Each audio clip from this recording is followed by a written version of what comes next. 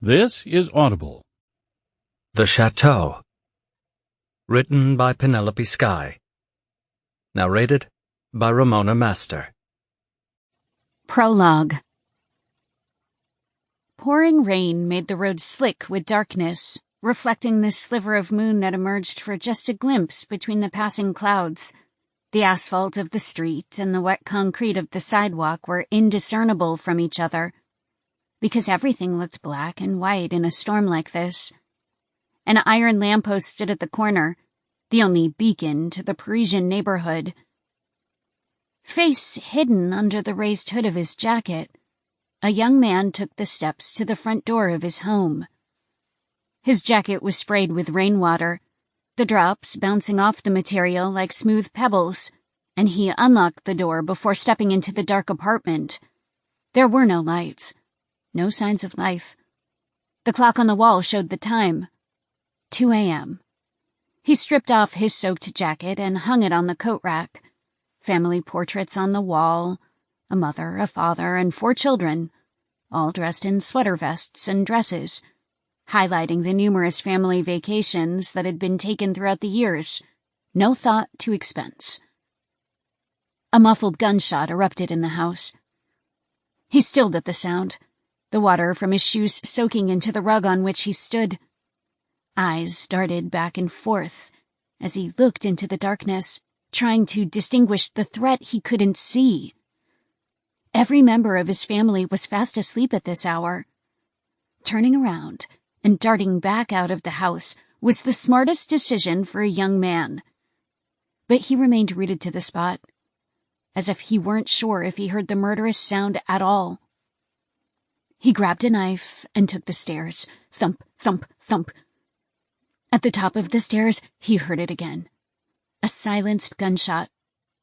With a heartbeat thudding loud in his ears, a terror nearly paralyzing his heart, he crept down the hallway, knowing he had no chance against a gunman when he was only armed with a knife. But his family was on the line. The master bedroom door was ajar, the bed visible from his place in the hallway. The lump of a body was noticeable in the sheets. He crept into the room and grabbed his mother by the shoulder. "Mother." He gave her a gentle shake, looking back at the door to watch for the assailant that was creeping in his home. "Mother." He shook her again, his restrained voice under a cloak of a whisper.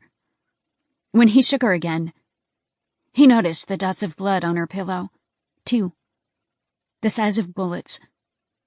That was when he noticed her open eyes, the ghost of life in her gaze, the sudden feeling of death. He jumped back, stepping away from the bed as if he might be sick. Tears welled in his eyes, but the current threat in his home restricted the sobs to the backs of his eyes and not his throat. When he crept back into the hallway, he gripped his knife a little tighter, with more resolution than before. The next bedroom belonged to his younger sister, and when he spotted her motionless in the bed, he knew she'd met the same fate. He didn't even bother to walk inside. Footsteps sounded farther down the hallway, a man's footsteps audible to his sensitive ears. He held his breath as he listened. The door creaked slightly as the man entered the bedroom of his older brother. He couldn't keep his breath even, couldn't keep his heart steady. He gripped the handle of the knife so hard his hand ached.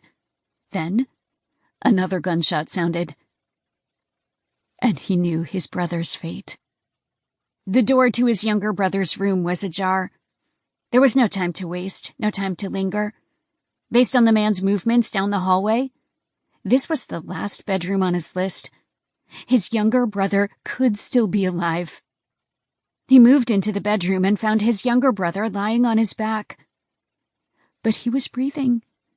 He set the knife on the nightstand and gripped him by both arms before he gave the boy a harsh shake. "Wake up." He placed his hand over his mouth so he wouldn't scream in protest. But he didn't wake. His eyes moved to the cup of water on the nightstand, the murky color of the liquid, as if something had been dissolved for every member of the family to drink. His own bedroom was last. So perhaps that murderer assumed he was in bed like everyone else. His arms scooped under his brother's limp body and curled him to his chest. He groaned as he used all his strength to lift his brother's weight as he rose to his feet. There was nothing he could do for anyone else, so he carried his brother into the hallway, casting a glance in the direction of his assailant. The coast was clear, and he made for the stairs. Whoa. His brother stirred from sleep, moving slightly, his voice muffled from the haze of the sleeping pills. Come on, wake up. He shook him as he took the stairs one at a time, quietly reaching the foyer. A footstep creaked against the floorboard at the top of the stairs. He should run, but he stopped, to turn to see if the sound was his imagination or something worse. At the top of the stairs stood his father, tall and lean, glasses sitting on the bridge of his nose, and in his slender fingers was a gun, a silencer attached over the barrel. With narrowed eyes and a promise of retribution, he looked down at his two boys as they tried to flee.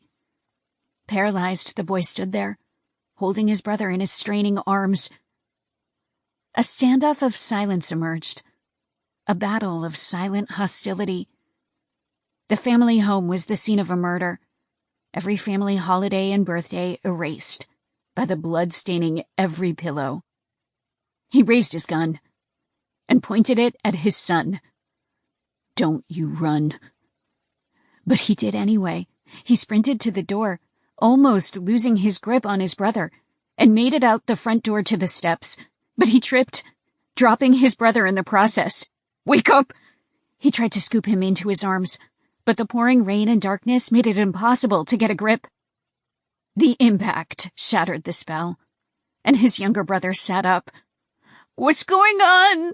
Run! Come on, run! He grabbed him by the hand and pulled him down the sidewalk. Gunshots rang into the night, aimed right at their backs. Both boys sprinted down the sidewalk, heaving with the exertion, running away from something that neither understood. With only the clothes on their backs, they escaped without a single coin in their pockets, without the experience to survive the cold and harsh world that had just welcomed them with open arms.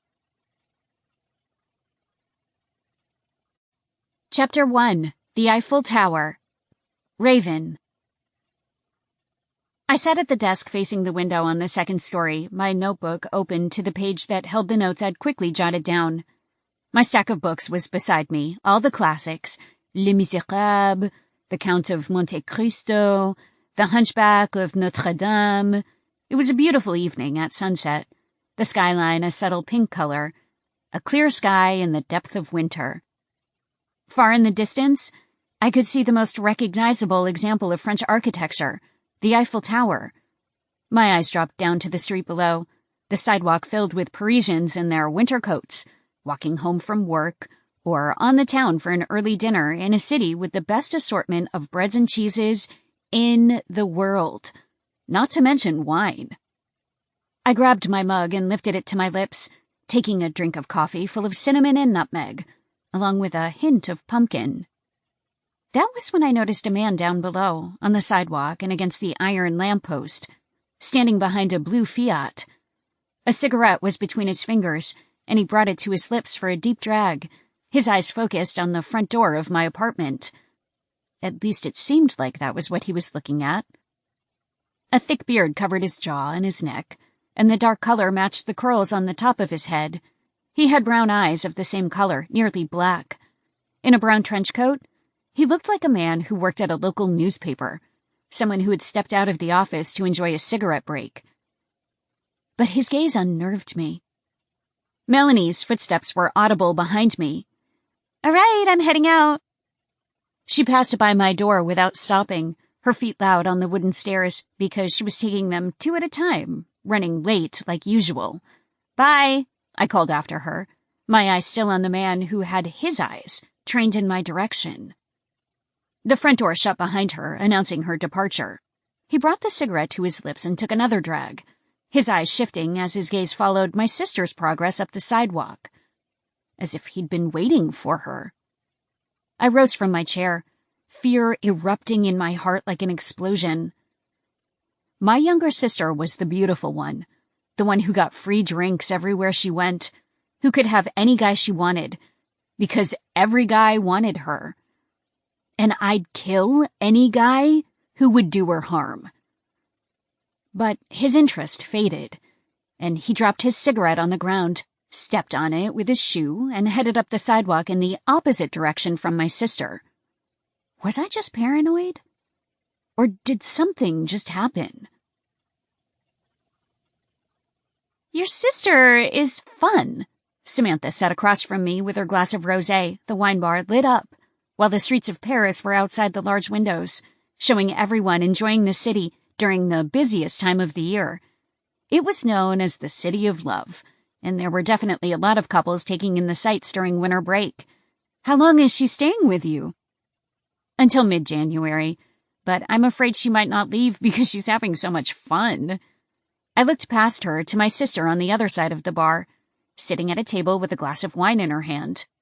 Two guys sat across from her because she'd joined them 30 minutes ago, taking advantage of the cheese platter and fresh baguette sitting in front of them. Magnetic? She attracted everyone's attention around her, not even intentionally. She was like a black hole, her pull so strong even light couldn't escape. She always managed to be the center of attention, and most of the time it didn't bother me. But there were times when it became too much. I loved my sister more than life, but I was happy to see her go back home to New York. Samantha chuckled. Paris is a special place. Couldn't blame her. Neither could I. Have you told her yet? My eyes stared at her across the room, watching her laugh uproariously at something one of the guys said, looking even more beautiful when she laughed like that. The rest of the tables were full of young people like us, students enjoying their Christmas break, first dates, and 10th dates. It wasn't a tourist spot, so it was special, a wine bar full of all of the other delicacies I couldn't get enough of, like assorted cheese, chocolate croissant, pâté, a variety of freshly baked breads, and escargot. I came for the wine, but I always stayed for hours because of the food. No. How do you think she'll take it? She'll be furious, and she'll probably move here to join me. I'd relocated to Paris because I'd joined a study abroad program that allowed me to stay for a semester.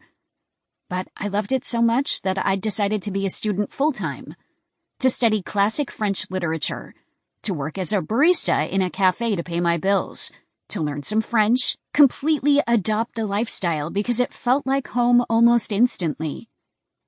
Melanie was under the impression I would return home once my education was finished. But I had other plans. I felt obligated to return because I was all she had, and she was all I had. But I'd been taking care of my sister our entire lives, and it was time for me to do something for myself, to have my own independence apart from her. But she would be livid with my decision. Would you hate that? Samantha asked. No, as long as she doesn't expect to live with me. My sister was a few years younger than me, but she'd never grabbed on to independence the way I did. Why would she, when she always had someone to take care of her?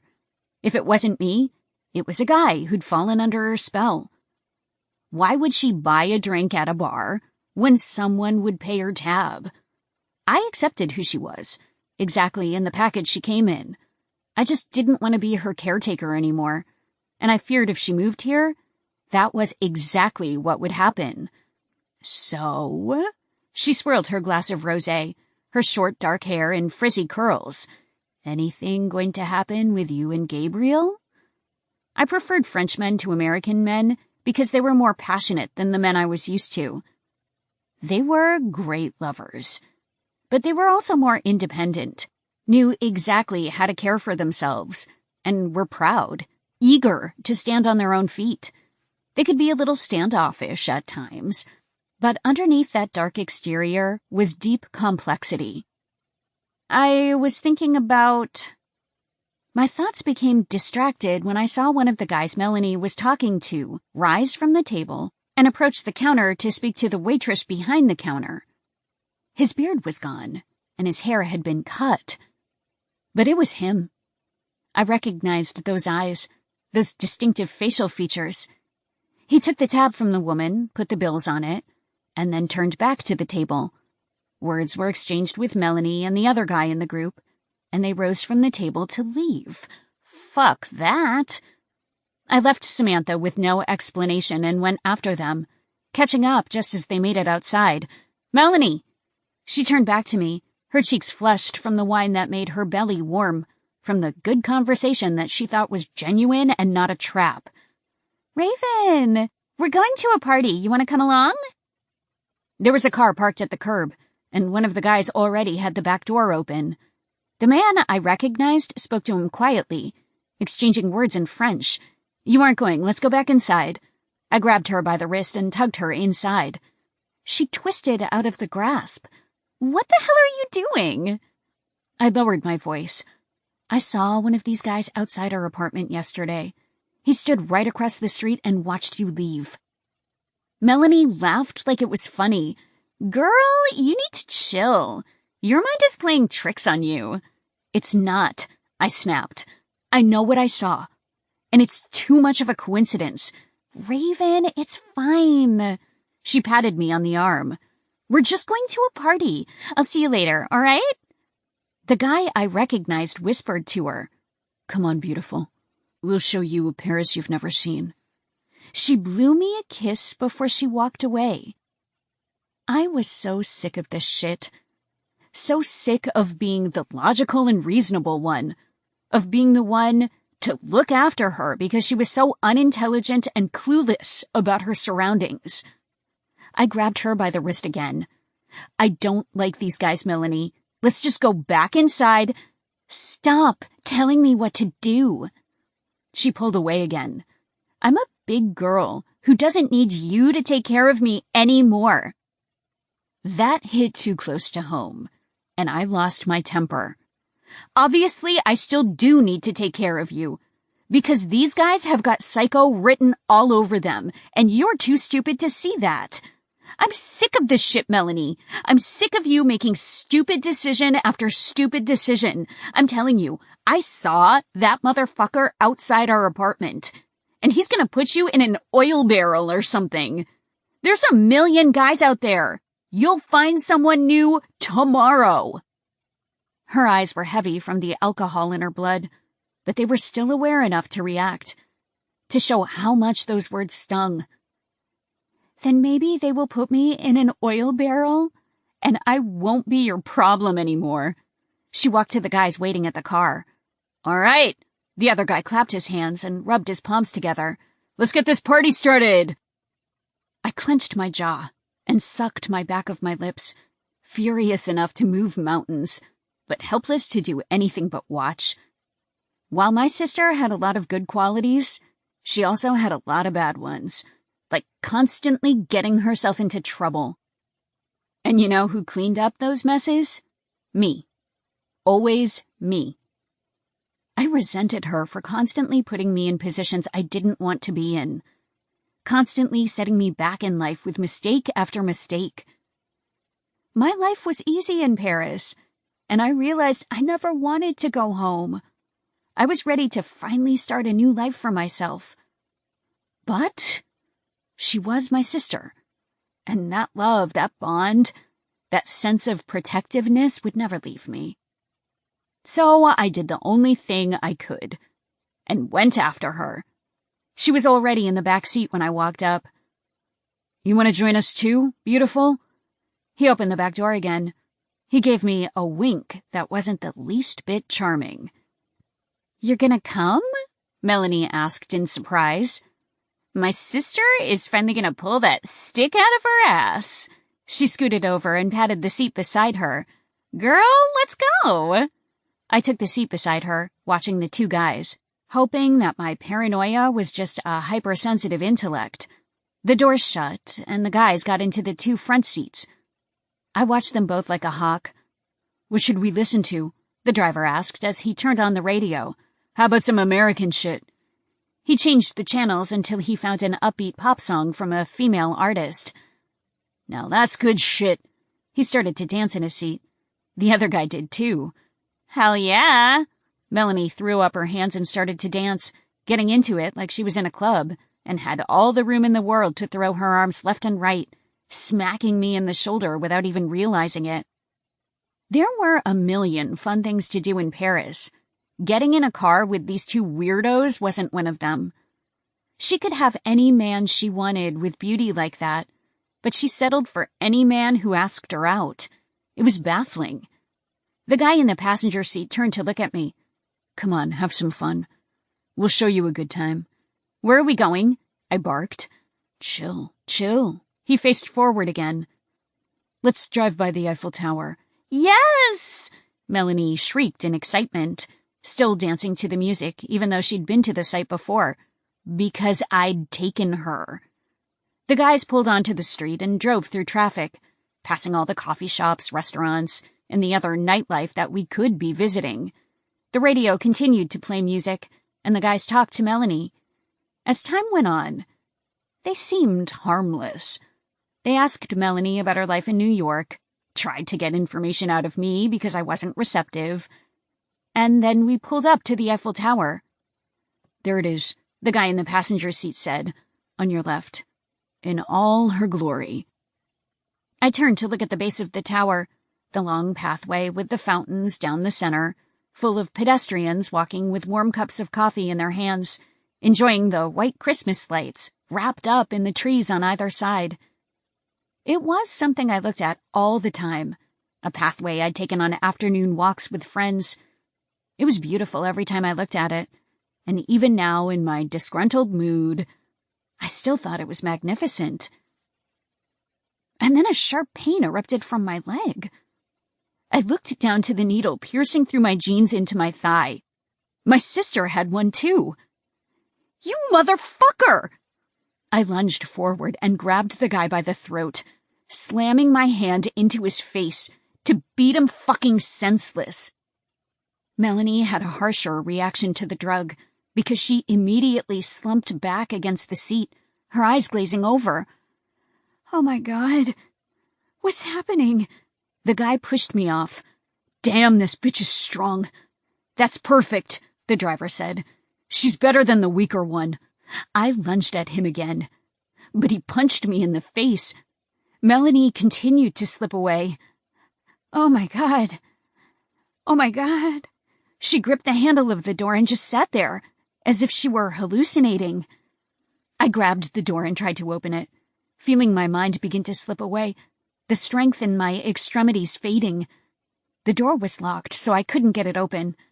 So I slammed my arm into the window over and over, trying to break through it. Jesus, did you give her enough? The driver swerved slightly when I kicked the back of his seat. Yes, the passenger yelled. I don't know what the fuck this bitch is doing. I tried to hit the window again, but I couldn't. My strength left me, and I slumped in the seat, unable to do anything other than look out the window and watch the lights pass as we continued our drive. People on the sidewalk had no idea of the duress in the car, enjoying their beautiful night in this glorious city. It's kicking in, the passenger said. We're fine. I tried to fight my eyes' urge to close, but I was losing the battle. My eyelids closed, and my body suddenly relaxed in the seat. The last thing I heard was the voice of my sister as she whispered to me, I'm so sorry. Chapter 2. French Alps. Vibration shook my body, a bump making my frame rise slightly from the surface before it thudded back down once more. I was vaguely aware of the cold, of the way my lungs hurt with every breath I took because the air was so dry. Sunlight was on my face, but it didn't mask the chill that froze every single extremity of my body. As I came into consciousness, I was vaguely aware of the last time I was awake. My eyes had opened to a dark room, 2 moth-eaten mattresses on the floor. My sister was on the other mattress, still passed out from the drugs. When the men realized I was awake, their approaching legs came into view. I wasn't strong enough to fight the needle they injected into my arm. I was pulled under again. But now I knew I was in a different place. I tried to move my body, and that was when I realized my wrists were bound together. My legs moved next, and they were in the same predicament, my ankles tied together with rope so thick that I would never be able to rip through it. Then my eyes opened. I looked at the wood underneath my cheek, the little holes in the material showing the snowy ground underneath. We must have hit a bump, because it made the vehicle sway and roll my body slightly forward. The sound of the wheels against the earth was loud on my ears, and then I heard the distinct neigh of a horse. I was in a wagon. Why the fuck was I in a wagon? I rolled onto my back so I could look up at the sky. It was a sunny day, not a single cloud in the sky, and the air was so dry it was like sandpaper on my lungs. Tree branches extended from trunks into my vision, wooden slices without leaves. I raised my chin to look across the wagon. Melanie was there, fast asleep with her face against the wooden cart that carried us. She was bound at her hands and feet too, the small breaths coming from her nose visible as vapor. "Melanie," I whispered. Her mouth was open and she drooled onto the wooden plank. I rolled to her spot and hit her with my shoulder. "Melanie, wake up." When I'd stirred initially, I'd awoken to a reality that seemed dreamlike. Taking in my surroundings with a dose of skepticism, I didn't feel much panic. But now that reality had sunk into my flesh, I realized my fate was still in jeopardy.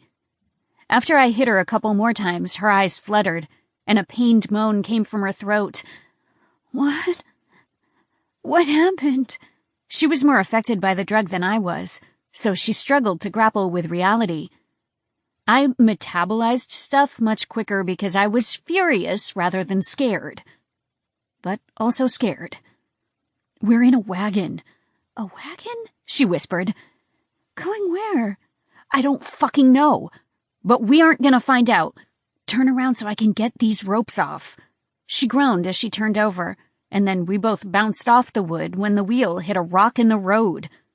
I scooted down and used my teeth to work the rope, to wet it enough to turn slippery and get it over her wrists.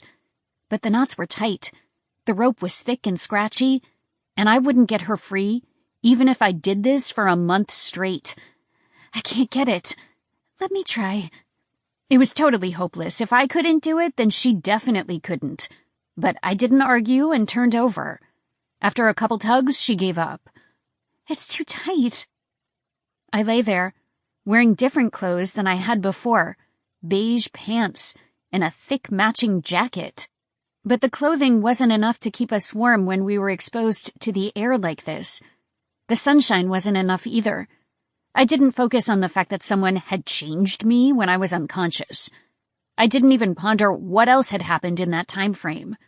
A span that was undetermined. Was it days? A week? Or just a few hours? There was no way to tell. I assumed we were being trafficked. But that didn't explain the wagon. Unless we'd been bought by some weirdo who preferred to spend his life living out a Western fantasy. My sister's quiet voice came from behind me. "What now?" I stared at the opposite end of the wagon, absorbing the vibrations of the transportation, feeling that sense of calm in the face of danger, because there was no chance of survival. There was just peaceful acceptance, cutting the line of grief and moving right to the front. I rolled my back and sat up, raising myself high enough to see what was in front of me. The person driving the cart sat on a solid wooden seat, so his body was hidden from view. If I wanted to attack him, I'd have to crawl over the structure, and being completely bound like this would make that impossible. I turned around to look at the way we'd come. It was a weathered path with deep tracks through the thin layer of snow. Trees were on either side, thinned out because the leaves had fallen in the fall, and the snow had covered it shortly afterward. I stared in each direction, but I didn't see anything for miles. And miles. I faced forward again, and in the distance was the only marker to tell me where we were. The French Alps. That meant we were close to the Spanish border, northwest of Italy, if there was this much snow.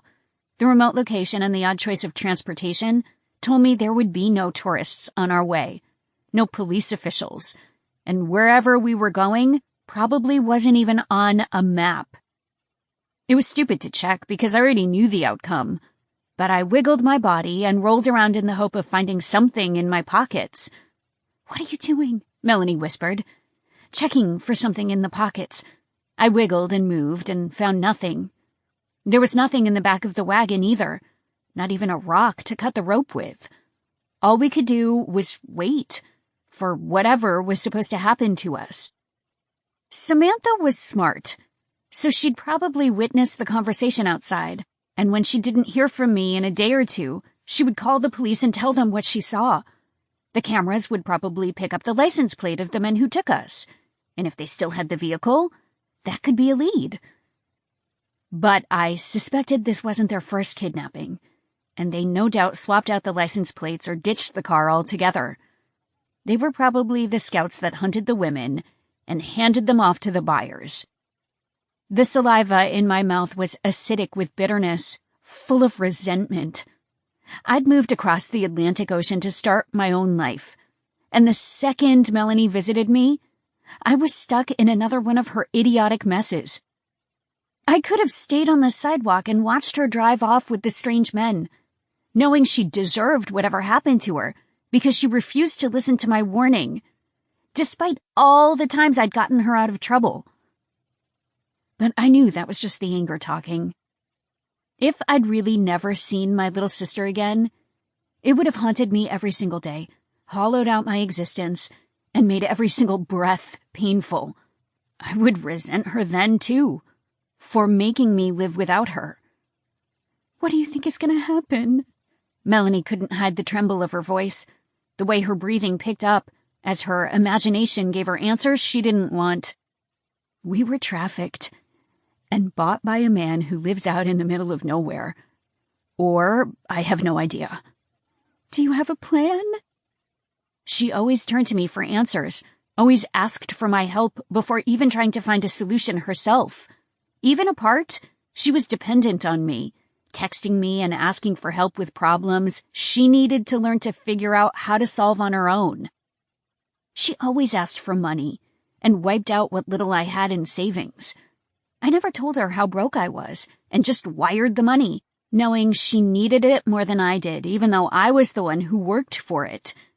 Do I look like I have a plan?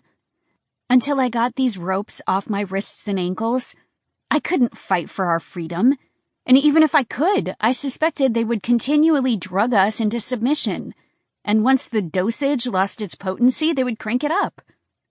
Until our hearts gave out. She turned quiet. I didn't do what I always did and tell her everything would be all right. I didn't make false promises so she could sleep at night. I didn't fill her life with pink wallpaper and fake stories of triumph. The best way to protect her now was to not protect her. When this wagon stopped, we would be in the presence of evil, with someone who lacked empathy, compassion, and even worse, humanity. Our bodies would be used until they ran out of gas, and then we would be buried somewhere in this forest, to later be scavenged by wolves and other woodland animals after the snow melted and revealed our bodies underneath. The cold would preserve our bodies, so the flesh could be ripped from our cheeks by a pair of strong jaws. Piece by piece, we would be stripped down to bones. We had no family, so no one would cross oceans to find us. If someone did uncover our remains, it would be decades later, and the only way to determine our identity would be through dental records. But what would be the point when none lived to care? How did you protect someone from that? "Raven." I continued to face the other way, staring at the passing landscape through a small hole in the wood. Don't. Just don't. I already knew what she was going to say, and her remorse had no effect on me. I didn't want to hear it. Not when I couldn't forgive her. I couldn't forgive her, not this time. Chapter 3. Kill the Weeds. I heard voices, lots of voices, men, women. It sounded like we were approaching an establishment, but what kind of establishment would exist out here in the middle of nowhere, a place that couldn't be accessed by car? I focused my hearing to gain as much information as possible before we were thrown into the fray. A deep man's voice sounded from up ahead. "What do you have for me?" "2, both fresh." Fresh? Who described someone as fresh? The wagon came to a stop. One of the horses released a loud breath, as if he was tired from the long trek through the cold. Our bodies rolled slightly once the forward momentum ceased. Melanie's breathing went haywire. "Save your energy," I whispered. The unknown was the most frightening thing to all living beings, and I really had no idea what to expect, what my purpose was in this isolated place. But my heart rate was low, my focus primed, my instincts for survival high. A man emerged into my sight and unlocked the hinge of the wagon, so it opened like the bed of a truck. The man didn't have a face, because it was hidden in a bulky hood, animal fur lining the edge of the heavy fabric, giving it weight so it remained slumped down over his face. The material was gray like London fog, and it was part of a cloak, a kind of garment I thought only existed in stories. His outstretched arms showed the thick leather material of his jacket underneath, the gray stitching matching the color of his cloak. The edges of his sleeves were cuffed with the same animal fur as his hood, and black leather gloves covered his hands. He looked well-dressed and warm. I would have demanded answers and tried to kick him in the face, but I was stunned by what I saw. It was as if I'd stepped into a nightmare about a cult living deep in the forest of the French Alps. Except it wasn't a nightmare. This shit was real. He grabbed the ropes that bound my ankles and dragged my body toward him. I snapped out of my stare, and when I was pulled to the edge, I raised my knees and slammed my feet hard into his chest. "Don't fucking touch me!" He fell back at the hit, as if he didn't expect me to fight back, as if the other girls they brought here didn't fight back. He righted himself and stared at me for a moment, looking at me under the shadow of his hood.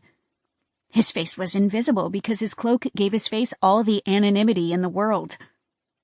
It definitely raised the stakes, because I couldn't see his reaction, couldn't gauge what he might do next. I breathed hard, ready for him to make his move, yanking at the bindings that tied my wrists together, so desperate to fight, but so helpless to do a damn thing. He came back to me and grabbed me by the ankles again. To my surprise, he cut the ropes holding them together. I stilled, unsure what was happening. The knife moved to my wrists next, and he sliced through the restraints. What the fuck was happening? He grabbed me by the arm and yanked me from the wagon before he shoved me back, making me trip and land on a patch of snow on top of the cold, hard ground. He sheathed his knife somewhere in his pocket, dressed all in black, his pants the same material as his long-sleeved shirt, waterproof fabric, the kind of stuff skiers wore on the mountain. I got to my feet, breathing hard, my hands raised and prepared for a fight, even though I didn't know how to throw a punch. Blood pounded in my ears, and I didn't dare take my eyes off the man who stared me down from the darkness of his hood. There were buildings and people in the background, but it was just a blur because he took all my focus. He stepped closer to me, his boots crunching over the hard snow, vapor blowing from the hood like cigarette smoke. He raised his hand and pointed behind me. 100 miles. His voice was deep and steady, full of restrained annoyance. He shifted his arm clockwise and pointed to his right. 100 miles. He raised his arm, and his thumb indicated the mountains behind him. Alps. Then he pointed the other way. 100 miles. You want to run? Go for it. He could be lying, but I suspected he wasn't. I wasn't familiar with the French countryside, but I knew there were lots of uninhabited areas outside the major cities. And while there were villages spread out throughout the landscape, it would still be hard to find them. I glanced at the stables where a few horses stood, covered and warm.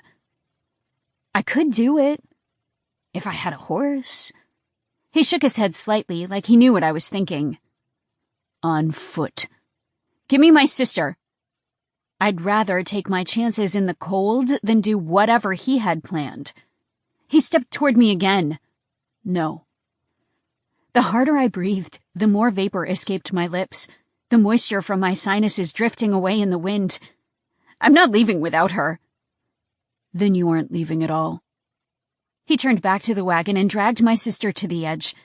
I sprinted at him, knowing where he'd put that knife in his jacket.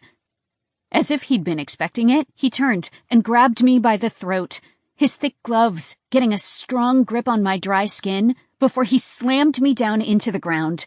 Then he turned me over and pushed my face into the pile of snow, shoving my face deep until the snow started to fall in, surrounding me with icy powder.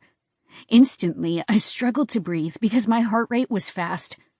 It was like being slowly suffocated, the air becoming less available with every inhale. After a moment, he released me. He shoved me to my back and stood over me, the hood falling even farther over his face. Save your strength. At least if you want to live. His grip loosened, and he stood upright to grab my sister. He pulled out his knife and did the same to her before shoving her into the snow beside me. Another man dressed identically approached, his boots audible against the powder. What have we got? A strong one and a weak one. He turned back around and pointed at me.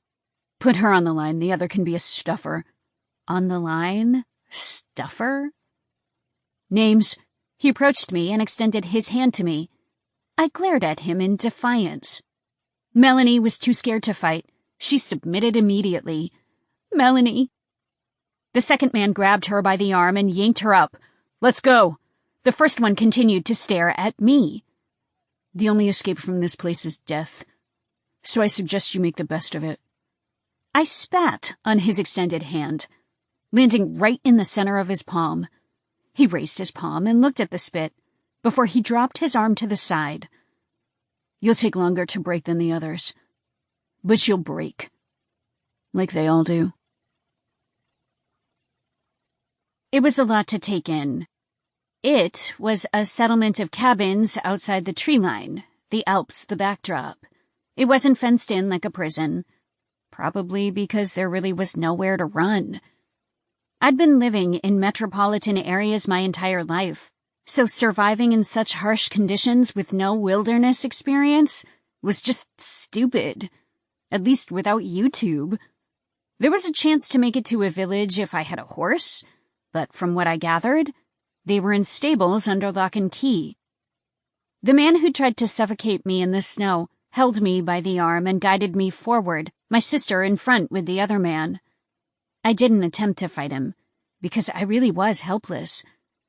His clothing hid his frame from sight, but the strength he showed told me that he was strong as hell.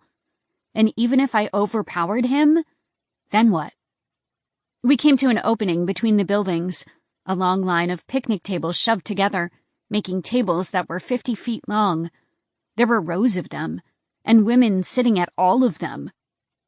The scene reminded me of elves in Santa's workshop, working fast to get all the toys ready for Christmas Eve. But instead of presents, there were tubs of white powder that were carefully being weighed on small scales before being shoved into small plastic bags. It didn't take me long to figure out what it was. Cocaine. But then I noticed something else. Something much worse. A woman hung from a wooden pole, a noose around her neck, her body hanging down as she slightly swayed left to right from the breeze. Blood stained her t-shirt around her stomach like she'd been stabbed. The snow beneath her was a faint pink color, like she'd been dead for days. Oh my God. Some of the girls lifted their gazes from their work, watching us walk by. They were mostly young women, but some were older, as if they'd been taken as young women, and had been there for a decade, or maybe longer. The man escorting me projected his deep voice. Slacking off! Their gazes immediately dropped back to their work. It was a labor camp. I shouldn't be grateful that I wasn't being trafficked to be raped, but I was. The guy took my sister a different way, to a different set of cabins. Wait, we stay together. I tried to twist out of his grasp. Where's she going? He tugged me hard and kept me on the path. I asked you a question. And I heard you. We stay together. I'm sorry, he said with a bored voice. Did you think this was the Marriott? You're a fucking monster. I tried to fight his hold again, desperate to get back to my sister, to protect her from whatever horrible things were about to happen. My life didn't seem important compared to hers, and I immediately turned into a sacrificial lamb, meant to die for the greater good. Please! You'll see her later. He didn't struggle to contain my movements, his size superior to mine, his experience with previous prisoners giving him the upper hand. He'd probably done this 1,000,000 times, dragged an innocent woman to her grave. What's a stuffer? What you just saw back there. He guided me farther past the clearing and into the rows of small cabins. So that's what you want us for? To make drugs for you? Drugs are already made. We need you to weigh them, stuff them, and prepare them for distribution. What does on the line mean? I love the enthusiasm, he said sarcastically. I twisted out of his grasp again, because I wanted to get that knife and slit his throat. There's more of us than you. We'll get you, motherfuckers. He kept his eyes forward, escorting me through the snow to one of the cabins. Good luck with that. You just keep us here forever? He shrugged. Not quite. He turned me to the right, escorting me up the steps to the door of a cabin. He opened the door and pushed me inside the small room, with just a twin-sized bed and a bathroom. I took a quick look around and didn't find any weapons to use for an attack. There was a couple outfits folded on the bed, and the bathroom had a small tub and shower with no curtain. Just a bathtub against the wall. I turned back to him. I want to stay with my sister. He shut the door behind him and took a seat on the single wooden chair against the wall.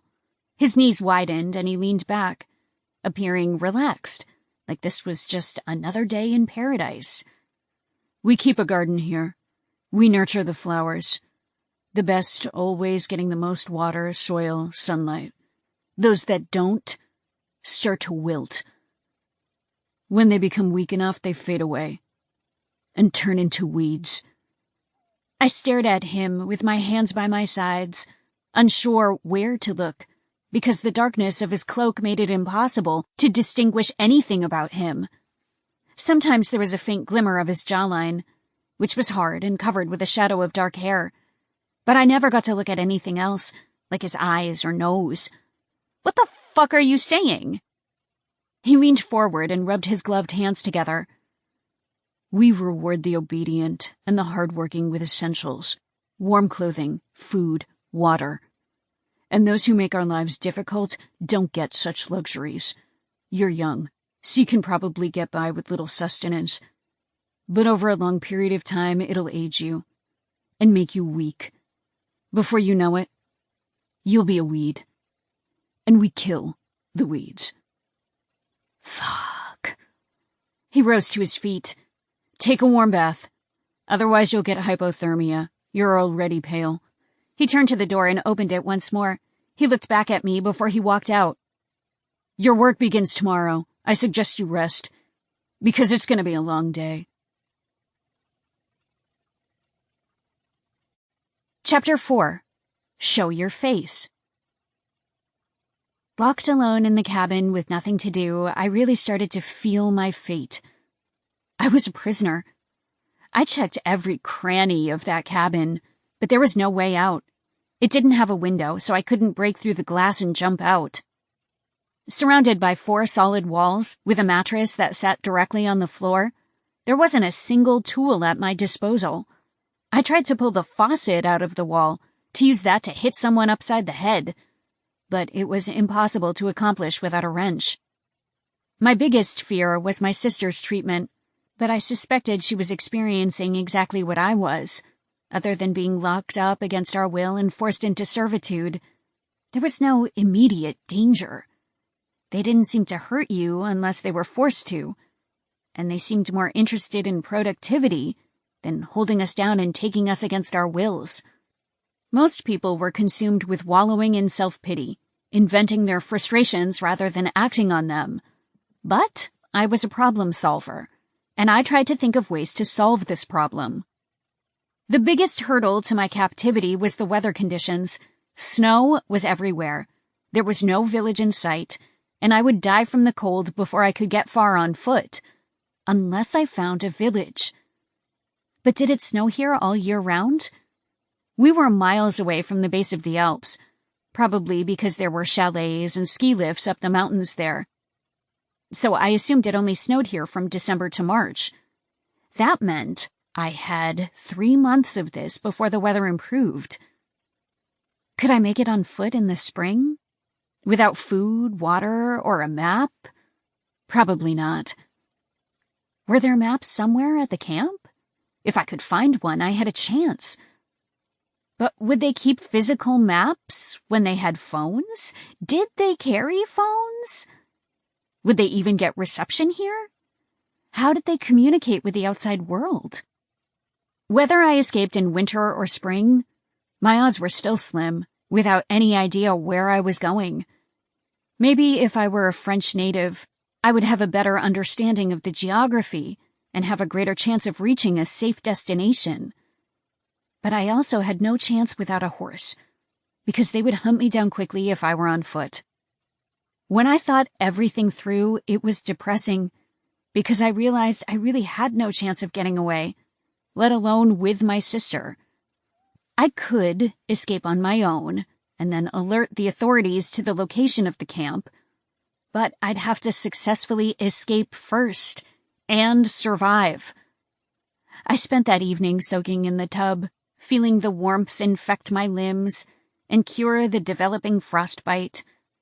I didn't realize how cold I was until I was surrounded by warmth, until I felt the numbness. It took 10 minutes for me to finally feel the temperature of the water, to feel my muscles relax in response. Later, a knock sounded on my door. I was in bed, wearing the clothes that had been provided for me, my hair still a little damp because there wasn't a hairdryer in the room. The door unlocked, and a gloved hand appeared as the door was opened. Then, a woman set a tray of food on the chair against the wall. Her head stayed down, and she didn't look at me before she walked out. The man shut the door, locked it, and then they continued on. I grabbed the tray and ate in bed, realizing how hungry I was once the smell hit my nose. The last time I ate was in that wine bar, when I'd smeared the assorted cheeses on the fresh slices of bread, topped with some dried cranberries and nuts. That had been... I don't even know when. I ate everything and drank the glasses of water left for me before I returned the tray to the chair. Then I got under the covers and lay in the dark, comfortable for the first time since my capture. The sheets were clean and warm. My stomach was full, and there was a sense of peace in my helplessness. It could be worse. At least that's what I told myself. The door flung open, bringing the morning light into the dark cabin. Up. The coldness immediately rushed in, the dry air that made it difficult to breathe through the night without burning the nostrils. I sat up immediately, jolted out of my dreamless slumber. The light flicked on. I said, "Get up." He threw a pair of snow boots on the floor for me to wear. "I heard you the first time." I moved my legs over the edge of the bed and blinked my eyes a few times as I woke myself up. I'd slept hard that night, despite being drugged for so long, probably because my body was exhausted from the adrenaline of the day before. "Doesn't look like it to me." I picked up the boots off the floor and pulled them on, tightening the laces and securing them on the outside of my pants. The clothes they'd given me were made of a similar material to their own, waterproof because I'd be working outside all day. "I don't get breakfast first?" He was still and silent. I assumed he was staring at me. "Show your face." He ignored what I said and walked out of the cabin. "Let's go." I followed behind him and stepped into the morning light. It was another sunny day, and the powder that had fallen days ago was slowly melting into slush in several places. It was so cold that it hurt every time I took a breath, probably because I wasn't used to the conditions. I walked to the university from my apartment, but it was a short walk. And then I spent the rest of my time indoors, usually with a warm cup of coffee in my hand. I saw other women leaving their cabins and walking in the same direction as I was. When we passed another cabin, I saw several girls file out of the same doorway, at least a dozen of them. That seemed to be the case more often than not, that several girls bunked together at once. Why do I have my own cabin? He kept walking. Hello? You ask questions like you're entitled to answers. He walked slightly in front of me, like he wasn't afraid of turning his back to me, like there was nothing I could do to defeat him. He had broad shoulders that hinted at his strength underneath the layers of dark clothing. He was tall, much taller than I was, and when he moved his shoulder, the fabric hugged the individual muscles of his arm. I might have had a chance against him if I knew a few moves, but since I didn't, I really had no shot at overpowering him. He'd have pinned me down and bloody so quickly. Also, taking him down wouldn't get me any closer to escape. Pickpocketing something worthwhile was probably a better use of my time. I noticed he didn't carry a gun. That knife seemed to be the only weapon he possessed. I looked around and saw more women filing out of the buildings and head to work, like it was a normal day in this hell. How did the men keep all these women in line with no guns? How did they get so many to submit when they were outnumbered 10-1? Maybe I needed to orchestrate an uprising. When we approached the clearing, most of the tables were already full of women working. Other men dressed identically stood around the edges to keep an eye on the women. They were all wearing black garments with gray cloaks, their faces hidden. Why did they hide their faces? The guy walked me to the table full of brown boxes. Open the box. He ripped through the tape and folded back the edges to reveal the white powder. Replace the empty boxes along the table, it's that easy. I glanced at the women, who were already filling small plastic bags with carefully measured amounts. And I'm just supposed to do this all day, every day? You catch on quick. He turned to walk away. Why do you hide your face? He halted in his tracks, taking a second before he turned around and regarded me once more. Remember what I said about the weeds? I crossed my arms over my chest, still cold despite the heavy jacket they'd provided me. Don't be a weed. He walked away, moving to the edge of the clearing to speak to one of the men. Then he entered one of the cabins and disappeared from sight. I turned back to the tables and searched for my sister. It took me a while to find her, but once I settled on her face, her eyes down on her work, I was relieved to see that she didn't have any bruises, that she looked physically the same. She was measuring the cocaine and putting the contents inside the small plastic bag. I wanted to walk over there, but I suspected I would be reprimanded for leaving my station. But when would I ever get the chance to talk to her again? One of the men at the end of the line addressed me. Get to work. He moved down the line of tables until he picked up an empty box. He threw it on the ground, then walked away, as if he expected me to come pick it up. Now I understood why they didn't carry guns. Because when he turned around and walked away, his waist was level to the girls. So it would be easy for one of them to pull the gun from the holster at his waist and shoot him. At least, that's what I would do. I grabbed one of the boxes and hesitated, realizing it was at least 40 pounds. I could carry it, I just hadn't anticipated the weight. I understood why they'd asked me to do this while Melanie measured the cocaine. She couldn't pick up these boxes over and over, let alone once. Once I got it steady in my arms, I walked down the table until I found the vacant spot where the new box was supposed to go. I set it down with a thud, breathing hard from the exertion. The girl across from the box kept her eyes down. Welcome to the club. Yeah, thanks. I'm Raven. She kept her eyes down. Get going, Raven. They don't want us to talk.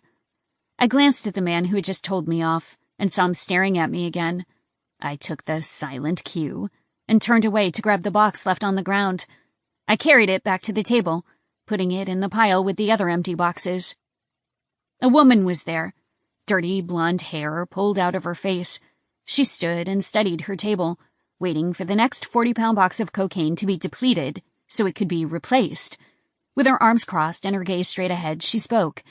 Some advice. The better you work, the more they leave you alone.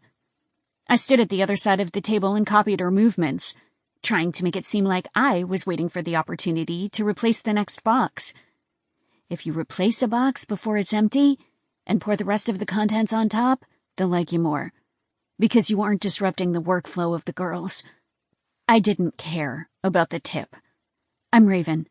I needed to make friends, to learn as much about this place as possible, to figure out a way to get Melanie and me out of here. Someday. You? She kept her arms crossed over her chest, the vapor rising from her nostrils with every breath. Bethany. I looked at the surrounding cabins, along with the large pine trees that stood tall around us. It was mostly an empty clearing, but nature was spaced throughout, the branches covered with a blanket of snow like Christmas trees. The Alps were in the near distance, reflecting the sunlight off their potent whiteness. If I weren't stuck in a labor camp in the cold, I might actually think it was beautiful. There's more of us than them. We can take them down. She shook her head slightly. I know you're new and I get it. I used to be that way too. But it's been done. With no success. I hadn't had much hope to begin with, but I lost a little more at her words. What happened? They killed a lot of us. She nodded slightly to the hanging woman at the edge of the clearing. Like that. I couldn't look. I'd already looked once and I never wanted to look again. After you've seen your friends die like that, you don't want to try again. I stared at the women as they all worked with their heads down, packaging the bags of cocaine with different amounts, doing the labor these men were too lazy to do themselves. When I'd moved to Paris, I was embarking on a new adventure, falling into the romantic haze of this beautiful country. But all of that disappeared as I was plunged into a living nightmare. How long have you been here? I kept my eyes ahead even though I wanted to look at her. To look into the face of an ally instead of a hooded cloak of an enemy. 5 years. I couldn't keep the breath in my lungs because it felt like someone had punched me in the stomach. Fuck. She shook her head. There are others who've been here longer, so don't feel too bad for me. I felt bad for everyone, whether they'd been here for a day, a year, or a decade.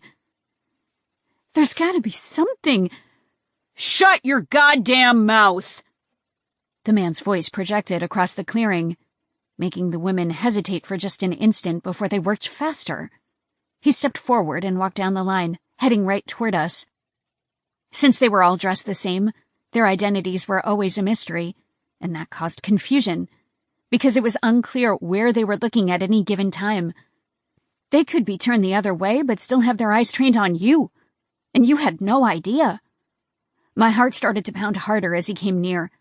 Tall, like the man who'd escorted me here, he always seemed equally strong, like he could crush my throat with the grip of his fingers. I went from a peaceful life to being afraid at a second's notice, my brain unable to dissociate from reality because terror was constantly present. He moved past me and headed to Bethany. A black hand reached out and grabbed her by the throat, choking her right away. What is so important that you needed to share? He towered over her, squeezing her hard, pulling the life right out of her. All she could do was choke and gasp. I couldn't watch. I couldn't listen either. I couldn't handle any of it. It's not her fault. I was the one talking. In survival mode, it was stupid to stick out your neck, to take a hit meant for somebody else. But my humanity was too great. At least right now it was. Bethany gave me information when she didn't have to, and now she was being punished for it. His hood turned my way before his fingers released her throat. She fell to her knees, coughing and gasping. He slowly walked to me, his steps making the earth shake. He came closer to me, making me step back because there was nowhere for him to go unless he hit his chest against mine. He didn't grab me by the throat. He towered over me, vapor appearing from his hood in long trails, like he was huffing and puffing like an angry bull. I held his gaze, held my ground, but I was terrified. Terrified in a way I'd never been before. The energy around this man was much different from the first man who had escorted me to and from the cabin. He pulled his arm back, then punched me so hard in the face that I collapsed backward, landing hard on the ground, my vision turning black for a moment like I'd just received a concussion. My back struck the cold earth, and I stared at the sky through the branches, bewildered but aware at the same time. Then, his face appeared in my vision, and because of the angle, I could see the black beard at his chin, the only visible characteristic. That's just a warning. I sat at the table, my eyes down, the pain throbbing in my temple. A tray of food was placed in front of me. It was an apple, a couple slices of bread, and a few strips of ham.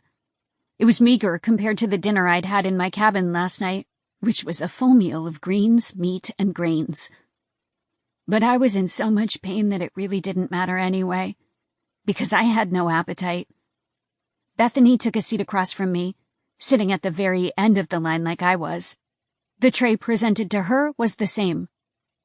But the girls next to me had a full meal, meat lasagna with salad and bread. Bethany kept her head down and ate quietly. I ripped a few pieces of bread from the loaf and placed them in my mouth. One of the men passed, keeping an eye on us, and then continued on his walk. Bethany whispered to me, "You get less food and water if you disobey them." I'm not very hungry right now, so that worked out. The thudding in my skull was so bad that I wasn't sure how I'd get through this without painkillers. You need to keep your strength up as much as possible. You have to do your job well. She spoke right before the food hit her mouth, carefully disguising her lips so her whispers would go unnoticed. You shouldn't talk to me. I don't want to get you in trouble. I can tell you don't know how things work around here and you need to know. I picked up the apple and took a bite, and just digging my teeth into the apple was painful for my head. Maybe a hot shower would increase circulation and get rid of this headache naturally. I don't give a shit about doing my job well. I didn't care about their drugs, the millions they were making off our hard labor. Fucking disgusting. You should, because every week, they pick the worst worker for the red snow. If you don't eat enough and feel like shit, you don't work as well. And over time you get weaker and weaker, and then it can be you. I took another bite of my apple and turned quiet as another man passed, his footsteps loud because he was close to the edge of the table. When he was out of my peripheral vision, I addressed what she said. Red snow. She nodded behind her. The woman hanging. I stared at my apple, thinking about the pink drops on the snow. They hang them, and while they choke, stab them to death. I had to set down my apple because now I really couldn't eat. And they make us watch. I dropped my apple back onto the plate, my fingertips moving up my lips because I thought I would be sick. They do that every week? Yes, she whispered. But they run out of workers that way. They say they're pulling weeds, getting rid of the weak and keeping the strong. There are always new girls being delivered, so it's survival of the strongest, basically, the least difficult. It makes the group more and more submissive as a herd. It was fucking disgusting, but also brilliant. And good behavior is rewarded with extras. You know, books, medication, treats. Like a fucking prisoner. Yeah? That's exactly what it is. Chapter 5. Eaten by Wolves. I sat in the bathtub, my neck resting against the porcelain rim as I kept my eyes closed. The hot water made the migraines subside slightly, but not by much. I was sitting there, just existing in agony. The door unlocked before it opened. My arms immediately crossed over my chest, hiding my tits from view. A woman set the tray on the chair. Another meager meal, while the well-behaved workers got something much more filling. She kept her eyes down and darted out again. I closed my eyes, not eager for food because I still felt like shit. The door didn't close, and then heavy boots entered. My eyes opened again. "Do you mind?" I pulled my knees to my chest and kept my arms crossed over my chest. Not at all. He approached the bathtub, standing over me in the same attire he'd worn this morning and yesterday. I could tell it was the same guy because he had a distinctive voice, one that was threatening but also sarcastic. "What did I tell you? Sorry? I heard you had a rough day." I held my silence, refusing to give any acknowledgement of my pain. I didn't even care that much that I was naked under the water, because the pain made me disregard my vanity. There was no mirror in my cabin, so I had no idea what I looked like, if one side of my face was completely black and blue. "I've got some good shit. If you stop being a pain in the ass." "Pain in the ass?" I whispered. It was best not to yell, otherwise the pulse in my temple would increase. But he provoked me, and my self-righteousness got the best of me. I'm a pain in the ass because I deserve better than this? Because every woman here deserves better than this bullshit? Fuck off! I turned my neck to look elsewhere, to focus on something besides the tall man who stood over me, his hood placing his head in perpetual shadow. He remained for a few seconds, the direction of his gaze impossible to see. There was no vapor inside the cabin, so I couldn't even distinguish his breathing. It was impossible to read a man with no face, no breath, and no voice. Then he turned around and walked out of the cabin, locking the door behind him. Every man in that camp deserved to die, because of their crimes against humanity, forcing us into servitude after snatching us off the streets. They threw us in a frozen prison, controlled us with food and the threat of brutal death. I hated every single one of them, especially the man who had just walked out of there. But I also knew he was different from the man who had struck me. He wasn't nearly as hostile or violent. He didn't pound my face with his fist every time I talked back. I tried to remind myself that it could be worse, that the guard assigned to my cabin could be one of the monsters from the clearing. When I woke up the following morning, the headache was gone. But I still felt like shit. The door unlocked and he stepped inside. "Up." I groaned as I rolled out of bed, pulling on my boots and securing them over my pants before I stood up, and felt every muscle in my body ache at the movements. I swayed for a second, feeling the soreness everywhere. Carrying those heavy boxes all day really forced my body to work. "I suggest you stretch before bed. Now hurry up." I grabbed my thick jacket and put it on, zipping up the front to trap my body heat before I went outside into the cold. I walked out the front door while hardly looking at him. It was the same day as yesterday, the same clear sky, the same suffocating quiet of the outdoors. In the distance, a large bird circled the skies, probably finding a dead carcass in the snow. My eyes scanned the cabins, wondering which ones housed the men who ran this camp. Did they sleep separately or together? Who was the leader of this camp? Where did they store supplies? To travel 100 miles in any direction to civilization, they needed a reserve of supplies to get there. "Do you live here?" "You think I commute?" I walked beside him, seeing the other women stepping up out of their cabins with their guards to be escorted to the clearing to begin work. "I'm just trying—" "I know what you're trying to do."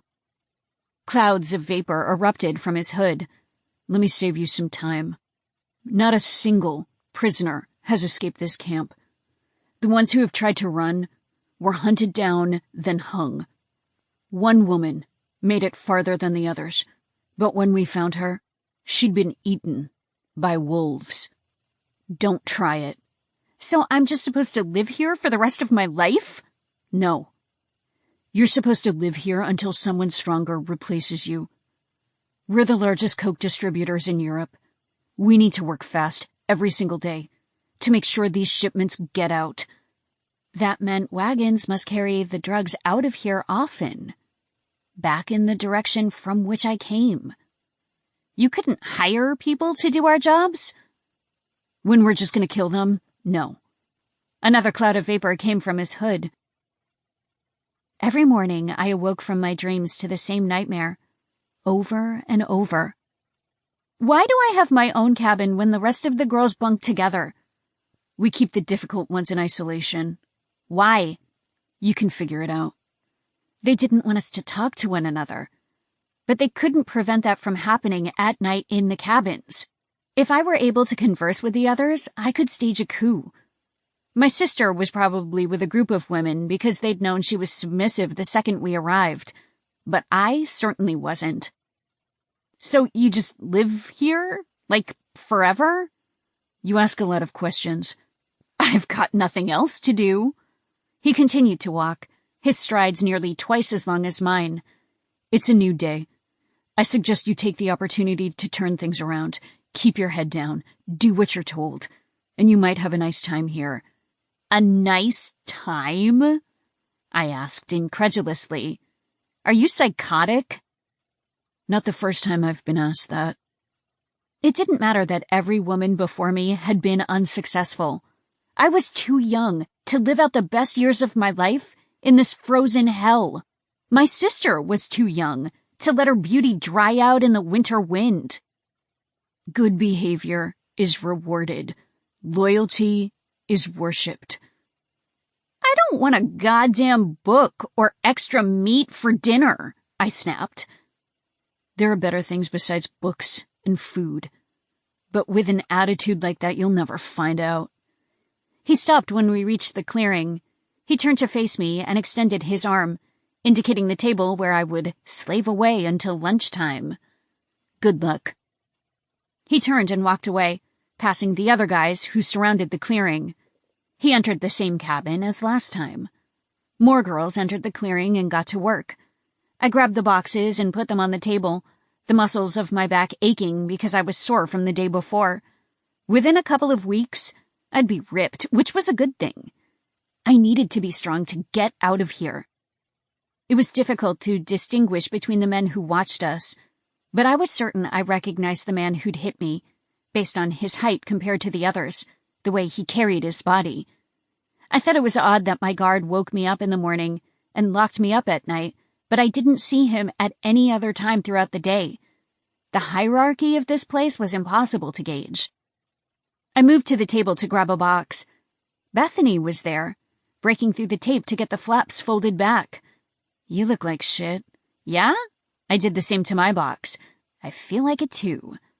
I brought you some pills. She pulled out the plastic and folded it down over the edges so it would be easier for the girls to scoop. I kept my eyes on my work, but I was touched by the offer. I'm feeling better, so I don't need it, but thank you. I didn't want to take her supplies when she worked for it by kissing up to these assholes. Keep it for another time. Trust me, you'll need it. Beth, I don't want to take your stash. It's not mine. I got it from a girl in my cabin. I continued to prepare my box, deeply affected by the kindness that still existed in this empty place. We've got one another's backs here. Bethany lifted the box and prepared to turn away. At least most of us do.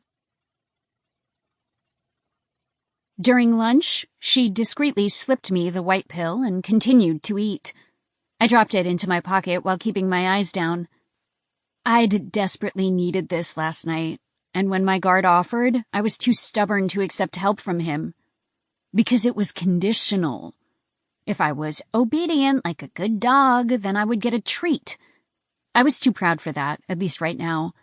Thanks. She ate without acknowledging what I said. My lunch was the same thing everyone else was having, a reminder of what I could have if I just stayed quiet and did my job. Yesterday, the food didn't matter to me, but having shit food for 2 meals in a row really made me hungry for something more substantial, like the chicken, rice, veggies, fruit, and bread they served. It definitely wasn't prison food, They made the meals something to look forward to. Positive reinforcement. If I were going to get out of here, I really had to eat well. I needed all the nutrition to keep a strong physique, so I could survive out there in the wild, to keep going until I found humanity and called for help. But I needed to get as much information as possible first. And I needed to get to my sister, too. That was going to be the difficult part. The only good thing about my captivity was the fact that I could be there for Melanie. I never would have found her again after her kidnapping. I never would have suspected something like this, and the police wouldn't either. Otherwise, these guys would have been caught by now. I would have assumed she was being trafficked based on her looks, and we would have gone in the wrong direction for years. And that would have haunted me.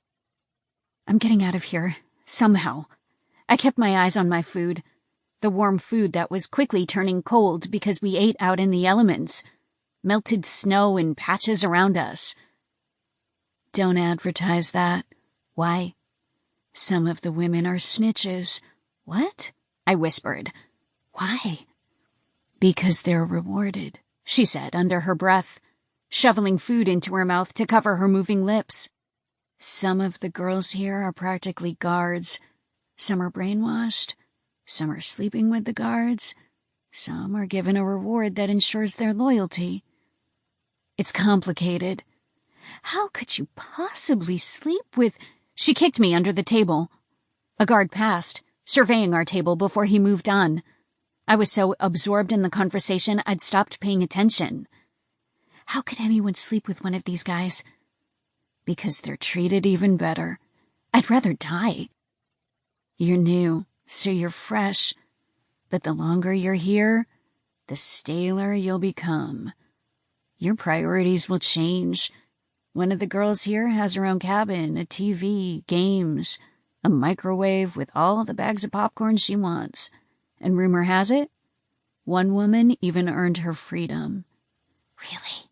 I whispered. It was before my time, so I didn't witness it, but some of the girls insist it's true. Why would they just let someone go? She shook her head. No idea. Was she sleeping with one of the guys? Dunno. I thought this place would be cut and dried, but I was wrong. Organizing an uprising would be complicated, especially when some of the women were more loyal to the guards than the women working at their sides every single day. I want to talk to my sister, but they keep us apart. On purpose. Are there opportunities to talk to the others? Maybe during one of the drops. Drops? I asked. A plane will fly overhead and drop the coke. My eyes narrowed. Seriously? She nodded. Most are flying from South America. It drops it from the sky so there's no trace of it. That's why these guys haven't been caught in decades. They'd been operating that long. They have us go out and put all the boxes in the wagons to be returned to camp. How far out is this? She lifted her gaze and looked at me. Don't even think about it. The guys are on horses and we're on foot. You've got no chance. Do they carry guns? Bows and arrows. What? I asked in surprise. They don't have cars or guns? I suspect they have guns, but I've never seen them. But why use a bow and arrow? She shrugged. No idea. But I imagine it's to stay quiet. As for the cars, the journey to get here is too difficult to make in a car, even in a four-wheel drive. The path is too narrow at times for a car to make it through. My eyes narrowed. If they're trying to be quiet, that means someone nearby could hear it, right? She lifted her gaze and looked at me. Raven, that's just my guess. I really don't know. And I wouldn't gamble your life on it. Whenever I was in my cabin, there was nothing to do but wait until morning. There were no books for entertainment, so I spent most of my time soaking in the tub, just to get warm and try to relax. The only entertainment I had was my thoughts, which made me feel worse. I'd only been in the camp for about a week, and unless the weather was different, it felt like the same day over and over again. We went to those tables and bagged the coke. It seemed like the women at different tables were bagging different amounts, as if they already had a clientele that wanted specific amounts on a subscription basis. My job was to stand and watch, deliver a new box, and stand and watch again. My mind used to be entertained by classic fiction, dissecting iconic literary heroes, thinking about their actions and the repercussions those had across time, their fictitious lines reverberating into the present. Those long papers I used to write late into the night and loathe now sounded like a vacation. I missed my laptop, the mug of coffee beside me, the view outside my window of the most beautiful city in the world. All of that was taken from me. The little things we took for granted. Now I was just existing. I sat up in bed and waited for my dinner to be delivered, not even having a window to look through. I stared at my feet most of the time, wiggling my toes and watching them move through the socks. The door unlocked, and the woman set the food on the chair. She darted out again. The guard entered, the same man who always came to visit me. With his face hidden inside that hood, his identity was obscured. But I recognized his movements, the breadth of his shoulders, the way he carried himself. He always entered my cabin like he owned the place. "You like Italian?" With my arms crossed over my chest, I just glared. He picked up the tray and set it on the bed beside me. "You're getting good food. So you must be behaving yourself." He stood over me, looking down at me. I turned away, severing the eye contact I couldn't actually make. He moved to the chair and took a seat. Social isolation was suffocating, but no amount of distance would make me want to converse with a guard. It was probably part of their brainwashing technique, to make you grow attached to the man who locked your door every night since you had no one else. I prefer to eat without company. Same. The chair looked too small for him based on the way he covered it entirely. He leaned back, his boots planted against the floor, and he crossed his muscular arms over his chest, his hood covering most of his face, but some of his chin was visible because of the light. "Then you can go." He didn't move. I pulled the tray to me and ate, because I didn't want it to get cold before I enjoyed it. Food was one of the few things I had to look forward to, and their meals were actually pretty good. They purposely made us nutritional meals so we could work harder and pack their Coke. I bit into a piece of garlic bread and kept my eyes down on my plate. "You did good this week." Since all I wanted to do was snap back, I didn't say anything. "I thought it would take longer, honestly." I held my tongue and continued to eat. Being defiant wouldn't get me anywhere. Would only bring me closer to death, and even fighting my guard wouldn't do me any favors. My focus should be on escaping, getting information to do that, and then solidifying a plan and getting to my sister. "You said good behavior is rewarded." "It is." A deep voice came from the hood, his chin moving slightly as he spoke. There was a shadow across his jaw, over his chin, before it disappeared under the hood. His skin was fair, the limited amount I could see. "You want a book?" Coke. Did women actually ask for that? A book would be nice, something to distract my thoughts while I was stuck in this cabin, waiting for the sun to rise the next morning. We worked until dark, so there were several hours before bed that needed to be wasted. "I want my sister." I abandoned my dinner and looked at him, even though I'd never be able to see those eyes, to see the reaction I relied on when conversing with another person. He was still. So quiet it seemed like he didn't hear a word I said. "I want us to be in the same cabin." I wanted to assuage her fears, to promise her that I would get her out of here, that there was so much left to live for, and we had to keep going. I knew her so well, and I imagined she was crying herself to sleep at night, overwhelmed with the guilt that she carried on those small shoulders. He shook his head. "Simple behaviors earn simple rewards. If there's something you really want, it's going to take a lot more than obedience." "Then what's it going to take?" He wasn't wearing gloves like he did during the night, so his large hands were visible, covered in veins. The skin slightly cracked because the winter air dried out his skin. He rubbed his thumb into his palm. "Build up to it. Start small. I didn't want to start small. The only thing I want is my sister. I don't care about a book or music. His hood shifted up slightly, like he'd stopped looking at his hands. I know what you're doing. I strongly advise that you don't. I just want... You can't escape.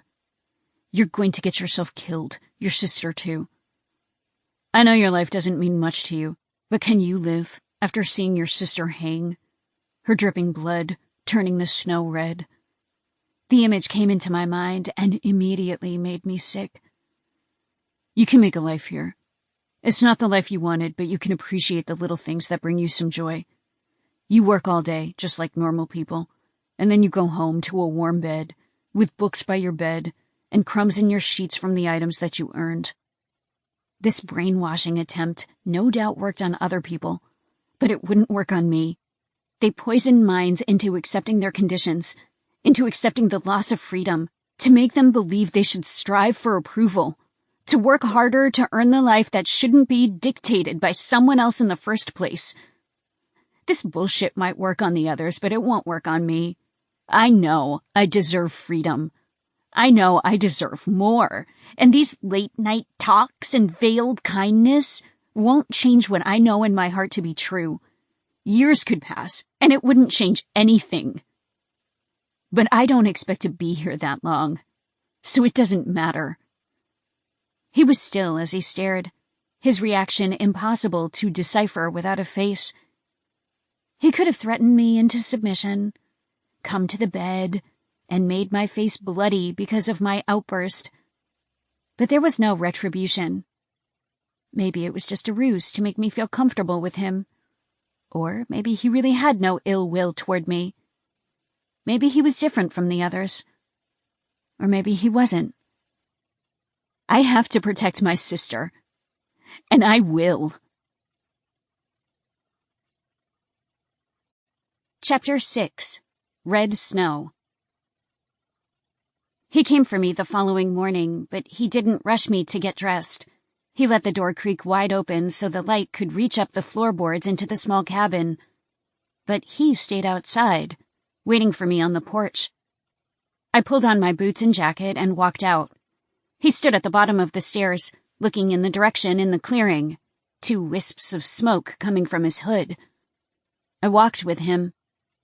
He was slightly in front of me, never walking directly beside me, like he needed to lead me in the right direction, when I'd taken this walk enough times to know the way. Today is the red snow. I stopped in my tracks, my foot stopping in a puddle of melting snow. It had been sunny for the past week, so the warmth of the rays had eaten away at the piles of powder. I suspected more snow was on the way, that it would pile high with the next storm. He must have realized I'd stopped walking because he turned around to look at me. It's not you. I'd been on my best behavior since I'd been punched in the face, because I had bigger objectives than getting beaten. The meals were good, and the lack of confrontation comforting. I worked hard, because I wanted them to forget about my existence altogether.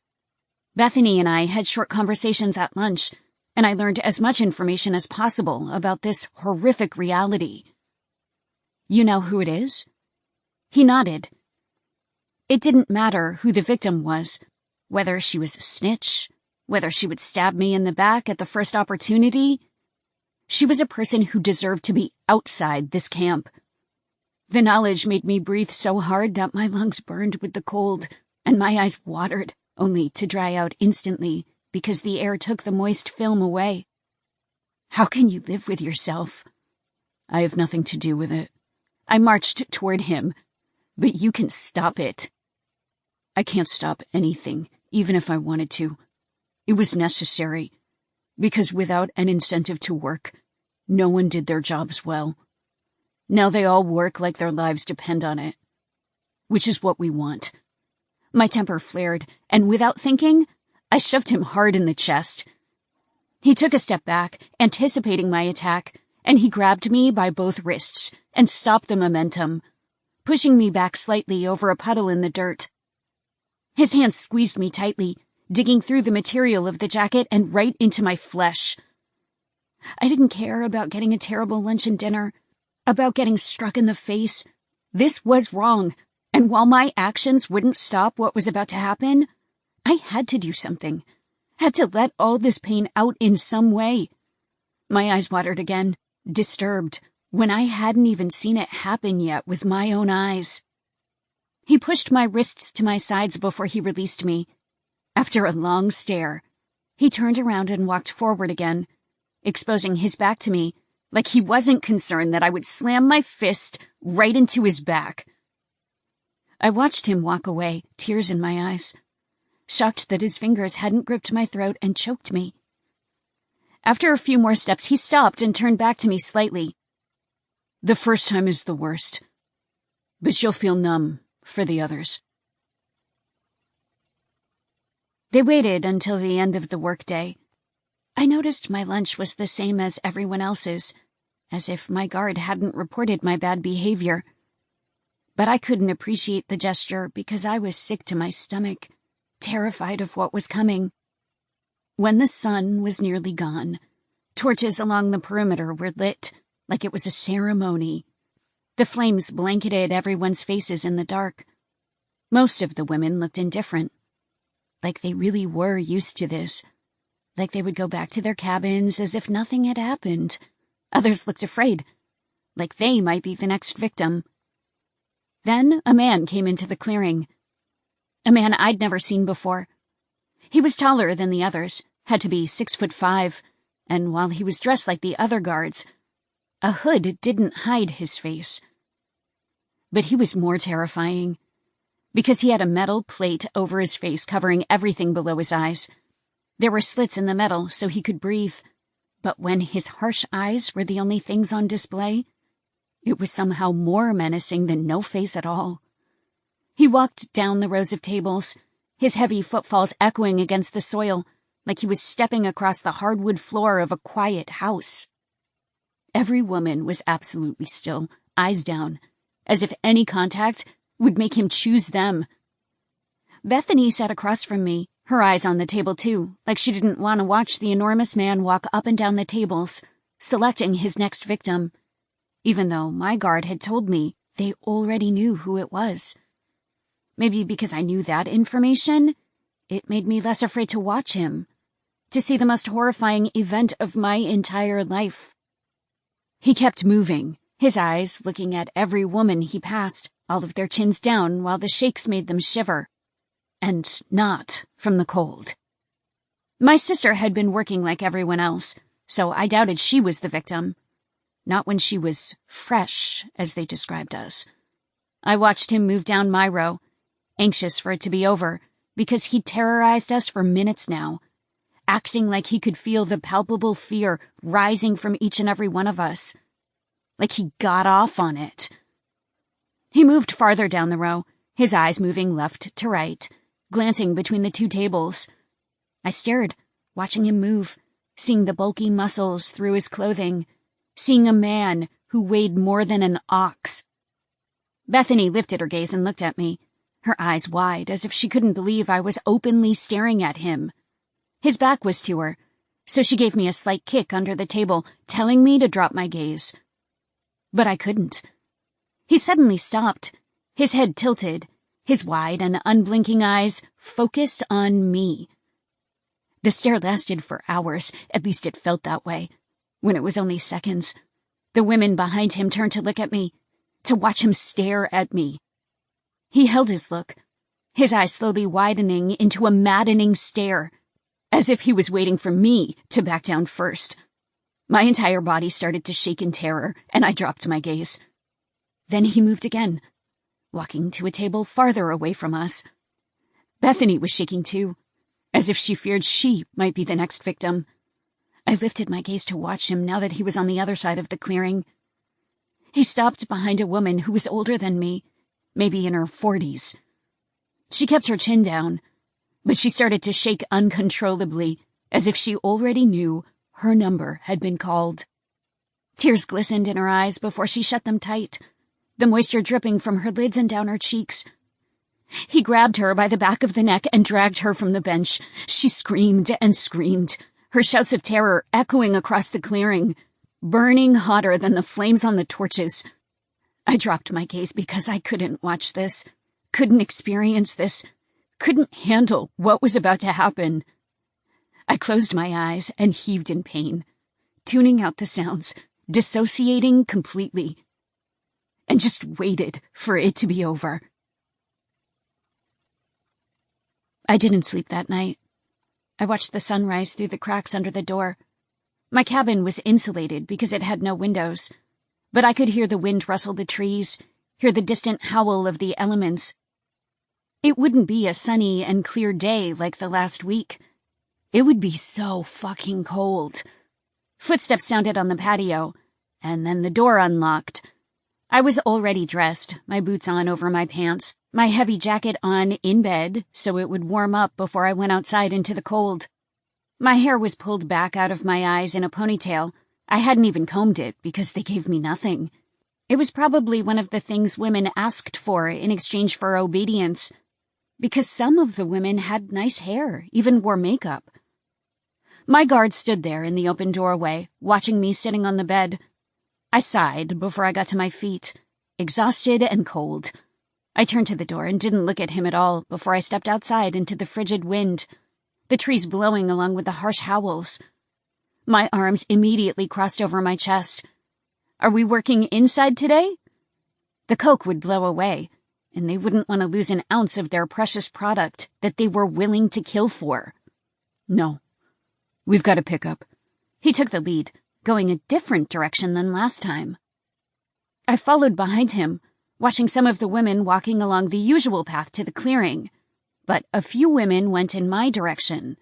A pickup. You'll see. He walked to the edge of camp, where there were a few wagons and guards on horses.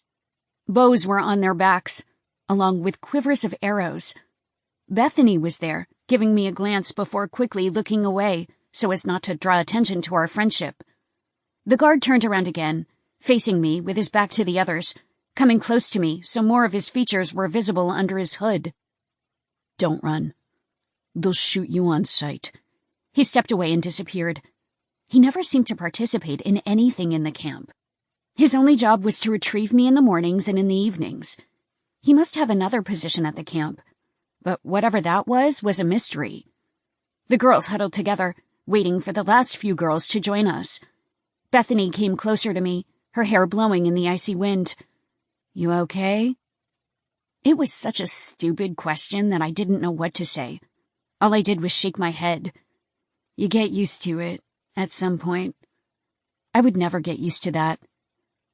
I'm gonna kill him. She watched me with her bright blue eyes, her gaze shifting back and forth as she read the sincerity in my expression. I will. If I could never escape, then I would at least put him in the ground with me. He would pay for what he did to those women, for the years of corpses he'd created, the women he would continue to butcher until I shoved a knife in his gut. Another woman joined us, one with jet black hair and brown eyes. Her arms were tight over her body, and the vapor consistently rose from her nostrils. Are you the new girl? Unfortunately, I didn't bother with a handshake.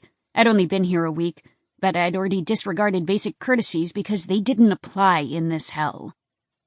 Cindy. The skin on her face was cracked in places, especially on the bridge of her nose, because her skin was so dry in this wintry weather. Her complexion seemed destined for warm and exotic places, lots of heat and humidity. She's the one who gave me the pill, Bethany explained. Oh, thank you. Now I had a third friend, and that made me feel a little less alone. Cindy nodded. The guard escorted a few more girls to the group, and then we started to walk forward, leaving the safety of the tree line and heading into the open landscape before us.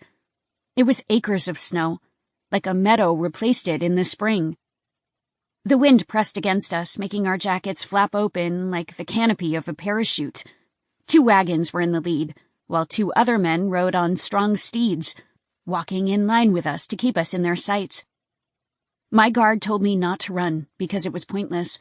In the wide open, there was nowhere for me to hide, no forest to escape into. I'd never been so cold in my life. Where are we going? It was much easier to talk out here, with the wind blowing snow past us, making visibility poor, our voices trailing behind us and out of earshot. Pick up the next shipment. Bethany walked beside me, Cindy on her other side. Of coke? I noticed the group was made up of women who were young and strong, mostly those who were on the line in the clearing, picking up heavy 40-pound boxes over and over. Yeah, that means we're not meeting a crew out here? No. Then where are the drugs coming from? What was I missing? Just then, the sound of a plane was audible, approaching us somewhere through the clouds. It couldn't be seen in the storm, because a flake of snow would land in your eye if you looked up too long. But the powerful engines were unmistakable. 300 yards ahead of us, crates fell from the sky and crashed into the mounds of powdered snow that had built up over the night. The farther out we went, the deeper into snow our legs sank, making it harder to move forward, making us sweat despite the frigid temperatures. These guys truly operated in complete stealth. So no one was coming to rescue us. No one knew about this place. No one. It was so disheartening I nearly collapsed in the snow and gave up. And I might have given up if I didn't have someone to protect. If I gave up, Melanie would never be free. So I kept going. It took a long time to cross the distance, to get the horses to pull the wagons over the snowy terrain, to fight against the wind. The more in the open we trudged, the more vulnerable we became to the wind that slapped across our faces and burned our skin. My lips were so dry, they started to crack in real time. My eyes watered from the sting of the wind, only to dry up a second later.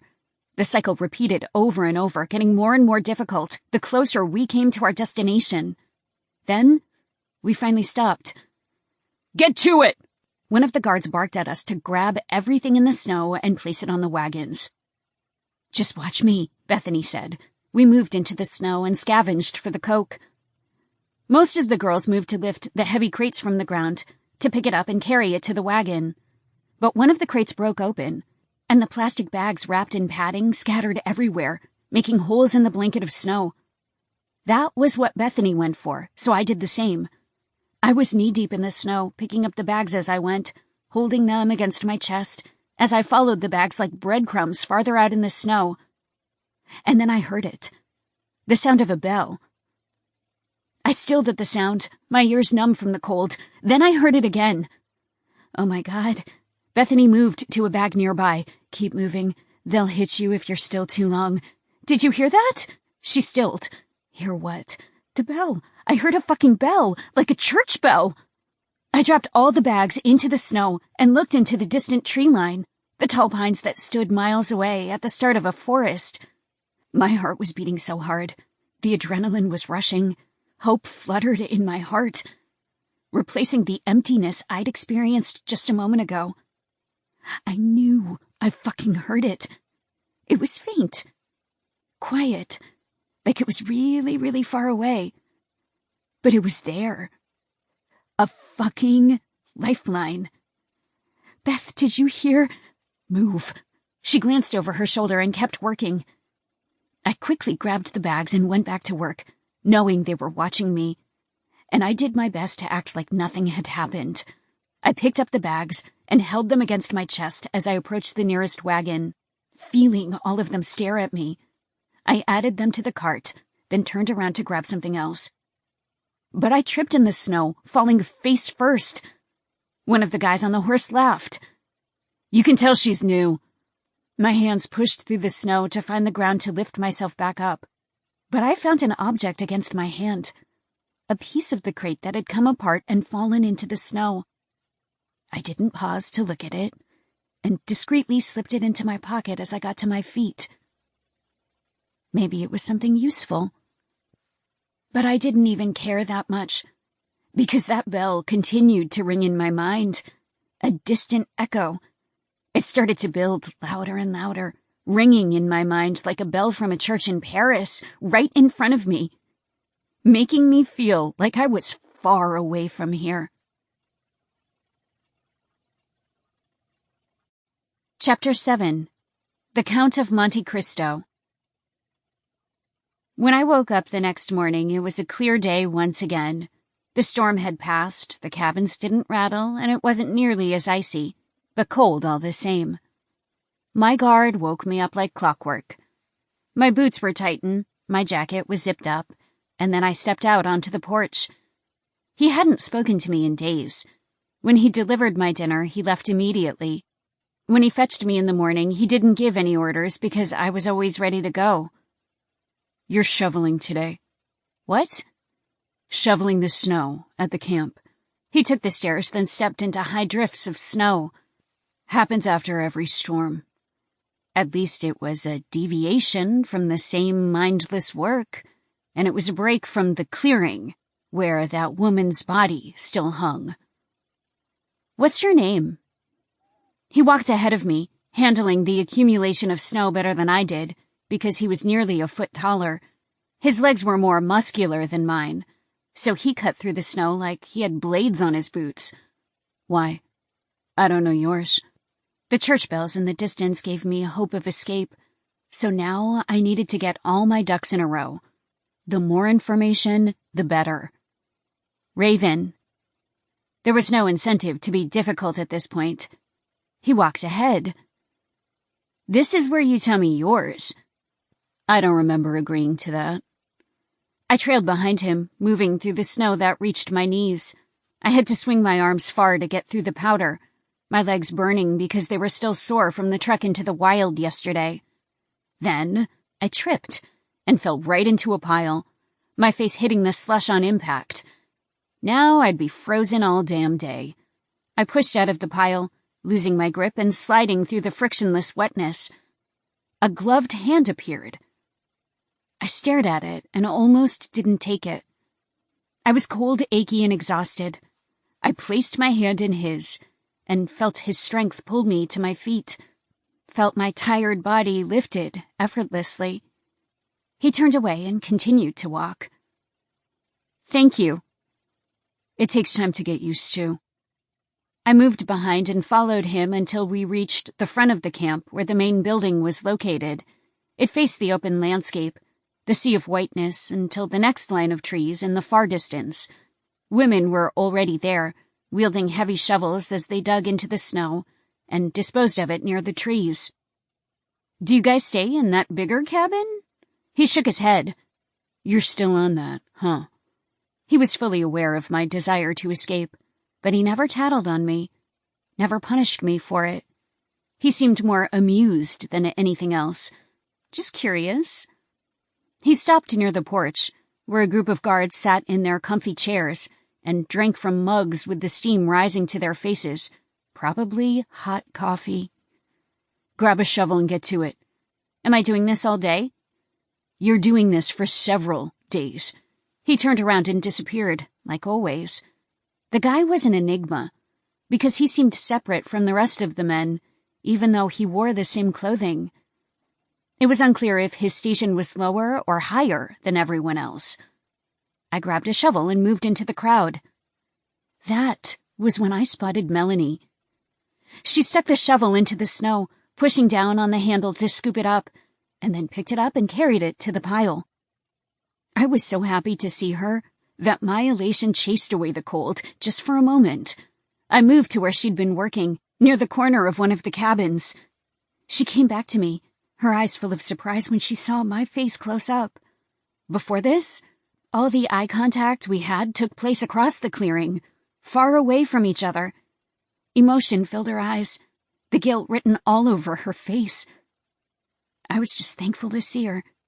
I wanted to rush to her and hug her, to hold my sister in my arms again, to tell her I would solve this problem like all the others. But the guards watched on, and if I did anything out of the ordinary, they would separate us. I carried the shovel to her area and dug it into the snow, using my foot to push it down. Do it like this. It's easier than pushing with your arms. She was still beside me, like she was too upset to do anything, too overrun with emotion. "Melanie, come on." She breathed a deep sigh, the vapor coming from her nostrils in a long trail like smoke from a cigar. Then she pushed her shovel into the snow and copied my movements. Pick it up like this. Otherwise you're gonna hurt your back." I showed her how to scoop it up with the least amount of work. Then, we both carried our snow to the tree line to add it to the pile. Her back was to the guards, so she started to break, her emotions bursting through her skin like water through cracked glass. She breathed hard, shut her lips tight to battle the sobs, and then her lips quivered. "I'm so sorry."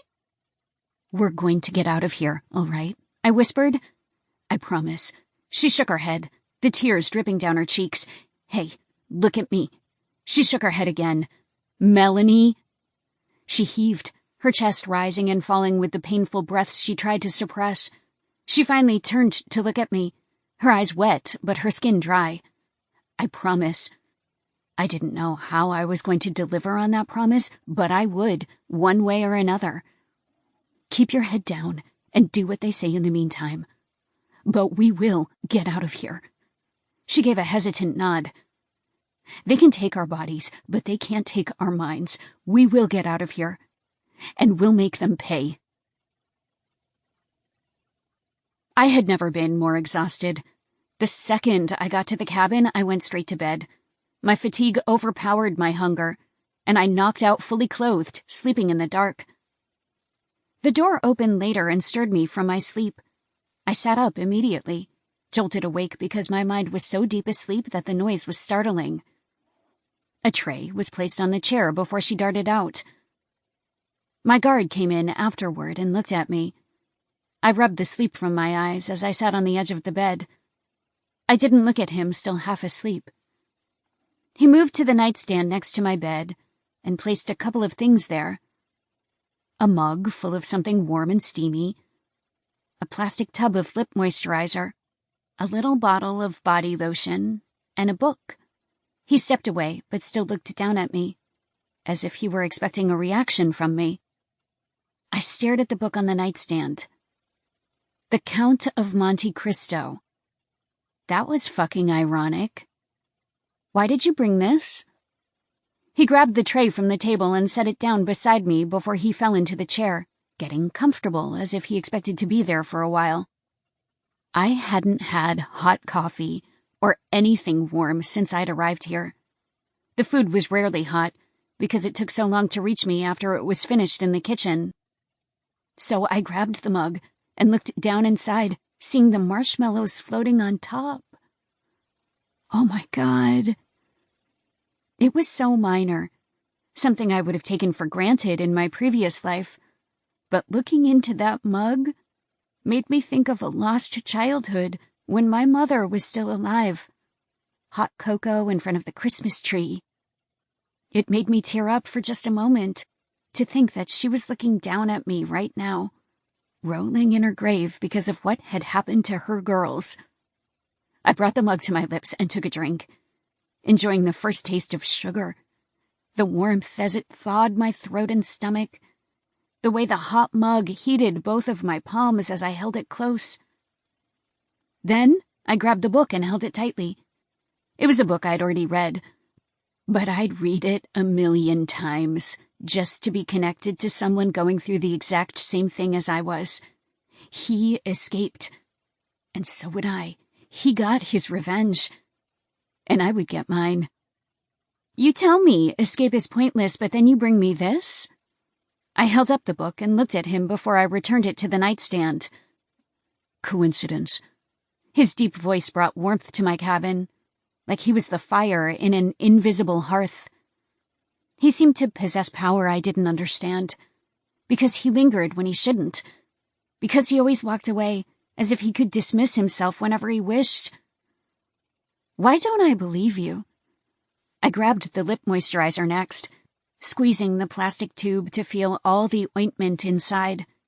It was unopened, brand new. I set it down and took another drink of the cocoa. He stayed quiet. I wanted to pretend these gifts meant nothing to me, but now that I had them, the cabin felt livelier, more bearable. They say the little things in life matter most, and I realized that was true. Why did you bring these to me? Why don't you thank me instead? I looked down into the marshmallows before I took a drink, purposely catching one in my mouth so I could chew it and let it dissolve on my tongue. Thank you. He rested his head against the back wall, the only skin visible from his ungloved hands. But why? You know I'm trying to find a way to get out of here. He didn't speak. He never tattled on me, never reported me. Come to think of it, he was the only somewhat kind guard in this camp. You're a lot different now than you were last week when I arrived here. He'd shoved my face into the snow and tried to suffocate me into submission. He'd threatened to break my face. Still, nothing. I was hungry, but I wanted to enjoy every single sip of that hot cocoa before it went cold. I sat there and enjoyed it. He was probably staring at the side of my face, but since his eyes were hidden, I had no idea. But I could feel it. Feel that piercing stare. Magnus. I stilled at the way his deep voice cut through the silence, the way it commanded my attention so effortlessly. He had a powerful presence, so it made me wonder if he was higher on the food chain than everyone else here. He abruptly rose from the chair and moved to the door. I want my sister. Please. He stood on the doorstep. The door cracked so the cold air entered the cabin. That's not going to happen. I'll do anything. I'll scrub toilets. I'll do laundry. Whatever you want, but please, just let us stay in the same cabin. It's not up to me. I don't believe you. He continued to glance outside, like he didn't want to see the pained look on my face that matched my voice. Please. I know you aren't like the others. Silence passed as he looked out into the cold. You couldn't be more wrong about that. Chapter 8. Magnus. 3 days were spent digging in the snow. My legs were so sore I could barely walk. Magnus must have known how tired I was, because he continued to bring me extra things, like a mug of hot chocolate, a couple cookies, and even a notebook with a pen, as if he knew I liked to write. When those shoveling days were over, I was actually relieved to get back to normalcy, back to the boring job in the clearing. I didn't look at the woman hanging from the noose.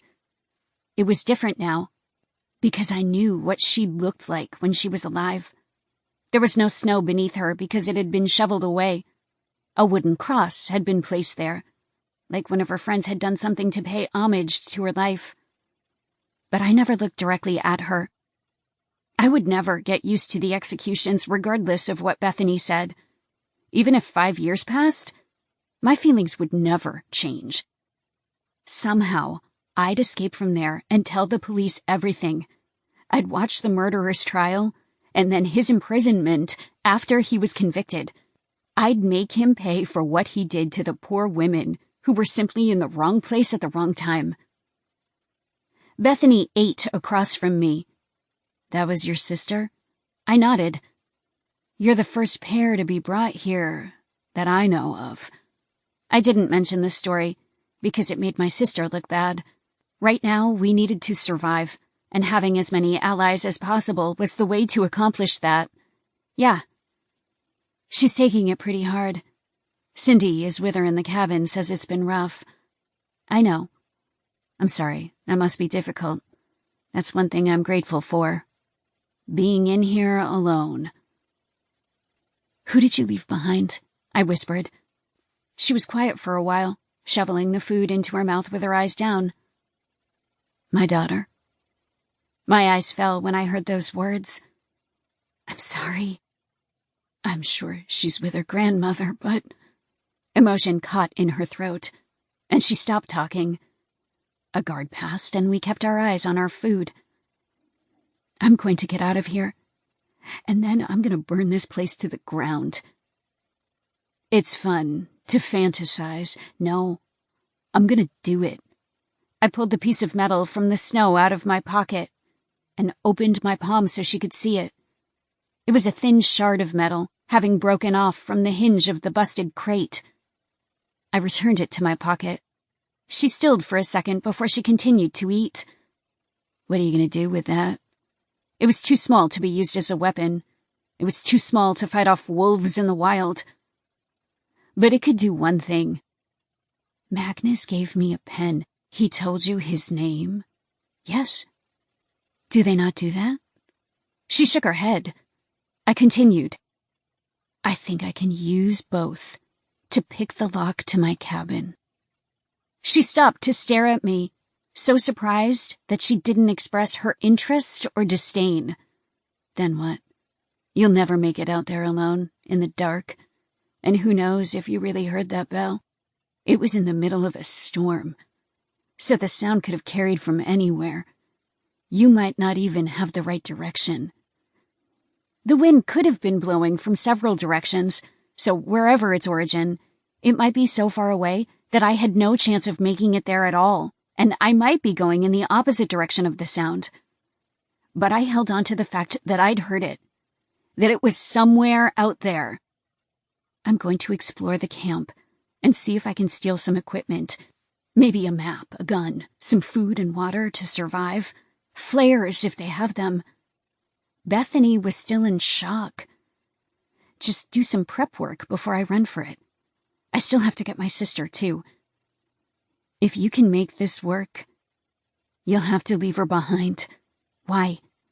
Because not everyone in that cabin is loyal to your cause. They could snitch. That disgusted me, even if that means they could be liberated. She nodded. You'll have to leave her, and if you make it, come back for her. I couldn't leave my sister behind. We left together. We survived together. But I think it's a bad idea, because you'll probably get caught. Do they have guards out at night? I have no idea, but I would assume so. If you get caught, you'll be the next victim of the red snow. I suddenly lost my appetite. And if that happens, what will your sister do then? I didn't want my sister to see my lifeless body hanging there for a week. I didn't want her to live with the memory of my murder. I know. But I have to try, because if I don't try, then every woman will die here. They have drugs drop out of planes in the fucking sky. They know what they're doing. And they're never going to get caught by law enforcement or intelligence agencies. No one is coming for us, Bethany. She dropped her gaze. We'll be filed as missing persons, and police will assume we've been trafficked, which is brilliant. They're completely on the wrong track.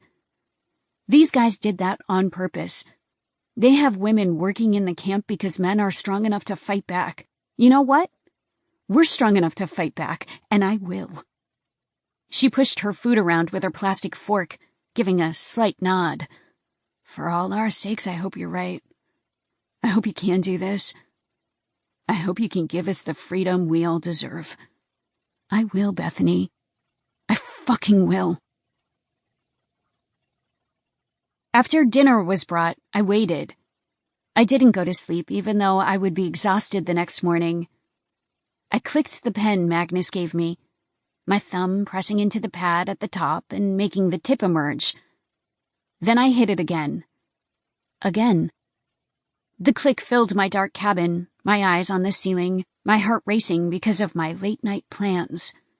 I didn't have a clock, so I had no idea what time it was.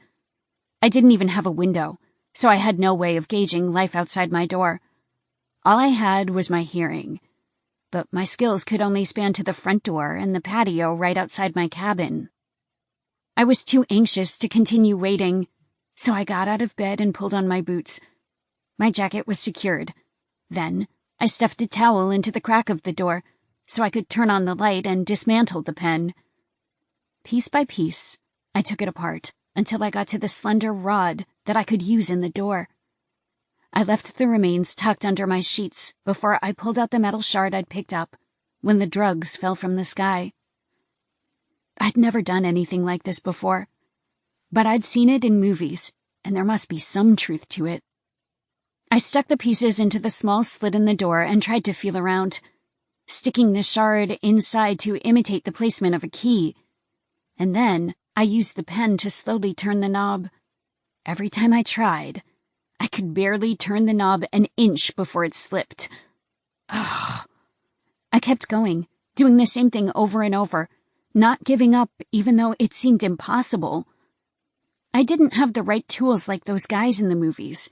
I wasn't some mastermind. I cursed under my breath and stepped back, pissed off that a stupid door would be my undoing. I turned back to my bed to get under the sheets.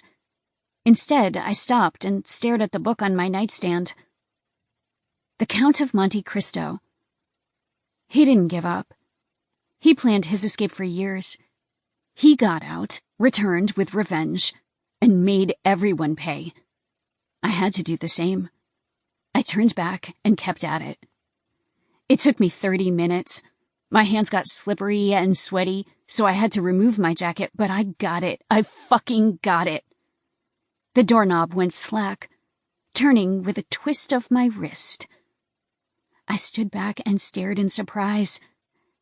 Yes. I put my jacket back on, turned off the light, and pulled the towel from underneath the door. Now my heart was racing so fast, I could barely hear anything. The pounding blood masked everything around me. I was so terrified I almost didn't want to leave this cabin. I was in Plato's fucking cave. Far more afraid of potential freedom than sterile captivity. I took a deep breath, tried my best to control my racing heart, and then cracked the door. It was dark. There were some lights around the camp, but very few, and the walkways were mostly hidden in darkness. I stood there and listened, waited for the sounds of boots against snow, waited for a guard to pass. But nothing happened. If all the prisoners were locked in cabins with no windows, how would they escape? Maybe having a nighttime patrol was pointless, especially when fleeing in the dark wouldn't get you far. I needed a flashlight. I stepped out of the cabin and onto the wooden patio. The door shut quietly behind me, barely making a click when it returned to the doorframe. My eyes scanned left and right, only able to visualize the cabin in my mind because of the gentle lights sparsely spread out. I'd taken the walk to the clearing enough times to remember the way, and since we shoveled all the snow days ago, I shouldn't trip on anything. I took the stairs and felt my boots hit the earth. This was really happening. I walked slowly, trying to feel the earth in front of me before I took a step, to make sure there wasn't an obstruction that would make me fall and break my nose, or worse, knock me out, so they would find me in the morning. Even if I wanted to escape that very moment, I couldn't. I'd walk out into the pitch-dark wilderness and just get lost. I wouldn't survive more than a few hours. I needed tools to survive, weapons, water, food, light. I wasn't enough. I moved farther into the camp, passing the cabins that I knew were there. There was a slight breeze, a gentle rustling of the branches in the tall pines that stood over me like wild skyscrapers. My warm breath escaped my mouth, then came back and sprinkled across my face like I stood in front of a humidifier. Even if I'd had a flashlight, I wouldn't use it. It was so dark here that any light would be a beacon. It made me believe that there were no guards on duty, because they couldn't see anything. I made it to the clearing. I could tell because the most lights were in this area, because boxes of drugs were still on the tables. I made sure to avoid that direction, because they cared more about their products than a girl escaping, so they might have eyes on that section. I went around a cabin, then moved past it, eventually reaching the larger building I'd noticed when we were shoveling snow. I stilled, because the windows were lit up from lights inside the structure. There were guards in there. And if that was where the guards were, that meant there were supplies. My heart had slowed down once I got used to the suffocating darkness, once I realized I was truly alone in the camp. But now that I detected signs of life, it started to pound once again. I stared for a while, waiting to see someone walk past the window. Nothing happened. I wanted to walk away and explore the rest of the camp, but I knew that building was the most likely location of the things I needed. Even if I could just get my hands on a gun and ammunition, that would really level the playing field. I moved toward the bigger cabin and hit something. My knee banged into the wooden rail that outlined the steps. I shut my mouth and suppressed my groan, keeping silent even though that was so hard to do. Once I breathed through the pain, I made my way up, gripping the rail and keeping my footfall silent. I reached the top and flattened against the wall, doing my best to listen.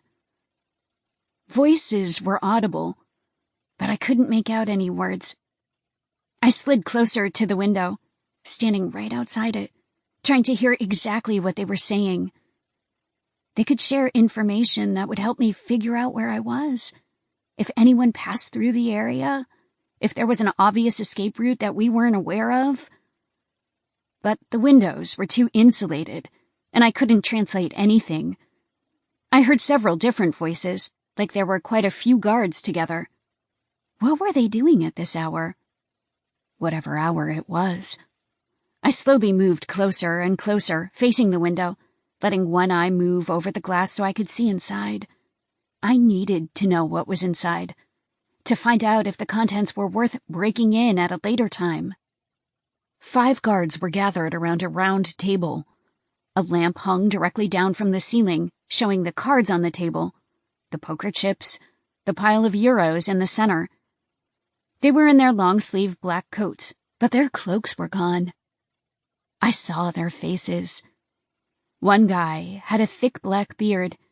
He was muscular and large, and I was pretty certain he was the guard who'd punched me in the face on my first day in the camp. Another guy was bald with a mustache. Every single one of them was muscular, not a scrawny guy in the mix. They couldn't be weak to do a job like this, physically or mentally.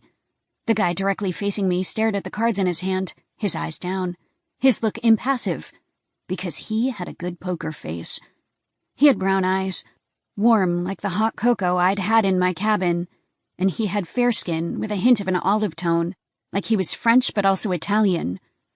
His broad shoulders stretched the fabric of his uniform, and while he was tall like the other men, he wasn't bulky.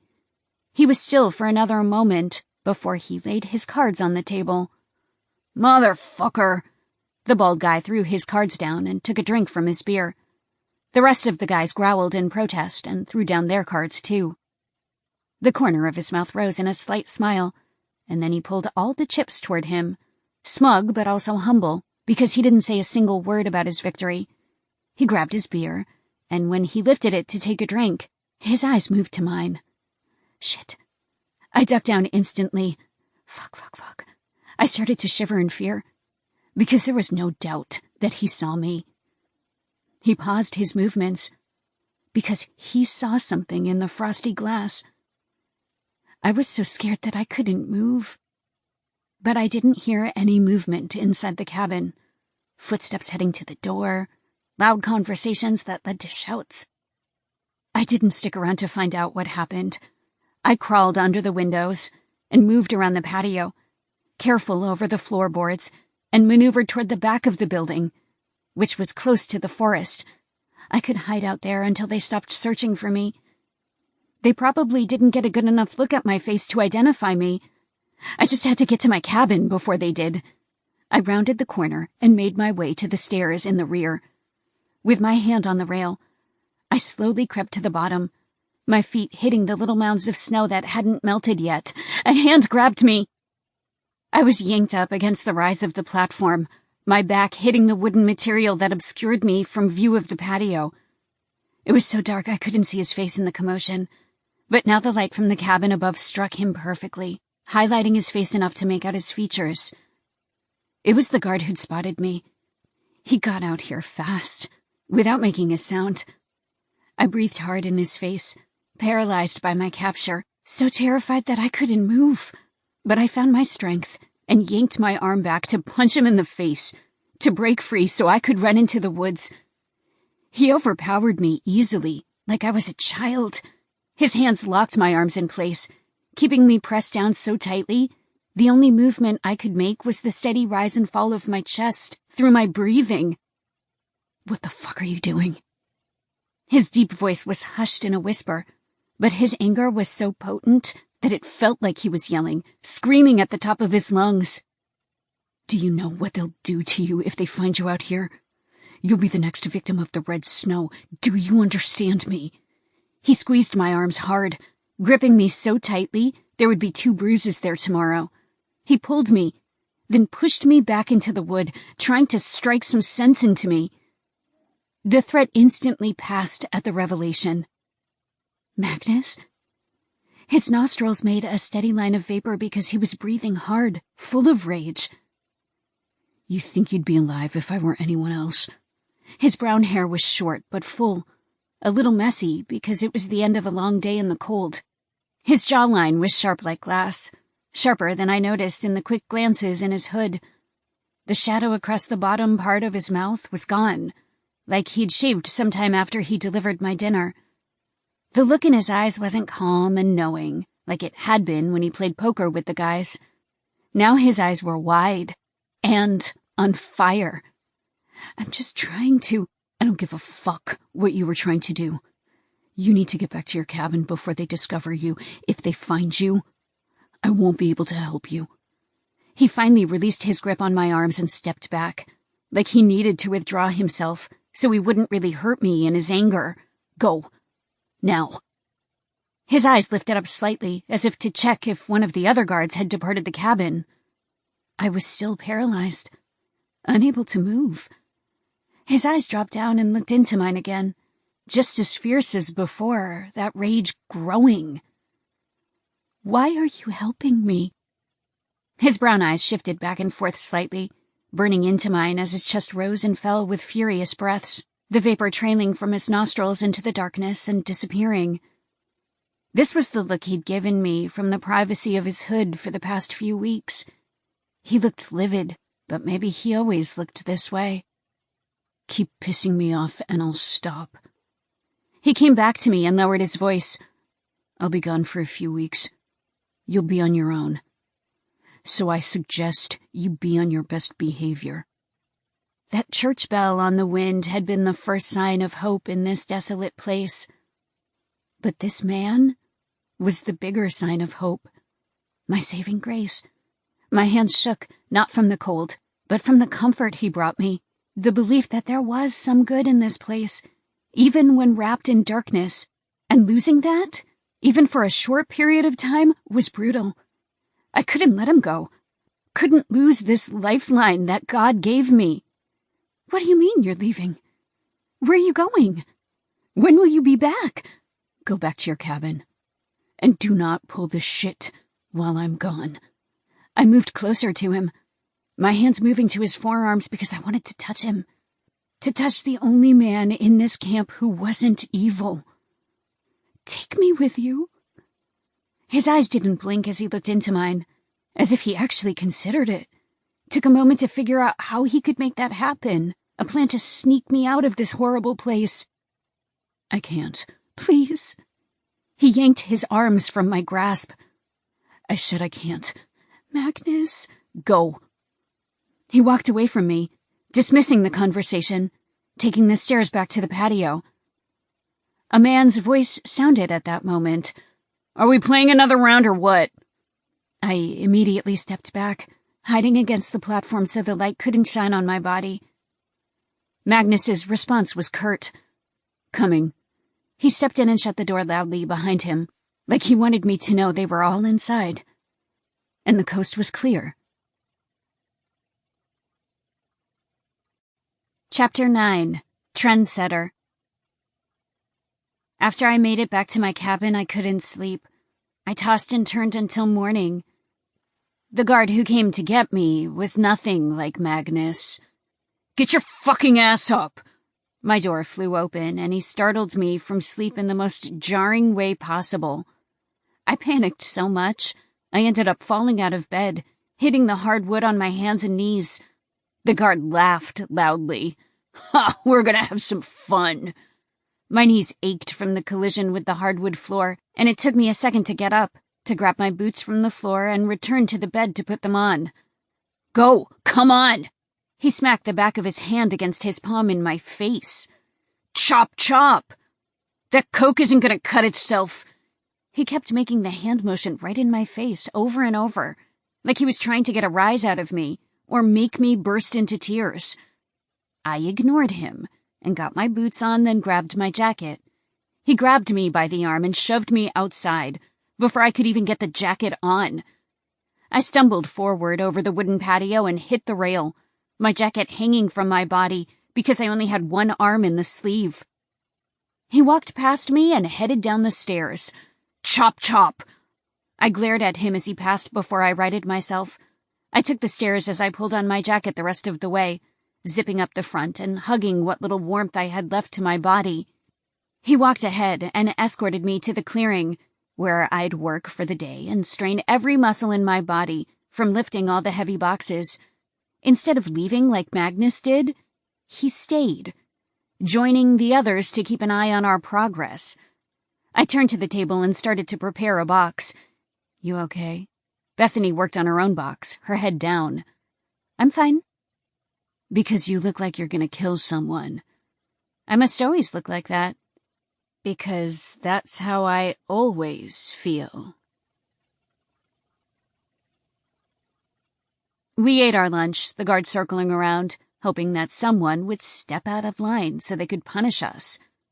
Because they were sick.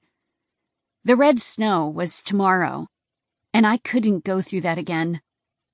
"I snuck out of my room last night," I whispered. Bethany was good at not reacting, and she didn't now. "What happened?" She stabbed her fork into the chicken and took a bite before scooping into her rice.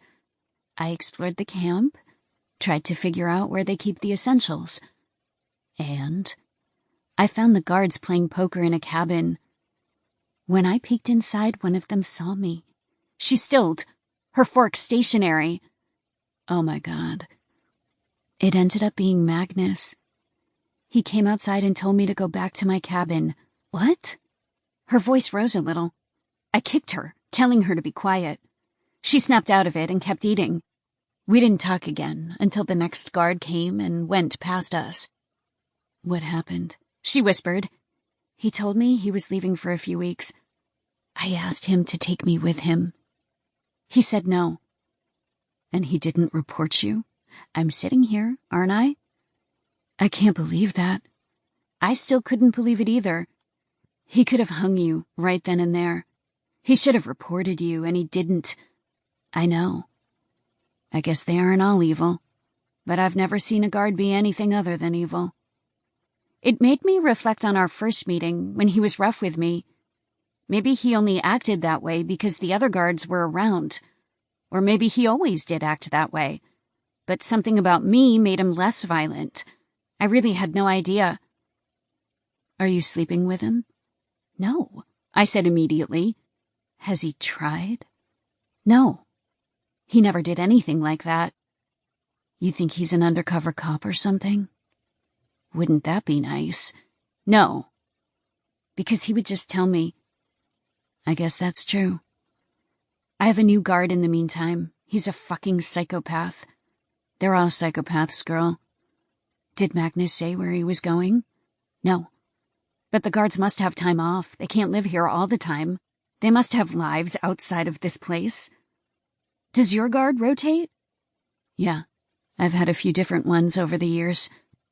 I pushed my food around, thinking about the way those brown eyes burned into mine with an inferno of rage. When the hood covered his face, I never really cared what he looked like underneath, because all the guards were the same to me, monsters. I never imagined that was his appearance, with masculine angles to his face, a hard jawline, eyes full of authority, and a voice that could make the walls shake with its potency. "Do you think he'll help you escape?" "I don't know. I feel like he would have offered that already." "True. Honestly, I really don't know him at all. I don't know his purpose here. I don't know who he is outside this camp. I don't know why he's kinder than the rest of them. I don't know how far his generosity goes." ask him when he gets back. Yeah, I will. My guard was despicable. He treated me like a dog. When dinner arrived that night, the woman didn't even come inside. The guard was the one with the tray. He came toward me, held it out to me, and started to whistle like I was a dog that needed to beg for my food. "Speak," he whistled again. "Speak, girl." Did he do this to all the girls or just me? If he tortured every single one, dinner delivery would take forever. But since he was stuck here, he probably had nothing else to do with his time. And maybe he remembered punching me in the face, and he'd hated me ever since. He started to click his tongue. "You want a treat? Roll over." I just stared at him, unable to believe this bullshit. His voice deepened. "Bitch. I said roll over." I'd rather starve than obey. "Fuck off." "What'd you just say to me?" I should hold my tongue because he wanted me to fight back. He wanted any excuse to punish me more. It was exactly what he wanted. He came closer until the tray was right under my face. He shook it, making the roll vibrate, then roll onto the floor. "You think you can talk to me like that?" He pulled the tray away, then sat beside me. He pulled off his gloves. I started to breathe harder, feeling his heat beside me, feeling the way he made the mattress shift from his weight. The adrenaline mixed with the anxiety and made a brand new cocktail. He ate with his bare hands, shoveling the food into his mouth, making a mess everywhere, looking me right in the face to watch my reaction. I stared straight ahead and did my best to ignore him. He got stains all over his clothes, chewed loudly and obnoxiously, his lips smacking, adding a loud burp just to disgust me. "Pretty fucking good." He finished the tray until it was clean. "Maybe if you listen, you'll get some next time." He rose from the bed, threw the tray on the floor, and then walked out. My eyes shifted to the roll that sat on the floor, the only morsel I would get that evening. I was too stubborn to eat it, would rather lose sleep from hunger than break my strength. But then my eyes shifted to the book on my nightstand.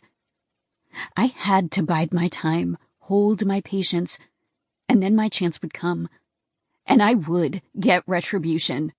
But in order for that to happen, I had to stay strong. I had to eat. I had to stay calm. My eyes needed to remain focused on the prize that was far in the distance, the dream that would become a reality. Someday. I picked up the roll and ate it. Another red snow. I didn't look, would never look.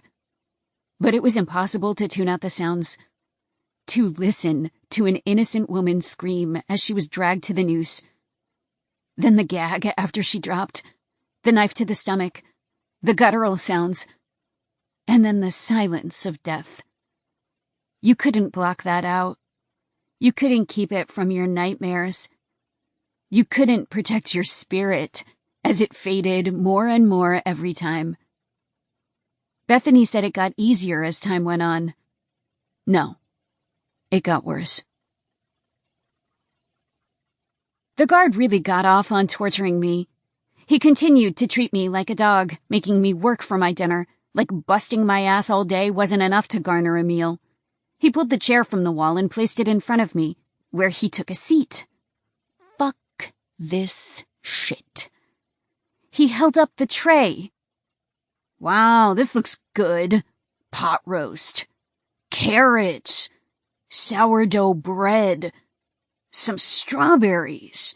He took a loud sniff before he lowered it again. "Just as good as the dinner we get." The only reason I didn't fall apart was because this torture was temporary. Magnus would return eventually, and this nightmare would end. I would get my meals like usual, even get some nice company, and maybe if I could convince him, my freedom. I hated all the guards when I arrived here, including Magnus. But now he was my ally, just like Bethany was. He would return and rescue me from this hell. I kept my eyes on his dark hood. seeing his thick black beard stick out a bit. I knew what his face looked like now, after spotting him inside the largest cabin. At least I didn't have to look him in the eye now. Just focus on the shadow over his face. "No dinner every night. You must be hungry." Not particularly. Having to sit there in his presence chased away my appetite. "Why don't I believe you?" A deep chuckle came from his throat, because he was enjoying this way too much.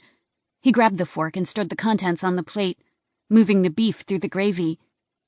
My stomach growled. I heard it. He heard it. I didn't need to see his smile to know it was there. "I'll make a deal with you." He moved the tray forward and placed it in my lap. I wasn't stupid enough to touch it. "You can have all of that if you do something for me." I already knew where this was going. "Eat my cock. And then you can eat this." My goal was to stay strong. And in order to do that, I needed nutrition. I had definitely had a hard time working that afternoon because my body was at such a deficit. But there was no motivation that could make me agree to that. I grabbed the tray. He inhaled a breath, like he knew he was getting what he wanted. I raised the tray higher, then slowly tilted it, letting everything roll off the plate and onto the floor between us. My eyes on his hood the entire time, listening to the food splatter all over the floor in front of my bed. I turned the tray completely upside down before I released it and let it fall to the floor. He was still. There was a chance he would hold me down and force himself on me, but I took the gamble anyway. He stayed in the chair for a full minute. Bethany had never mentioned the girls getting raped by the guards, but there was no way it didn't happen. Not when they weren't afraid to beat us, starve us, enslave us. I was prepared to fight him, dig my nails into his eyes, and make him blind. He rose to his feet. I flinched slightly, anticipating him charging into me and holding me down. But he stood over me and kicked the chair back. "Looks like you aren't getting any lunch tomorrow either." "Fine with me." He walked out and slammed the door behind him. I finally let the air out of my lungs, let myself breathe normally, relaxed, now that the danger had passed. The food was still all over the floor. I didn't hesitate to eat what I could salvage. My guard made good on his threat. Everyone was given a tray, except me. Bad behavior was punished with less food, but not no food entirely. Bethany spoke when the coast was clear. What happened? My guard said he would give me dinner if I sucked his cock. You know what my answer was. I've never seen anyone get no lunch. What can I say? I'm a trendsetter. Why does he hate you so much? No idea. Bethany put a piece of bread in her hand, like she was attempting to share her food. Don't, I whispered. I'm sure he's waiting for you to do that. I'm fine, really. Bethany put the bread in her mouth instead. In truth, I was starving, and knowing I wouldn't get dinner tonight either made my stomach cramp. I'd salvaged the meat and potatoes from the floorboards, but now that I wasn't getting enough calories on a regular basis, it really affected my body's performance. It was harder to carry the boxes, and there were times I was so fatigued, I wasn't sure if I could pick them up at all. It was exactly what he wanted. So I would be the next victim of the red snow. Chapter 10. Friends in Low Places. The guard never came. There was no dinner. But there was no torture either. I considered myself lucky, even though I was so hungry I actually started to feel sick. My muscles were tightening and turning stiff, because I didn't have the electrolytes for healthy contraction. I couldn't even sleep because I was so hungry. It was a long night. I just had to tell myself that Magnus would return and make sure I had plenty to eat. When the guard woke me up the next morning, he was still furious. "Bet some cock doesn't sound so bad now, does it?" He grabbed my boots and threw them right up my face. I winced when the bottom of the boot hit me right in the cheek. "Let's go." I got my boots and jacket on, then followed him to the clearing. But just the walk was difficult. I was out of breath, shaky, so weak. I didn't know how I would get through the day. When we made it to the clearing, he nodded to the table. "Get to it." Bethany was already preparing the next box. I went to the table and struggled just to slide it toward me. I opened the box and then slid it into my arms, but I lost my balance, and it almost toppled over, nearly spilling the cocaine everywhere. Bethany steadied it before it could spill. "Don't help her!" he yelled from the other side of the clearing, watching me like an experiment that was about to fail. I returned the box to the table and breathed hard. Bethany pretended to be working on her box, even though it was ready to go. "What did he do to you?" "I haven't eaten in days." I took a moment to focus my brain, to tell myself that I could do this, that I had to do this. This was exactly what he wanted, to make me so weak that I would be the next victim on that noose, unless I gave him what he wanted. Fuck. I used my entire body to pick up the box, swaying from the weight, and turned around and slowly made the journey to the table. The other girls obviously had been watching, so when I came closer, the girl closest to me discreetly helped me get it onto the table, like they'd noticed I didn't get lunch yesterday, and the guard was purposely starving me. "Thank you," I whispered under my breath. When I turned around, my gaze locked on Melanie. She looked heartbroken, her eyes wet from the tears that quickly evaporated. I promised her we would get out of here, so I had to keep going. I had to. When lunchtime came around, I didn't get a tray. Again. I watched Bethany eat. She didn't try to slip me food, because my guard was waiting for the first opportunity to bring someone else down with me, and make me feel even worse. He even came over and stood at the edge of the table, just hovering over us, like he wanted to make sure Bethany didn't successfully give me anything, because he wanted me to break. I probably wasn't the first woman he'd done this to. He didn't get off on rape. He got off on submission. If I didn't want to be the next victim, I'd have to suck his dick. I literally had to suck his dick to save my life. I wanted to tell myself that I could keep going, that I didn't need any food, but if I didn't get lunch or dinner, I would pass out. We got back to work and I was growing weaker by the second. I wasn't sure how I made it to the end of the day. Time passed so slowly. Every time it felt like 3 hours had gone by, it had only been 3 minutes. The girls rose from the tables and prepared to return to the cabins. Bethany walked up to me, a few of the girls at our table coming close and standing nearby. Then Bethany emptied her pockets and stuffed food into my pockets. Moving as quickly as she could without dropping anything, I wanted to cry.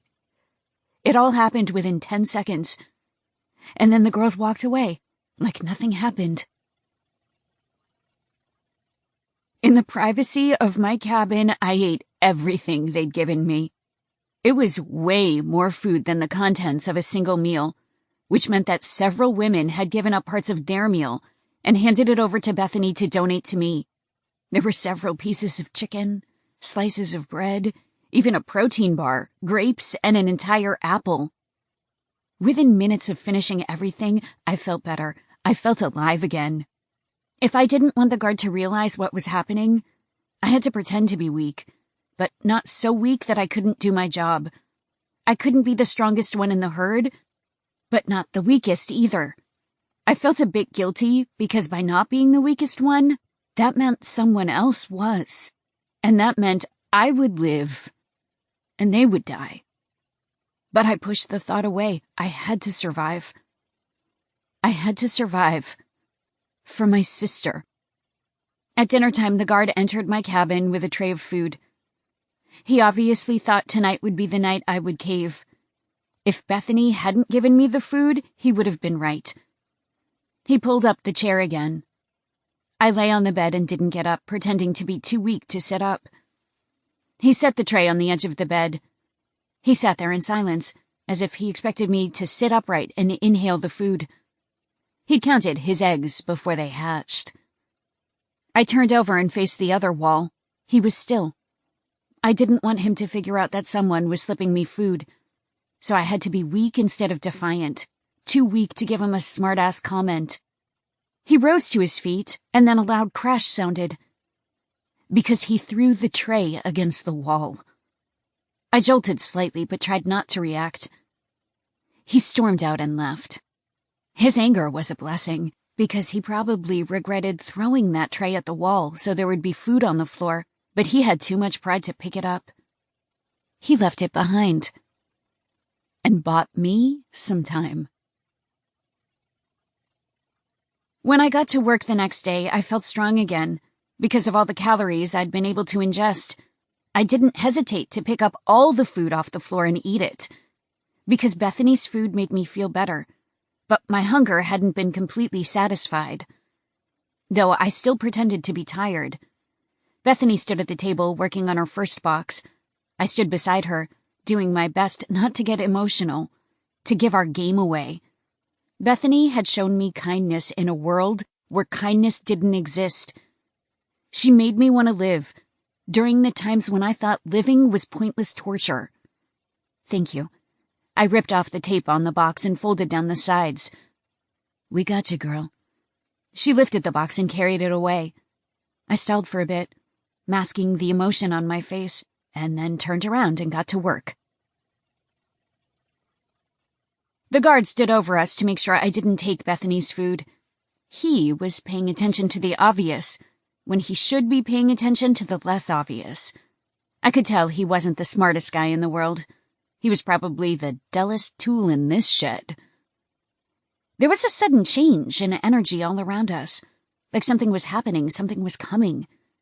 I lifted my gaze to the other side of the clearing because all the guards faced that way, as if they expected something too. The girls knew better than to turn around in their seats to get a look, but the ones facing that direction stopped eating. A man emerged into the clearing, flanked by 2 guards. I immediately knew he was the boss. Not because of his black bomber jacket with gray fur down the front. Not because he was in black jeans and boots. Not because he was accompanied by 2 guards who seemed to act as his personal entourage. It was because he showed his face. With short brown hair, dark eyes, and a thick shadow on his jawline, his face was completely visible to every single person there. His lips were pressed into a straight line, and his eyes seemed innately hostile, even though he didn't speak a word. He stopped and looked at the body hanging from the noose, the snow beneath her a faint pink, because the blood had dripped onto the ground, like a snow cone in summer.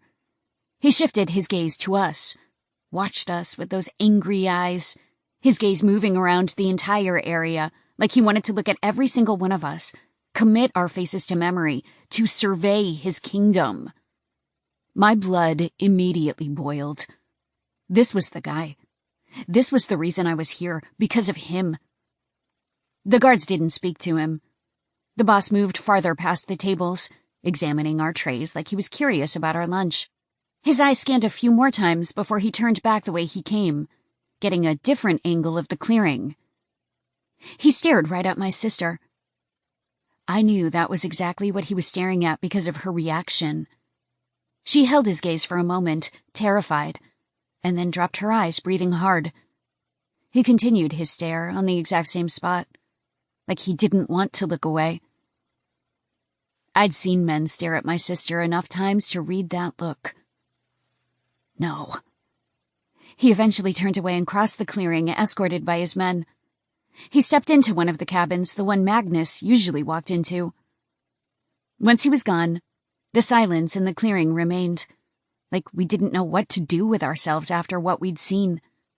Then the girls started to eat again, the sound of forks scratching against trays, of chewing mouths, filling the area once more. But the bumps were on my arms underneath my coat, and not because of the cold. Because I was afraid, truly afraid. Bethany continued to slip food into my pockets when no one was looking. She gave me as much as could possibly fit, making my pockets so bulky It was a blessing that my jacket was too big for my body and successfully concealed it. I wasn't getting lunch or dinner, so without it, I wouldn't survive. But I worried how long this could go on. Regardless of how stupid the guard was, he would eventually figure out that I was somehow getting food. There was no amount of willpower that would make me last over a week without food and continue to get my job done. I just hoped he wouldn't figure it out before Magnus came back. More days passed, and I knew I was on borrowed time. At any moment, the guard would figure it out. I did my best to seem as weak as possible without collapsing. But I suspected he'd done this before, and the women always caved when they reached their breaking point. "Has he fed you yet?" Bethany discreetly asked the question at the table, since we couldn't talk over lunch anymore, not with the guard standing right over us watching us like a hawk. "No." She released a quiet sigh. "When do you think Magnus is coming back?" "He didn't say, just that it would be a couple weeks." "We're almost at 2 weeks, and this guard is going to figure it out soon." "I know." "You should stop giving me food." She kept working with her box. "You'll starve." "Magnus will be back any day now, and if I don't stop eating, he's going to figure it out. And no, it's you." She released another sigh. "Not to make matters worse, but Cindy told me that Melanie was removed from their cabin." "What?" I couldn't stop myself from turning my head to look at her full on. "Don't look at me," she hissed. I forced myself to face forward again, but my hands shook as they gripped the box. "Where did they put her?" "No idea, just thought you should know." "Did she do anything?" "The girl's as quiet as a mouse." The image of the boss came into my mind, remembering the way he looked at her. And then I felt like I'd been punched in the gut. I knew what happened. I knew. And I had to do everything I could not to start sobbing then and there. Chapter 11. If you must die, die bravely. I leaned against the wall as I sat on my bed, lost in the dangerous thoughts clouding my mind. It was impossible to know the exact hour, not once my dinner stopped coming, when all I had was the light under my door to gauge the time. My predicament was nothing compared to my sister's. I knew exactly what had happened to her. I tried to tell myself that there was another explanation, that she was rewarded for her good behavior with a nicer cabin, more space, more privacy. But I didn't believe the lies I told myself. She was beautiful. It had been a blessing I'd always cursed.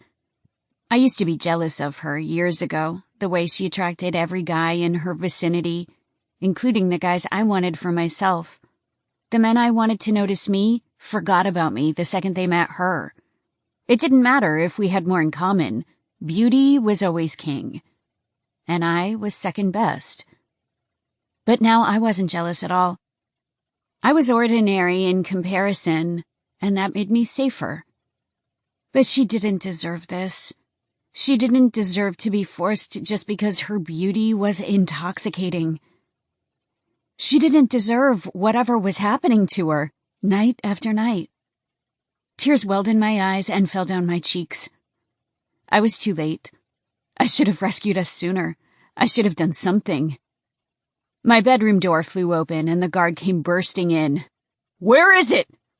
I jolted upright, jarred by the way he charged into my bedroom like an angry bull. "Get your ass up!" He grabbed me by the arm and yanked me off, sending me to the floor. Then he picked up my mattress and looked underneath it. When he didn't find anything, he started to look for holes in the mattress. "Where the fuck is it?" He knew. When he didn't find anything, he moved to my nightstand, yanking out drawers only to discover nothing. He pushed the nightstand aside and found nothing behind it. He even picked up my book and flipped through the pages as if crumbs would fall out. Then he threw it on the floor before turning to me. "I know. You're getting food, bitch. And once I figure out how, I'll kill everyone who helped you." He left my cabin a mess, then stormed out as harshly as he barged in. I sat up and looked at my destroyed room, the place that had become a substitute for home. Bethany couldn't help me anymore. I'd starve from now on and hope that Magnus came back in time. The days passed and I grew weaker. Even with the food Bethany had given me before, I still wasn't eating enough. So I declined quickly. I struggled to carry the boxes, struggled to even be cognitively aware of anything. My body shut down first, and then my mind. I stopped being hungry after day 3, because my body seemed to accept my demise. I stopped craving food, stopped thinking about food altogether because it only made my situation more unbearable. If I did feel an appetite, I thought about dog shit. Otherwise, I would fantasize about the lunches Bethany ate in front of me. When I glanced across the clearing to look at my sister, she never met my gaze. Her eyes were always down, like she wanted to be invisible. It seemed like she was purposely not looking at me. Because she couldn't. Because she wouldn't be able to hide her pain. The night before the red snow, I lay in bed and looked at the ceiling, hoping that Magnus would walk in and bring me dinner, return my life back to the way it used to be. I actually missed those days, appreciated how good he had been to me. But he never came. No one came. The next day was my 5th day without food. And I was so weak. Every time I had a box to move, I had to take a lot of deep breaths before I lifted it, and when I made my way down the table, I could only take one step at a time because my legs shook from the exertion. I groaned as I forced myself to take another step, and then another. But then I tripped and spilled the contents everywhere. No. Girls immediately got up from their seats and quickly helped me, like that would draw less attention to my blunder. "Get up!" The guard stepped forward, yelled at the top of his lungs, and made the girls sprint away like mice returning to their holes. I was still on the ground, trying to scoop the Coke back into the box, even though most of it had been lost. It was mixed with snow, the powder turning into sludge. His footsteps crunched against the snow as he came closer, taking his time like he relished every single moment. He kneeled so he could be level with me. "You know how much this costs?" I already knew my fate before it happened. I knew I was the name at the top of the list. I'd waited too long for Magnus to come back. And I should have caved. He grabbed the box and pulled it away from me. "This is $10 million that you just spilled all over the fucking ground." I was still, my eyes on the ground, the snow that made my knees frigid through my pants. "Look at me!" There was no hope for me at this point. I should have just gotten on my knees and sucked him off. Now I couldn't save my sister. I couldn't save myself. I let my self-respect jeopardize my survival. I waited for a man to come to my rescue when I'd already learned not to expect shit from a man. He lowered his voice so only I could hear. "Was it worth it?" I kept my gaze down. "Was a blowjob worth your life?" He rose to his feet, holding the remaining Coke inside the cardboard box. Then he turned it over and poured it all over me, just the way I'd dumped food onto the floor in my cabin. He raised his voice again. "The entire batch is ruined, and you'll pay for that." It was impossible to get through the rest of the day. I was literally waiting for death. My fate was sealed when lunch was delivered. The guard didn't stand over us because it didn't matter. At the end of the day, that noose would go around my neck. They would kick out the crate from underneath my feet, and then I would be stabbed in the stomach, my guts spilling onto the ground as I dangled and gasped for air. That was how I was going to die, like that. I was a good person who always took care of everyone else. I did everything right. Always lived a life of honesty and integrity. Always did the right thing even when no one was looking. But that virtue didn't change my fate. Didn't protect me from this cruel end. I didn't even save my sister. Didn't sacrifice my life for someone else. So my death really was a complete waste. Just as my life had been. Bethany kept lifting her gaze to look at me, the pain in her eyes showing her thoughts, showing the turmoil she felt at my expense. She knew exactly what I knew. She knew my fate before they even announced it. She would probably be the last person I ever spoke to. Thanks for helping me. Her eyes fell in a deeper look of sadness. Tell Melanie. There was a catch in my throat, and it was hard to continue, not when my eyes were getting wet with tears, not because of my impending death, but because of how the event would torment her forever. Tell her not to give up. And I love her. She nodded. I'll make sure she knows. It was such a violent way to die. I rehearsed it in my head over and over, how it would hurt, the rope against my throat and the knife in my belly. The only comfort I had was knowing how quickly it would end. The sound stopped within 30 seconds. I just had to get through those 30 seconds. And then it would be over. My body would hang there until they cut me down and added me to the pile of other corpses, and no one would discover my bones for a long time. There would never be a grave. I would never have children to honor my memory until they were gone. My death would be like my life, like it never really mattered. But if those were the last moments of my life, I would go with my head high, wouldn't give them the satisfaction of my tears, of my pleas. I wouldn't make a sound while that knife plunged into my intestines. They could take my body, but never my mind. Darkness descended, and then the torches were lit. The executioner stepped into the clearing, the metal plate over the bottom half of his face. Every single week, he took his time in selecting the victim, but I knew it was all just for show.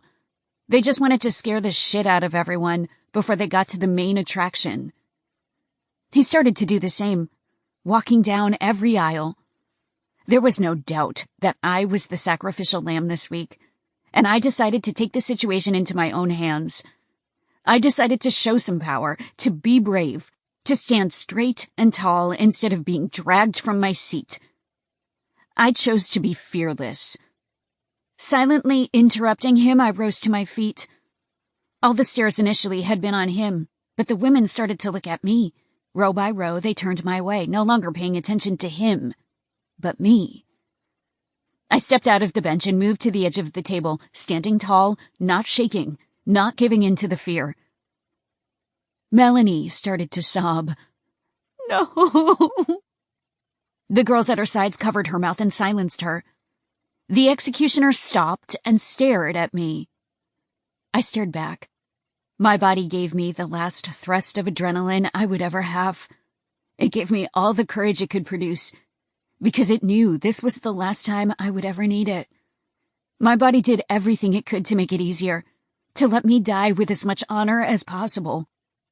He remained still as he looked at me, his eyes filled with ferocity, as if my actions really pissed him off. Good. I'm the one you want, so cut the shit. All the girls turned to look at him, to witness his reaction. His eyes narrowed at my audacity. I started to move to the noose on the other end. Bethany's hand reached out for mine and gave it a squeeze. Tears burned in her eyes before they fell down her cheeks. I'll see you on the other side. I squeezed her back before I moved forward, wearing a mask of stoicism, staring at my killer like he should be afraid of me instead of the other way around. He watched me walk toward the noose, like he'd never seen anything like this as long as he'd been here. The guards didn't say anything either. Then he moved toward me, his cloak billowing behind him, his monstrous eyes promising an even more painful death than usual. I took it one step further and stood on the crate that they would kick from underneath me. My hands moved to my back, and I stared at the executioner as he walked toward me. I know where I'm going, and we all know where you're going when it's your time. Which means our paths won't cross again. I pulled the saliva from my throat, then spat down at him, hitting him right on the metal plate. The spit dripped down until it fell to the earth. He grabbed a piece of rope and moved behind me, securing my wrists in place, tying the rope unnecessarily tight, just to hurt me. I didn't make a sound. My heart rate was slow, for the first time since I got here. Then he came back around and put the noose over my neck.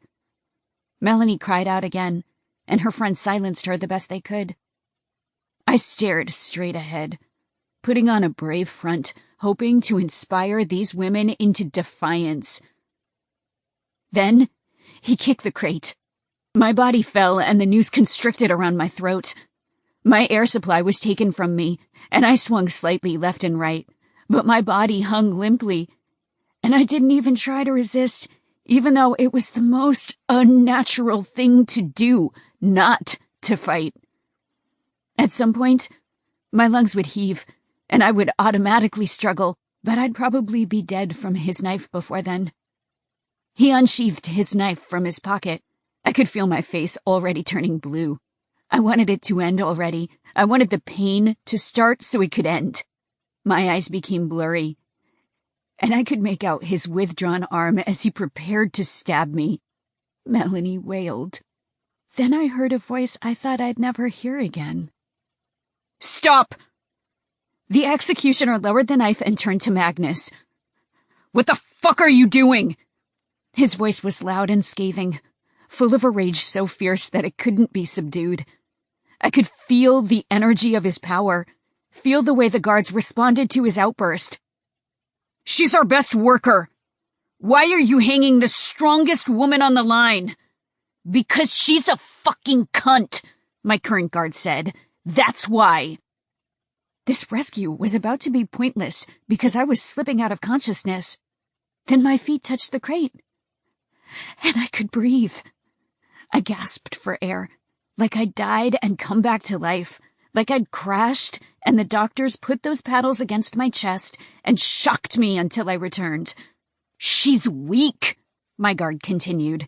"She dropped a whole box of cocaine. She's the slowest one on the line because you starved her." Magnus pulled out a knife and then cut at the rope. I fell forward, landing on the snow and earth. I coughed hard as I collapsed on the ground. A knife cut the ropes from around my wrists.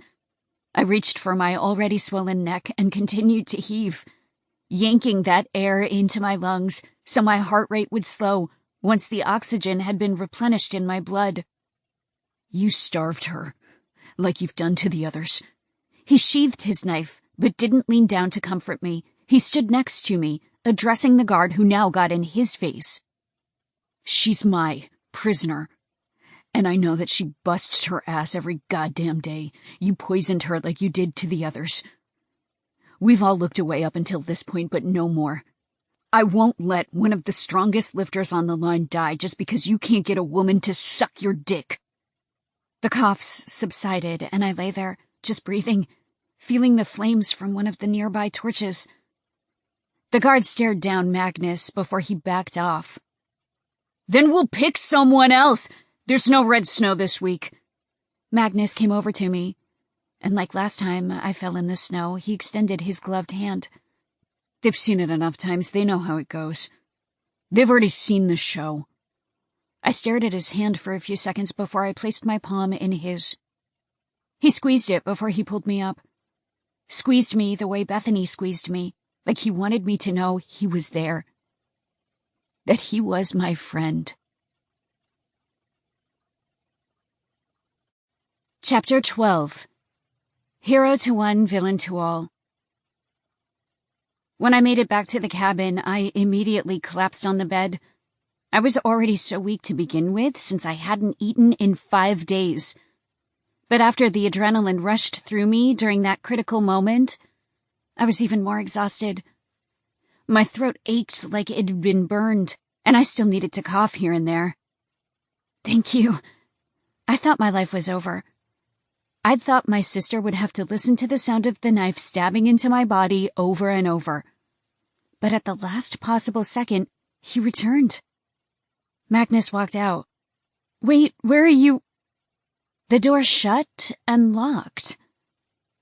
I stared at it, so disappointed that I didn't know what to do with myself.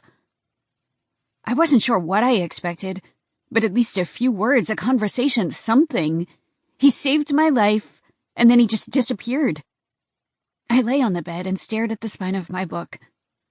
It was as if it were talking to me, and not from the words on the page.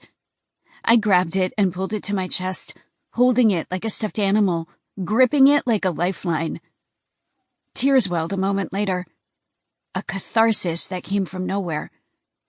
Every time I complained that my food wasn't right at a restaurant, every time I groaned when I had to walk to work in the rain, every time I was annoyed when my date showed up late, all of it felt so fucking stupid.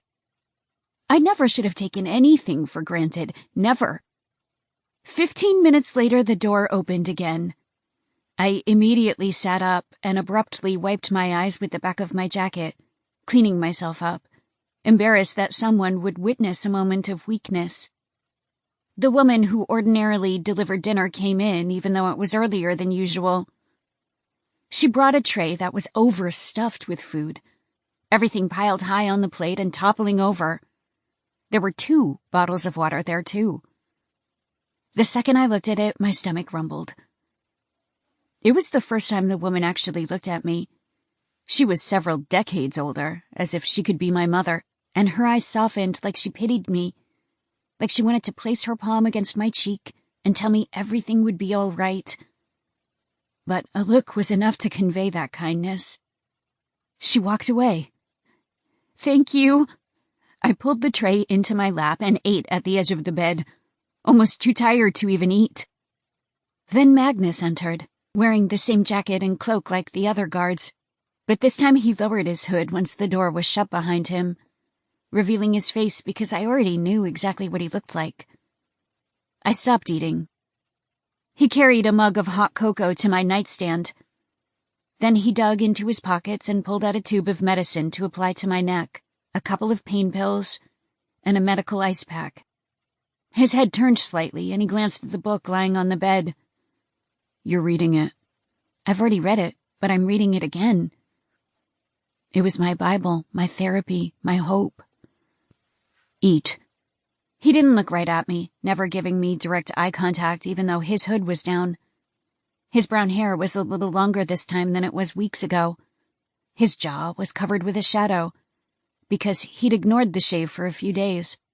There were thick veins up his neck, like his skin was so tight that the rivers popped out. He moved to the chair against the wall near the door and took a seat. His presence gave me more comfort than the food in my lap. But I was starving and weak, so I grabbed the fork and continued to eat. He leaned back into the wall, his knees apart, his eyes looking at nothing in particular. He had masculine angles to his face, noticeable cheekbones, and his brown eyes conveyed a constant sense of indifference. He'd shouted in that clearing just minutes ago, but now he didn't seem angry. I continued to eat, my eyes down most of the time, though I couldn't help but to sneak a glance at him from time to time. He was still, as if he were encumbered by his thoughts.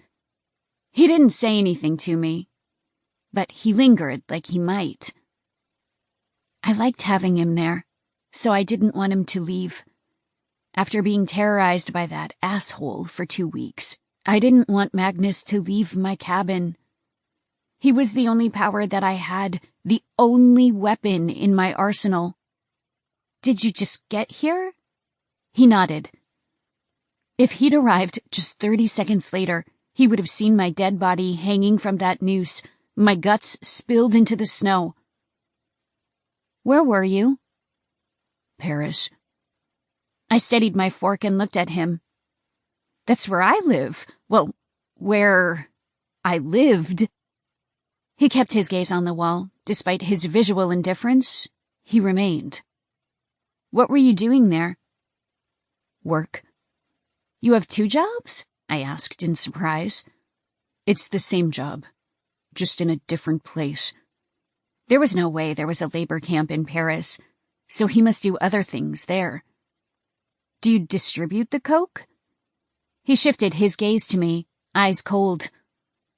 "Do you really care?" I stilled at the look, then turned back to my food. I guess I don't. I just haven't really talked to anyone for the last few weeks. It's been really hard, with you gone."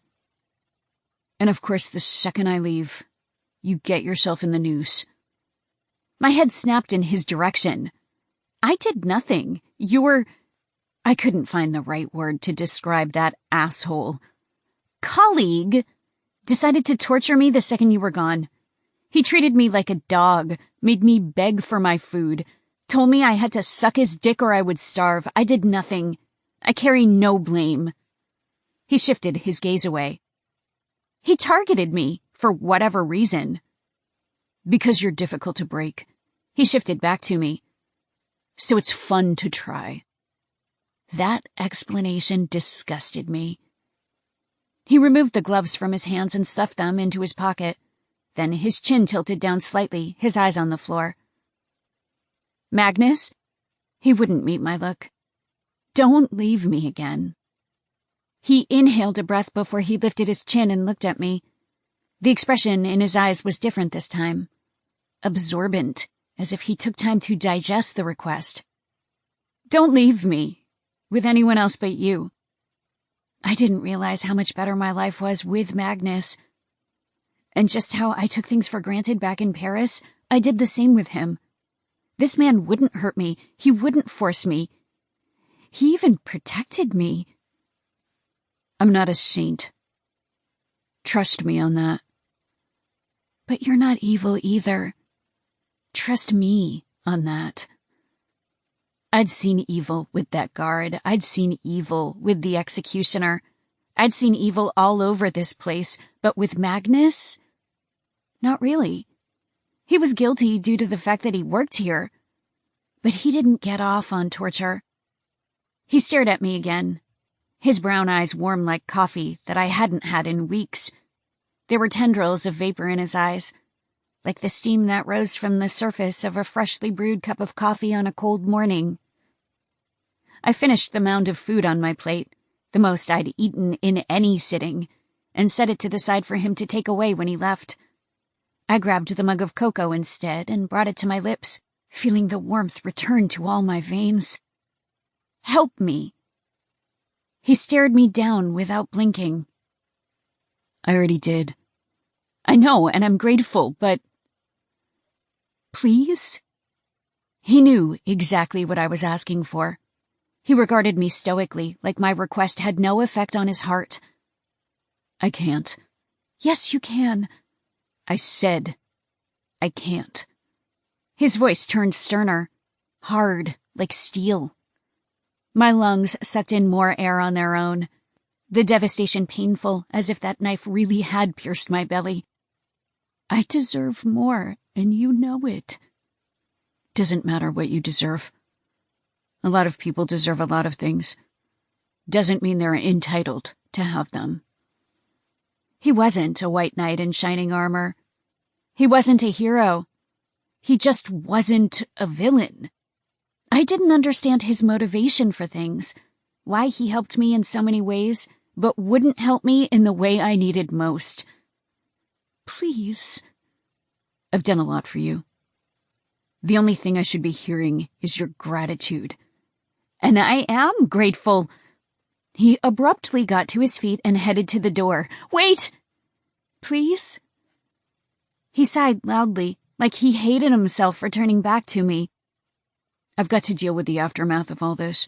Will you sit here and sleep soundly tonight? I've got to justify my actions and somehow make it convincing. Because a lot of women have been hung before you. Women I've guarded, and I didn't do a damn thing. His brown eyes burned into mine, like the brown trees of a forest on fire. My palms squeezed the mug between my hands, the cocoa still warm but the marshmallows dissolved. Why? Why did you help me? He stared me down, and it was obvious I wouldn't get an answer. I'm going to get out of here whether you help me or not. But if you help me, I'm far more likely you won't make it. He dropped his hand from the knob and faced me. The trip by wagon to get here is 7 hours, and that's if you know the way. You need to get it through your fucking head that there is no escape from this place. I heard a bell. I got to my feet and faced him, the mug still in my hands. A church bell. I heard it on the wind. I know I did. He was still, his look cold. Tell me where it came from. The wind likes to play tricks, especially in a place like this. Don't put all your faith in a sound you may or may not have heard. I heard it. He clenched his jaw tightly, like he was annoyed with this conversation. If you tell me the way, draw me a sketch. They will hunt you down so goddamn fast, especially down the road they've trekked for years. Even on horseback, at a full sprint you won't make it. You can leave in the middle of the night and it still won't make a difference. Do you understand what I'm saying? There's nothing I can do for you. You can tell me another way. Somewhere through the wilderness where it'll be hard to find me? You need to stop. He raised his hand and regarded me coldly. Then he dropped his hand and pulled on his black gloves like he was about to depart. There is no escape from this place. None. He pulled up the hood to his cloak and grabbed the doorknob. If you won't help me, please help my sister. He didn't open the door, but he didn't turn back to me either. This man came to the camp. I think he's the boss, because he doesn't wear your uniform and he doesn't hide his face. He slowly turned back to me, but he didn't pull down the hood again. They moved my sister out of her cabin. I think he took her. I think he's... I couldn't finish the sentence. If you won't help me escape, then help me get her out of there. Help me get her away from him. He was quiet for a long time, as if he was thinking about my request, or thinking about something else entirely. Then he released a quiet breath. I'm sorry about your sister, but there's nothing I can do about that either. My eyes started to water in devastation. I know you're high up in the hierarchy because of the way the guards respond to you. You just confirmed that someone else is the boss. I'm not the boss. What do you expect me to do? I don't know. I didn't know how he could intervene. Get that man to be less interested in my sister and leave her alone. You could help us both escape. I know you said you wouldn't. But that's my only chance. I'm gonna try, whether you help me or not. So if you aren't gonna tell me, then tell me where her cabin is. He must have gotten fed up with the conversation because he opened the door to leave. I'll say this once more. If you try to run, you won't make it. When that happens, they'll hang you. And when that happens, you'll be on your own. Chapter 13. Silence of the Bells. Magnus collected me the next morning and escorted me to my post, but he didn't say a word to me. It was like he was angry at me. I should be grateful I had someone to look after me, but I couldn't stop myself from wanting more, from begging him to get me out of this outdoor cage. Once I was at the table with the boxes, he walked off and entered the cabin the boss had entered days ago. My old guard was there on the other side of the clearing, his gaze clearly on me, even though the hood of his cloak covered his face. I ignored him and turned to the table. I didn't feel helpless anymore. Not when I had Magnus to look out for me. He'd stopped both the executioner and the guard, so I had someone powerful on my side. Bethany spoke the instant I was beside her. Girl, you okay? Yeah, I'm good. I can't believe Magnus saved you like that. I know. Are you sleeping with him? She'd already asked the question, but she asked it again because she clearly didn't believe me. No. Then why is he helping you? She demanded. What incentive does he have? I've asked him the same question many times. He never answers. The guard yelled across the clearing. What's taking so long? I quickly turned and carried the first box to the table, feeling much better than I had yesterday, after all the food I'd scarfed down. I set it down, then returned to the table to prepare the next one. Bethany met me at the same time. "I need your help with something." "What?" she whispered. "I need to figure out where my sister's cabin is. Do you know?" "No idea. I could ask Cindy, but she's not going to know either." I glanced over my shoulder to look where my sister sat. Cindy was nowhere nearby, seated much farther down the line. I would ask Beth to ask Cindy, to ask Melanie during the workday, but that didn't seem possible either. "Are you lying to me?" I stilled at the question and turned slightly toward her. "What?" "Are you lying to me?" she repeated. "Because a guard wouldn't stop a red snow like that unless there was something going on. There's nothing to be embarrassed about. If I could have a guard watch my back, I'd do it too." I opened the next box and got it ready. "I'm really not lying." "Then he must want to sleep with you. He hasn't asked. He hasn't tried." "What will you do if he does?" she whispered. I don't know." I didn't want to give in to any man's demand. But Magnus was powerful, and if he wanted something from me, I wasn't sure how I could turn him down. But he didn't seem like someone who would only do nice things in exchange for sex, because he'd had weeks to make the demand and he hadn't. "What does he look like?" "He's got brown hair and brown eyes. Looks like he could be part French and part Italian." "Is he attractive?" I'd never really considered it because attractiveness was out of context here. How could there be any form of desire when every single day was horrific? "He's not bad to look at." An uneventful week passed. Magnus escorted the woman to bring me dinner at night, and while he usually brought me hot cocoa and some other surprise, he never stuck around to talk. For a man willing to risk his neck to help me, it didn't seem as though he liked me very much. Or maybe he knew if he stuck around, I would just pester him to help me. Magnus came to collect me one morning, and instead of escorting me to the clearing, he took me away from the camp. I already knew where we were going. "Is there a drop today?" He walked ahead of me, moving effortlessly through the short mounds of snow. "Sounds like you already know the answer." He escorted me to where the girls were waiting with the men and the wagons. Once he had me in sight of the guards, he turned away. "Don't do anything stupid."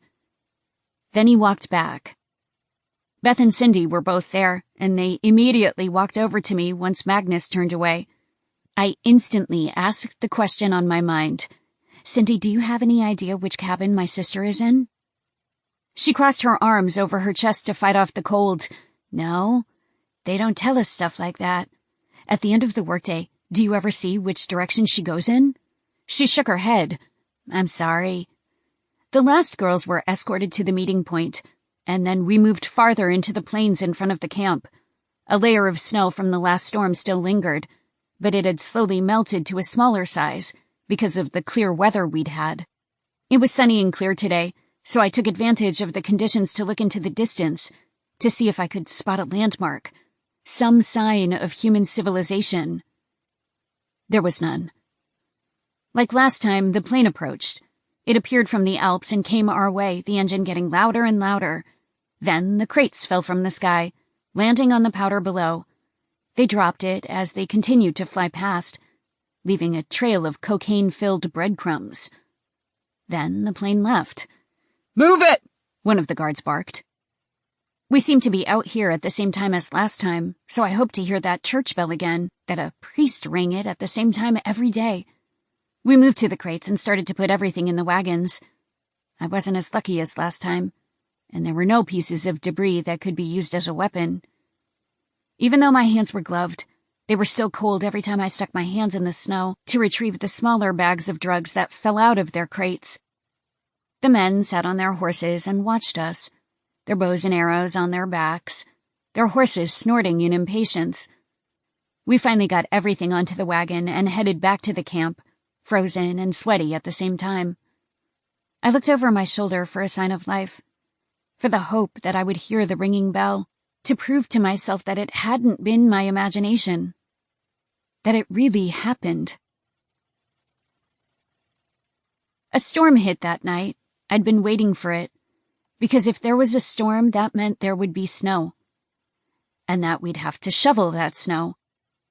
Magnus opened the door that night, let the woman put the food on the chair before she walked out. He had a mug of cocoa and set it on top of the tray. Then he turned to walk out, like always. "Wait!" He stilled, standing near the door. "Could you stay a while?" "No." He opened the door. "I'm not going to ask you to help me to escape. I just want someone to talk to." My assumption must have been correct, because he pushed his hood down and revealed his face before he grabbed the tray and chair and came closer to me. He set the tray on the bed, then took a seat across from me, keeping 6 feet between us, like he never wanted to get too close to me at any given time. His elbows moved to his knees, and he leaned forward, chin down, and his eyes on the floorboards. His jaw was free of hair, and his eyes were a little less hostile than usual. He pulled the gloves from his hands and stuffed them into his pockets. I grabbed the tray and put it in my lap. After grabbing my fork, I started to eat. He wasn't averse to conversation, but he didn't put any energy into speaking. "Where does the plane come from?" He massaged his knuckles like they stung from the cold. "Colombia." I didn't know anything about the drug industry, but I assumed that was where the plants were grown. They must be processed and then dropped here so they could distribute the drugs throughout Europe. Without confirmation, I assumed I was working among the most notorious drug lords in Europe. "Do you live in Paris?" "Mostly." I ate my dinner, my eyes down most of the time. "You said you lived there." I nodded. "You sound American." "I am." I noticed he had a clipped French accent, but his English was flawless. Most of the French spoke English, but they sounded much sexier doing it with their accents. I moved here for a study abroad program, but I liked it so much that I decided to stay. If I hadn't chased my dreams, I'd be living a quiet life in America, as a free person. Now I would be forced to work until my body gave out. And I was hung. It would happen to us all. It was just a matter of time. I had a little apartment next to this coffee shop that I love. The university is just a few blocks away. I made a lot of friends at school, most of them native French people, but some of them visitors, like I was. I haven't traveled a lot, but Paris is really special. It's so romantic, so thrilling. Sometimes I can still taste the wine and cheese. And the bread. I'm surprised you speak so highly of it after what happened to you. He raised his chin and looked at me, his hands together as they hung off his knees. I pushed my food around before I took a bite. It's not the city's fault. It's the people who took us. Us? He asked. They took you both at the same time? I nodded. He rubbed his hands together again, sliding his dry palms across each other. That's unusual. They usually only take one girl at a time. Who's they? The hunters. So that man outside my apartment had had his eyes on Melanie, must have noticed her somehow. It wasn't his first time. He knew how to spot a submissive type, someone who would just do what they were told without causing a fuss. I noticed one of the hunters staking out my apartment one night. He watched Melanie leave and walk down the sidewalk. But when he walked the other way, I thought I was being paranoid. A few nights later, we were in a wine bar. I was talking to my friend, and she was with some guys on the other side of the room. She's gorgeous, so she always attracts admirers. When I saw her leave with them, I recognized the hunter from outside my apartment. His hands went still, and he watched me, holding his breath even though he knew how this story ended. I went after her. Told her about the guy lurking outside her apartment, but she never listens to me, so she ignored what I said. I lost my temper and said things I didn't mean. What kind of things? That I was tired of taking care of her, cleaning up her messes. Our mother passed away when I was 18, so I took care of her until she was an adult. But she makes terrible choices, over and over, and I was always the one who had to deal with it. When she was old enough, I moved to Paris just to have my own space. My eyes fell in shame for saying those things, for thinking those things. What kind of sister was I? That only hurt her feelings more, so she got into the car. I didn't know what else to do to keep her safe. There wasn't time to call the police, especially when I didn't even have any proof of my suspicions, and they probably wouldn't send anyone. So I got in with her. He held my gaze, his hand still, as if my story hit him deep down. It was a stupid decision that led me to this insufferable existence. She must feel like shit. She tried to apologize to me, but I never forgave her. If I could change my decision, I wouldn't. I would have done everything all over again because I couldn't live not knowing what happened to her. She's all I have left. And I'd rather die with her than live without her. His hand started to move again, and he dropped his gaze, as if he were replaying that story inside his head over and over. It makes a lot more sense now. What? You're not the type of woman they go for. They want someone obedient. You aren't like that. I stared down at my food and pushed it around even though I was hungry. Is that why you like me? He didn't say anything. When the silence continued, I lifted my head and looked at him. He kept his head down, his eyes on his hand. You do exactly what I would do, if I were in the same position. I stared at him and felt my affection grow, felt a connection that hadn't quite been there before. It was the first time someone had showed me some kind of respect, complimented my disobedient qualities rather than trying to suppress them. And if there really is no chance to get away, would you still try? He lifted his chin and looked at me, those brown eyes shifting back and forth as he looked into mine. There seemed to be a lump in his throat because he swallowed, his hands still gliding past each other, the veins on the tops of his hands slipping under his sleeves. Yeah, I would. Because I'd rather die out there than live here. Chapter 14. Thief. I already knew where Magnus would take me that morning. There was snow everywhere. The storm had swept through the camp, returning it to disarray, the branches heavy with snow piled on top, all the roofs coated, the stairs and railway covered in white powder. It might look like a winter wonderland, if you didn't know what happened here. I struggled behind him because I wasn't tall enough to navigate as quickly. When I fell behind, he turned around. Step over the snow, don't push through it. I took his advice and it became a lot easier. You don't do that. He ignored what I said and escorted me to the same place as last time, where the shovels were leaned against the house, waiting to be claimed. It would finally give me an opportunity to talk to Melanie. But I also dreaded that conversation. He nodded to the shovels and walked away. A sense of emptiness always fell into my stomach when he walked away. Like he was the jacket keeping me warm, and the second he was gone, I was exposed to the elements in just my skin. I grabbed a shovel and searched for my sister until I found her. She was shoveling snow the way I taught her, protecting her back and using her foot to generate the force instead of her arms. She scooped it up and carried it to the tree line. I waited for her to return, pretending to struggle with the snow. That way, she and I could be on the same timing. When she came back to me, she wasn't relieved to see me like last time. She'd been dreading this moment, like she'd been thinking about this conversation for a long time. I didn't have it in me to ask for details, to even address it. It was just too fucking hard. Maybe that made me a coward, but I didn't know how to be brave. Where's your cabin? I dug into the snow and scooped up the fresh powder. She stilled at the question, surprised I'd skipped over the conversation neither one of us wanted to have. Why? She dug her shovel into the snow, then carried it with her to the tree line, walking at my side. Because I'm gonna get us out of here. I tossed the snow onto the pile. She did the same. I'm the last cabin in the northeast part of the camp. That meant she was farther back, closer to the areas the guards used. Everyone is talking about how your guard helped you. I walked back to the pile of snow we were working on.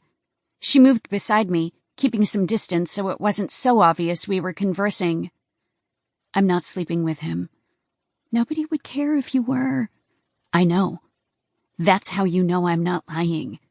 I dug my shovel into the snow. Do you think he'll help us escape? No, I already asked. We got more snow, then walked back to dump it. Are you okay? She asked. Your throat looks better. I'm fine. She didn't need to worry about me, not when she was the one in distress. I'm gonna sneak out and collect supplies. When I've got enough, I'll get you in the middle of the night and we'll run for it. She pushed her shovel into the snow but didn't lift it again. She just turned to look at me. What do you mean, sneak out? I found some tools to pick the lock. I've done it before. And you didn't get caught? Technically, yes. No. Her eyes were wide. Oh my God. Once I have everything, I'll let you know. How? We'll have to wait until the next storm when we're shoveling snow. Then we'll go that night. How are we going to survive out there? How will we know where we're going? I'll take care of all that, all right? She scooped the snow, then started to carry it. I joined her, and we moved to the tree line. Her voice came out as a whisper. Raven, I'm scared. I know, but we have to be brave. If we get caught, they'll hang us. And watching you go through it once. I couldn't promise her we would get away. I know. But we have to try. Because if we don't, we'll be hanged at some point anyway. What if we wait until spring, when the snow is gone? It'll just make it easier for them to find us. If we leave in a storm, it'll be a lot more difficult. She nodded. Yeah, that makes sense. I'll let you know when I'm ready. And on the first night of a storm, we'll go. I snuck out that night. It was dark like last time, the camp barely visible. One of the things I needed most was a flashlight, preferably two. If it was dark here with a couple lights, then it would be pitch dark out there. I needed weapons, survival gear, and most of all, a map. A horse would be essential too. But I couldn't steal that now. I left later in the evening this time, hoping that everyone in the camp was asleep. I found the same cabin where Magnus had been playing poker with the other guards. There was no light from the windows. Either no one was in there or they were asleep inside. It was a bigger cabin, but I found it unlikely that the guards all bunked in there. It was hard to believe that the guards all slept together anyway, because they probably wanted their privacy. I took the stairs to the porch, then stopped in front of the window. My eyes narrowed as I looked inside, making out the circular table that had been there last time. There was no movement inside. It was too dark to make anything out, so I wasn't sure if there were beds somewhere farther in. I wouldn't know until I went inside. I moved to the front door and pulled out the rod of my pen and the metal shaft. Gently, I inserted both into the door and tried to trip the lock. It took me a long time because I was still terrible at this, only had my own door for experience. My eyes glanced over my shoulder to make sure there was no one moving through the compound that might spot me. Then it clicked. Fuck yes.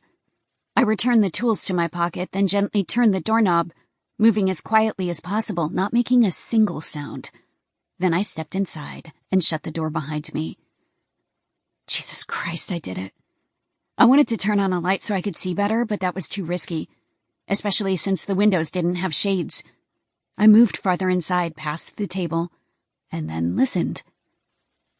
I didn't hear anything. There was a fridge next to the table, a counter with a microwave, as if this was a break room.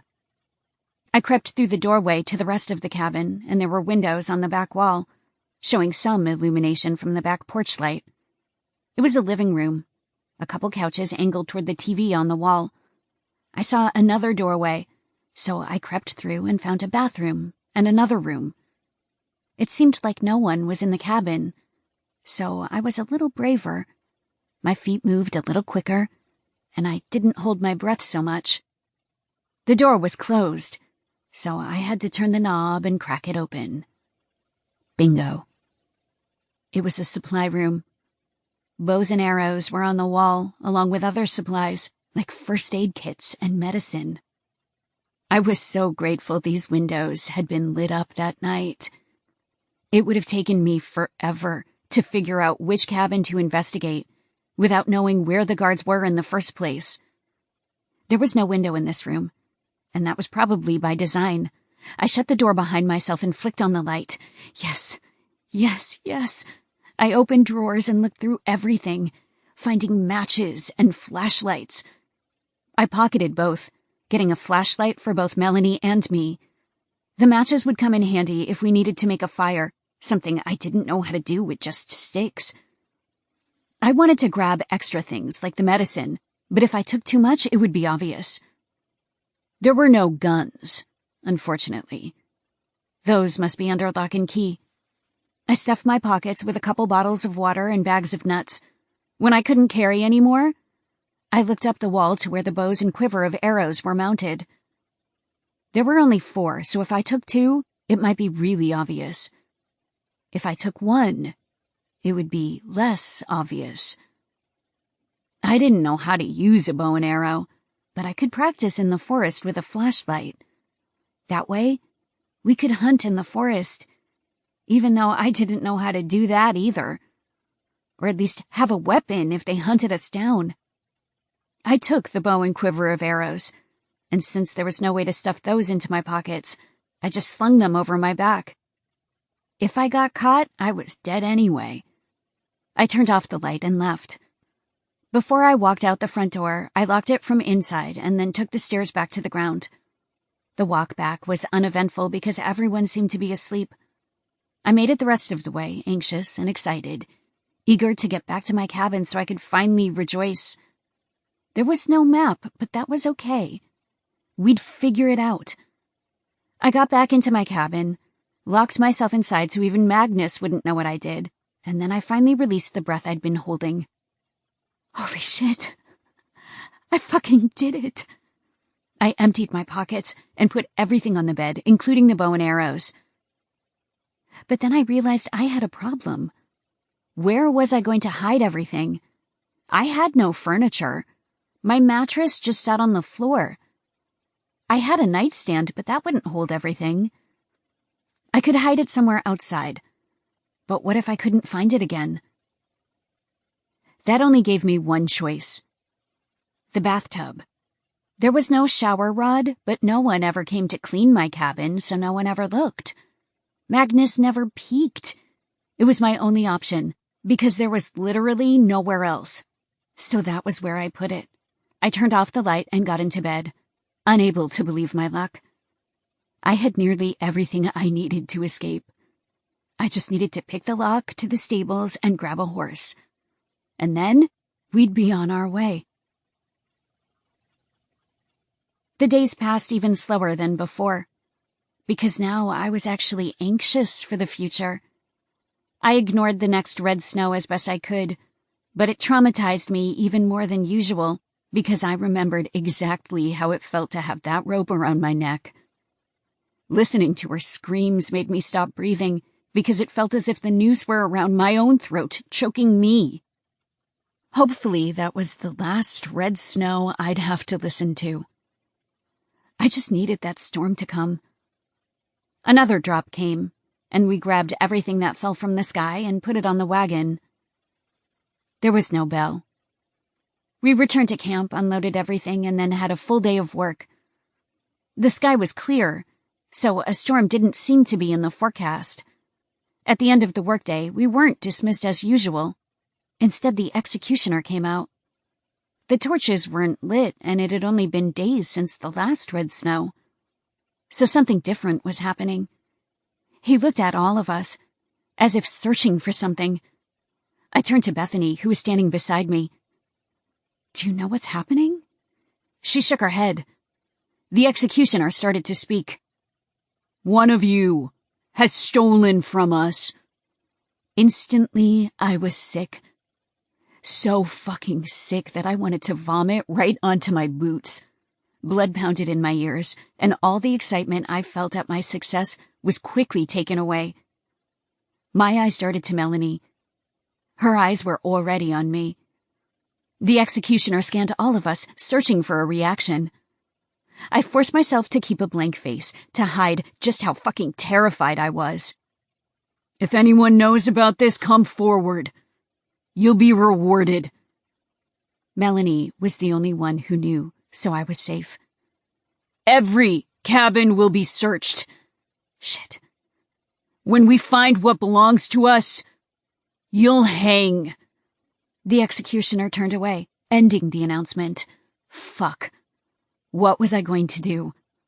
When I got back to the cabin, I would have to leave again, carry everything into the woods, but it was still light out, the sun setting, so someone would see me, guards would be everywhere. They must have noticed the bow and arrows were missing that morning before we collected the drop. They probably tried to find the missing set all afternoon, and when they couldn't, they realized someone had taken it, along with the other items. Why hadn't that storm come? I hadn't anticipated this because the drops were unpredictable. Sometimes they came often, and sometimes they didn't come at all. Fuck, I was so screwed. The women rose from the tables and headed back to their cabins, immediately whispering to one another about the revelation. Before I turned away, I looked at Melanie again. She looked at me. Like she knew. Magnus grabbed me by the arm and yanked me away. He was harsh, when he normally didn't touch me at all. Come on. He marched me back along the route we took in the morning, keeping me ahead of him so he could walk behind me. The blood was pounding so loudly in my ears that I couldn't hear my own boots against the snow. I felt neither cold nor warm, just alarmed, just full of anxiety for the mess I'd caused myself. I was so lost in my head that the journey to my cabin took only a few seconds. I didn't even realize we were there until Magnus moved in front of me and entered the cabin. I followed behind him. He shut the door behind me and rounded on me so fast. "What the fuck is wrong with you?" He yanked his hood down, showing his red face, the vein pulsing in the center of his forehead. "How stupid are you? You really thought they wouldn't notice? Do you even know how to use a bow and arrow?" I stepped back, breathing hard because I was scared of what would happen when they came to my cabin. "I told you that you can't escape, but you pulled this stunt. You told me you'd still run for it, so I can die on my own terms. Not because there's any chance that I could make it a mile before they hunted me down." His hands moved to both sides of his head, and he dug his fingers into his hair, gripping his skull like he was furious. "You said you were sick of cleaning up your sister's messes. Well, I'm fucking sick of cleaning up yours." He took a knee on my floor and pulled out tools from his pockets. What are you doing?" "Get the shit you stole." He pulled out a crowbar and stuck it between the boards, yanking it back so the wood would come free. "Come on. Quickly. We don't have time." I grabbed the bow and arrow from the tub and then gathered everything else. "What if you just put it in the woods?" "I can't walk out of here with all this shit. Dead fucking giveaway." He got on his stomach and started to tuck everything underneath the cabin, digging up the soil with his bare hands and placing everything underneath it until he smoothed it over with the dirt, hiding it from view. Then he returned the plank to the floor, putting a dab of glue between the boards so it wouldn't be obvious that one was loose. The fact that he had all these things on him meant he already knew I was the culprit before the executioner had announced anything. He knew it was me without asking, and he knew he had to come prepared, otherwise I would be caught. He saved my ass. Again. He got to his feet and dusted off his hands before he pulled his gloves back on. Footsteps sounded outside. He turned at the sound, then quickly pulled up his hood to hide his face. "Sit. Now." I did as I was told and sat at the edge of the bed. The front door flew open, and the executioner came in with 2 guards. Magnus did a remarkable job of looking innocent. "I checked the lock on her door, and it hasn't been tampered with. I checked her room, but haven't moved the mattress." They didn't seem suspicious of Magnus at all. One guard moved to look in the tub, while the other opened the drawers in my nightstand and searched there. The executioner came to me. "Move." I got off the bed right away. Magnus silently excused himself. The men looked through everything in my room, upending the mattress, even moving the nightstand to make sure there was nothing behind it. They looked underneath the tub, then undid the piping of my sink, as if I'd shoved some things there. They came up empty-handed. The guards left without putting my stuff back where it was. The executioner didn't walk out. Instead, he came up to me, looking down at me with those furious eyes. He stared for a long time, a minute straight, his look so intense that it terrified me. I couldn't be as brave as I was last time. At that moment, I had accepted my death, but right now, I had no idea what would happen. Finally, he spoke. He can't protect you forever. Next time he's gone, so are you. Chapter 15. The Storm. Life went on. There were no other announcements about the stolen items. The girls knew the stuff hadn't been recovered because no one had been killed. It seemed as if the executioner suspected me, but without proof, there was nothing he could do. But I definitely had to make a run for it before Magnus left again, because once he was gone, I was done for. Every day was sunny and cold, and there was barely a breeze on the wind. We worked day after day, time blending together. God, I needed that storm. Melanie was surprised I hadn't been caught based on her shocked expression, but once the immediate threat passed, she didn't look so terrified. She actually looked a little hopeful, like we had a chance. My dinner was delivered that night. It was placed on my bed, a pile of food on the plate. Like the girls in the kitchen always made sure to give me extra after I'd been starved last week. There was a mug of hot cocoa, too. Magnus was my guardian angel. We hadn't talked about what happened, because he'd left my cabin the instant food was delivered every night. It seemed like he wanted nothing to do with me. But tonight, he stayed. He shut the door behind himself, dropped his hood, and then pulled up his chair so he could face me, the way that asshole guard used to. His black gloves were removed, and he started to curl his fingers into his palm, as if working out the aches caused by the cold. A storm is coming tonight. It'll be here around 3 a.m. He lifted his gaze and looked at me, staring at me with those brown eyes that were uniformly dark but somehow beautiful. He regarded me with suppressed concern, with a hint of annoyance. If you leave before it hits, you'll get a lead on them. I ignored my food despite the fact that I was starving. The only thing that mattered was the words he spoke. When the winds hit, it'll cover your tracks. My hands started to shake because the moment had arrived. This was really happening. But you won't make it, Raven. It was the first time he'd said my name. I liked the way it sounded. He shook his head slightly. If you're lucky enough to evade capture, you'll get lost and die anyway. Not unless you tell me the way. He held my gaze, unblinking. You know I can't do that. Please? Even if I did, you aren't going to make it. Stop saying that. It's not true. Have you ever been out in the wilderness in your entire life? His voice started to rise, his anger getting to him. Let alone in winter. You think those 2 flashlights are going to be enough to navigate in the pitch blackness, in a storm? You're going to get yourself killed. We're just gonna ride straight through. Ride? He asked incredulously. Ride what? A horse. And how do you plan on getting a horse? The same way I got the other stuff. He shook his head. You can't pick the lock on the stables. They're bolted. That's not an option. My heart did a somersault. You'll have to go on foot. And you definitely won't make it. Do you think you could get me? Did you really just ask me that? He raised his voice again. After everything I've done for you, you have the audacity to ask me for anything? I bowed my head in shame. I'm tired of saving your ass. If I really thought you had a chance out there, I would tell you that, but you don't. You have no idea what you're up against. And here I am yet again trying to save you. I'd rather die out there than work for these monsters a day longer. My sister is gorgeous, and once the boss is done with her, it'll just be another guy. They'll force her until her beauty fades.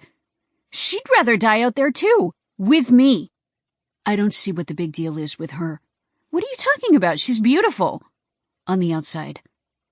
But she's weak on the inside. I lifted my head and looked at him again. His eyes were on me with the same intensity as before. And I've seen better. I was paralyzed by his words. All I could do was look at the brown eyes staring at me, look into the face of the man who held my life in his hands. My makeup had washed away shortly after I arrived here, and I hadn't even combed my hair since. There was no mirror, so I had no idea what I looked like. But even on my best day, I was nothing compared to Melanie. So there was no way he was referring to me specifically, right? Even with several hours of lead time, they'll send all their guys out, on horses with hounds. There are dogs here? They're inside, because it's too cold. So we were forced to work outside in the cold every day, but the dogs got to stay inside. Wow. The snow will be piled high, so you'll have a hard time getting through. There are frozen lakes out there hidden under the snow, and one wrong move will send you under the ice. The wolves are hungry because everything is hibernating, and they'll smell you a mile away. Then we'll find a hiding place and wait it out until the guards stop looking for us. He shook his head. They'll never stop looking for you. Nothing I say will make a difference, will it? He leaned forward slightly, looking into my gaze with a pissed-off expression, like he wanted to grab me by the neck and shake me. Nothing I say will make you see reason, will it? All I could do was shake my head. He dropped his gaze and released a heavy sigh, his fingers curling toward his palm as he made a fist. Do you really think I won't survive? Or you just don't want me to go? He was still, as if he hadn't heard the question, as if it didn't elicit a reaction. But then he lifted his gaze and looked into mine. I don't want you to die, Raven. That's what I want. He rose to his feet and carried the chair back to the wall. It was time to say goodbye, to the only friend I had here. Instead of rejoicing at my escape, I actually felt a twinge of sadness, like I was losing something special. Thank you. For everything. He pulled up his hood as he prepared to leave. He stared at the door as if he had something else on his mind that he wanted to share, but then he came back toward me, his boots echoing against the floorboards. He reached into his pocket and pulled out a long blade, at least 5 inches. It was sheathed in a covering so it wouldn't slice him in the thigh. He gripped it by the handle with the blade pointed to the floor. Don't hold it like this. He turned the knife and pointed it upward. Hold it like this. We're trying to push down on the arm to force it into the thigh. If you keep the blade up, you have a better chance. He dropped it on the bed. Good luck. He didn't look at me again before he walked out. He didn't bother to lock the door. Not this time. I used the knife to access everything beneath the cabin. Then I returned the floorboard and hoped they wouldn't notice it. Not for my sake, because I'd either be dead or free, but because of Magnus. I didn't want him to lose his head because of me. With the bow slung over my back, along with the quiver of arrows, which I had no idea how to use, and all the supplies I'd stolen, I left my cabin and became absorbed into the night. But the camp wasn't abandoned like it used to be. There were guards on post. Shit. They obviously expected whoever stole the supplies to sneak out of the camp. That was how they intended to capture the perpetrator, red-handed. Now I had to be even more careful than before. I crept through the snow and headed in the direction of my sister's cabin. I noticed the speed of the wind through the branches overhead, the sounds of the forest as everything swayed with the coming storm. An owl screeched and made me jump a foot off the ground. The forest knew something was coming. I stuck to the edge of the camp, using the different cabins for cover, always peeking around the corner to check if the coast was clear before I made my way to the next structure. Again and again I moved, holding my breath, slowing my frantic heart. When I spotted the cabin Melanie had described, I noticed the light through the crack beneath the door. It was the only light on in the camp, at least in this quadrant. That meant she was awake. Maybe she knew a storm was coming, and that was her way of telling me where she was. I peeked down the row of cabins and saw no one around, so I moved toward the cabin. Then the front door opened. Fuck. I quickly backed up, hoping the guy wouldn't see me. Fortunately, his gaze was on the doorknob where he inserted the key to lock it. That gave me enough time to duck back for cover. When he turned around and walked off, I recognized him. He wore the black bomber jacket on top of a pair of jeans, his face fully exposed to the elements. His boots crunched against the snow from his weight. He moved down the row of cabins until he turned the corner. I was sick. Now I knew, without a doubt, that was Melanie's cabin. This was bad timing. But also great timing. I had to put the revelation from my mind, because now wasn't the time to dwell. I didn't have the luxury of becoming emotional, of having any kind of reaction not based on survival. This was our last night here. It was almost over. I moved across the snow, and the instant I was exposed, I could feel the wind pick up. It was going to be a harsh storm. We had to get moving now. I got to the door and stuck my tools inside, twisting and turning the locks to get it free. Melanie's voice came from the other side. "Raven? Shh." I looked down the row of cabins to make sure I was still alone. The coast was clear, so I kept messing with the lock, the shaft slipping from time to time. Come on. Don't be a bastard right now. Click. Oh, thank God. I opened the door and pushed inside. Melanie stepped back, like she couldn't believe I was in her cabin. The bed was rumpled like two people had been rolling around in it.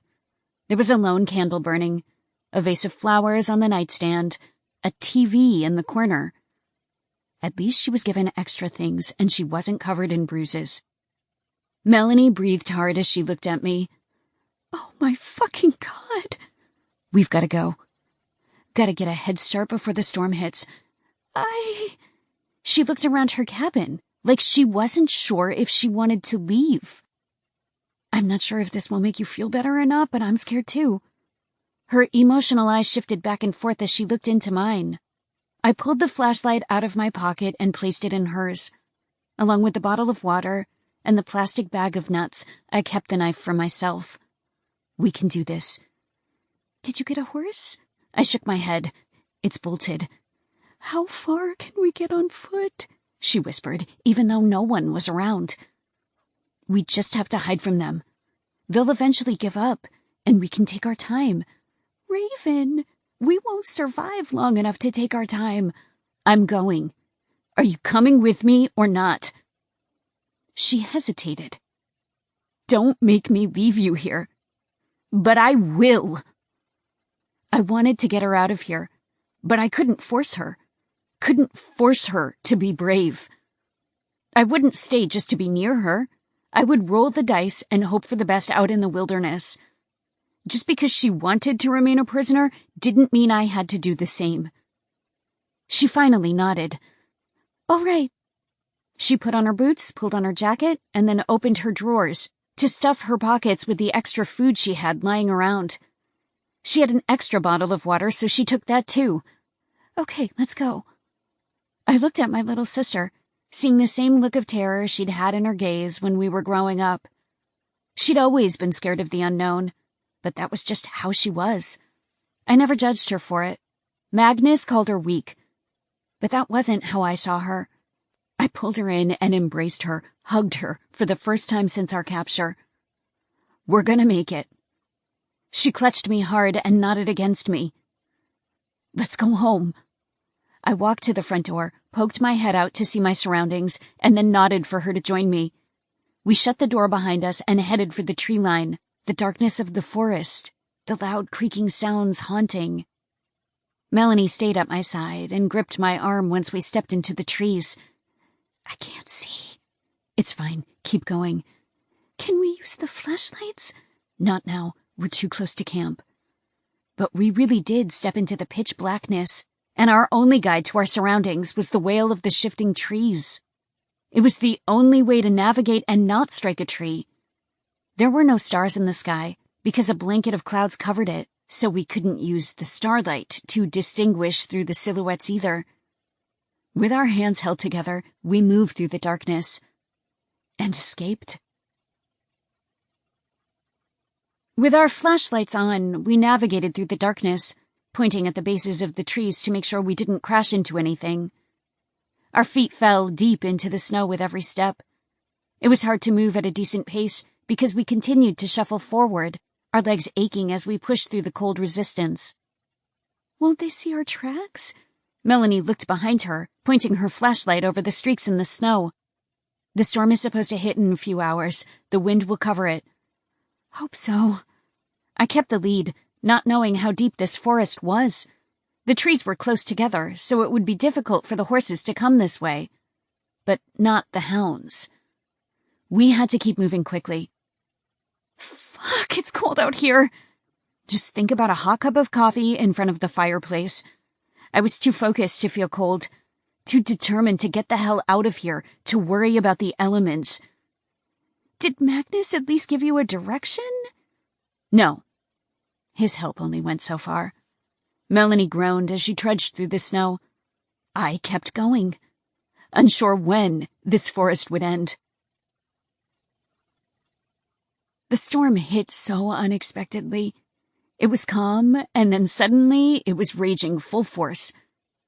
It was like being hit by a freight train. Melanie fell several times, and I grabbed her by the wrist and pulled her up. The wind was fierce, daggers in our eyes, and our eyes began to smart, only to be dried out a moment later. Snow billowed all around us, covering our jackets and pants, falling around us like mini tornadoes, not the cute snowfall that sometimes happened in Paris. This snow was spiteful. We shouldn't have left, Melanie shouted to me, her voice carrying on the wind.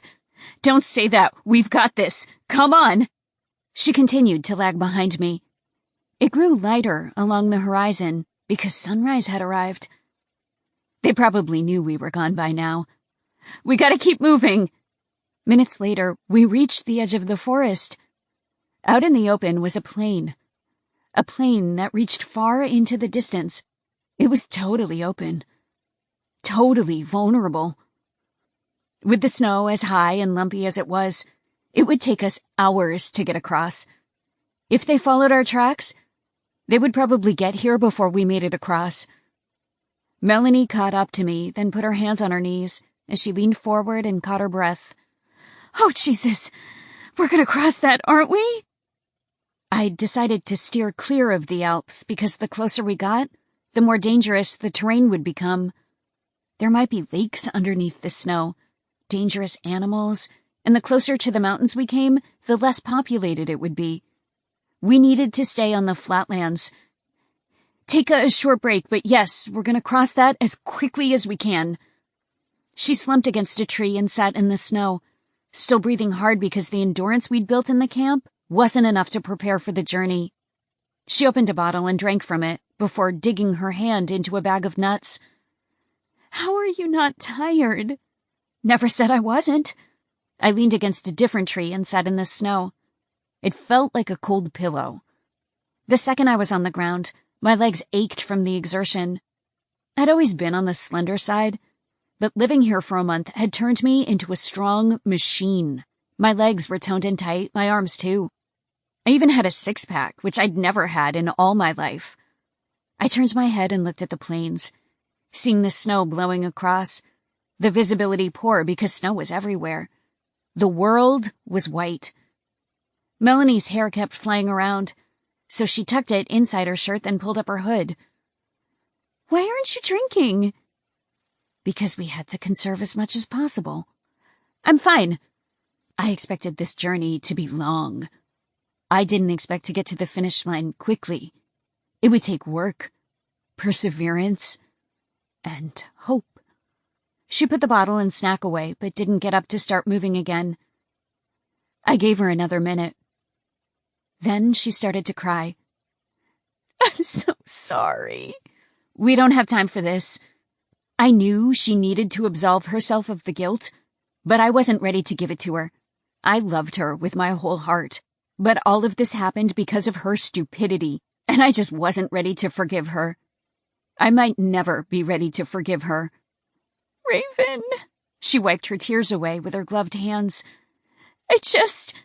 I got to my feet. We've got to keep moving. I extended my hand to hers to help her rise. She didn't take it. You're never gonna forgive me, are you? I stared down at her, my hand lingering. Melanie, we're probably gonna die out here. I need you to know how sorry I am. I do know you're sorry. With her arms crossed over her chest, she looked up at me, her eyes almost dried from the wind. I need you to forgive me. My hand shook as it remained extended to her, and not because of the cold. Then I pulled it away entirely and got moving, stepping into the open on the snow that was piling higher and higher by the minute. I'd been beaten. I'd been hanged. I'd been starved.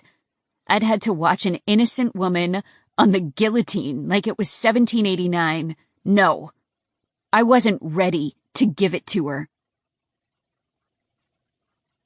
The trees had given us cover. Now we had none of that. I stayed in the lead, making a line in the snow that made it easier for Melanie to traverse. But we were walking against the wind, which made this so much harder. But it would also make it harder for them. Freedom pumped in my veins, and that kept me pressing on. I was fighting for so much, and I wasn't going to stop. That gave me the strength to go on, to move despite the pain in my legs, to strive for the life I'd never really said goodbye to. Melanie's voice came from behind me. We have to go back! I turned around and looked at her. The hood of my jacket smacked into the back of my head. I stared at her on the ground where she'd fallen onto her hands and knees, the snow a wall on either side of her. We're halfway there. We aren't gonna make it. We have to go a different way. I marched back to her and grabbed her by both arms until she was on her feet. There is no other way. We need to cross this plain. Now come on. You're better than this, Melanie. I'm so tired. I shook her. Then stop being tired. You can do this. I turned and kept walking. And then a rush of wind hit me so hard that I fell backward. Are you okay? Melanie came to me, her hand moving to my shoulder. The collision with the ground immediately made my back sore, but I got up again. The wind hit me again and I fell. Melanie was beside me on her knees. We have to go back. I didn't want to admit that Magnus was right, but he might be. Sheer will and determination weren't enough to fight the unconquerable. I didn't want this storm to defeat me. But it had. Ring. I instantly sat up, knowing I'd heard it. Knowing I heard that church bell ring. Ring. Did you hear that? I shouted. Melanie turned into the snow like she heard it too. Ring. I got back to my feet, my boots planted firmly in the snow, keeping me upright even when a gust of wind hit me harder than all the others before. All the muscles in my body tightened and fought against the ferocity of the wind and snow. Ring. Come on. Keep going. I took one step forward. When Melanie didn't argue, I knew she heard it too. This storm wouldn't defeat me, because I would be the eye of the storm. We crossed the plain and entered another forest of trees. Once we were under cover, the wind wasn't so harsh. The storm seemed to be abating, too. When I looked back the way we'd come, I couldn't see the other side. I wasn't sure if the wind had covered our tracks, but with the amount of snowfall it must have. And what would the dogs smell? The wind was taking our scent away, the snow piling on and hiding it. I had a good feeling about this. There was less snow in the forest, so it was easier to move. Melanie needed another break, so she took a seat. I need to sleep. No sleep. What? She asked incredulously. The guards have slept all night, so they're rested. If we stop, they'll catch up to us. I meant just an hour. No. She opened her water and took a drink. I couldn't sleep in these conditions anyway. I pulled out my water and took a drink before tucking it back into my pocket. Melanie had granola bars, so I ate a few of those. Where do you think that bell is coming from? Not sure, but I hope we're on the right track. I wonder if it's close. I didn't want to discourage her, so I didn't tell her the truth. During our trips in good conditions, I never heard the sound. Only in a storm could I hear the ringing of the bell, which told me it wasn't close, and the sound carried to us from its origin on the high winds. But it was still out there. We'll find it. I took a seat against the tree. If the wind covered our journey through the snow, they'll never find us. I hope so. I pulled things out of my pockets to get to my water, including the knife I hoped I didn't have to use. I set it on the snow beside us. Where did you get that? Her eyes admired the weapon that sank into the snow from its weight. Magnus. He just gave that to you? Yes. So he knew you were going to leave? I nodded. He hid all my supplies under the cabin so I wouldn't get caught. How does a nice guy like that work in a place like this? I shrugged. He never told me much about himself. Do you think he'll snitch? I shook my head. No. That guy must be in love with you or something. He didn't strike me as a romantic guy. He never said anything complimentary, and he never touched me, except when he pulled me to my feet. And he had classically good-looking features like a strong jaw, pretty eyes, a very handsome face. Why would he be interested in a prisoner in a labor camp when he had a life outside that place? I don't think so. Then what other explanation is there? I leaned my head back and looked up at the canopy of swaying trees. I think he respected me. That was my best guess. He never initiated a physical relationship or expected anything from me. Besides, I looked like hell every single day. Not exactly my finest look, in the baggy clothes with unkempt hair. I don't think a man risks his neck like that for respect. This one does. We continued moving through the night. I wanted to stay focused, but my mind started to grow fuzzy. It'd been 2 days since I'd last slept. Melanie moved even slower. We were back to feeling around in the dark once again. The storm had passed, so now the world was quiet. That was both a good thing and a bad thing. There didn't seem to be anyone on our trail, so we used our flashlights to keep going. What's the first thing you're gonna do when we're free? Melanie asked from behind me. I'm gonna take a shower, do my hair, and have a pumpkin spice latte. Get a burger. I'm going to the police. Well, besides that. And I'm gonna kill that fucking executioner. I'm not sure how you're gonna pull that off, but he'll probably be behind bars forever. That wasn't good enough for me. Not anymore. Now that the wind was gone, it was much easier for us to speak to each other. The snow was stationary, so that made it easier to navigate too. The stars came through as the clouds passed, and the moonlight provided us some illumination. We kept going, Melanie walking in my tracks so she could keep up. The need for revenge was so paramount in my blood that it screamed in my ears. I wanted to burn that place to the ground, all the guards with the blaze. Well, except one. Magnus was guilty because he'd been working there for years. But I couldn't imagine reporting him. Not when he'd saved my life so many times. But I had to report that camp, and liberate all the women who didn't belong there. Raven? I stilled at the fear in her voice. What? She didn't answer. I turned around to look at her. She was looking back the way we came. I saw it. The lights. There were glimmers of light from flashlights.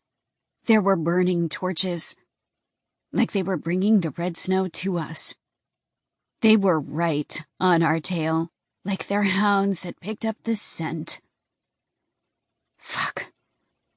Move. I started to run, to push through the snow harder than before.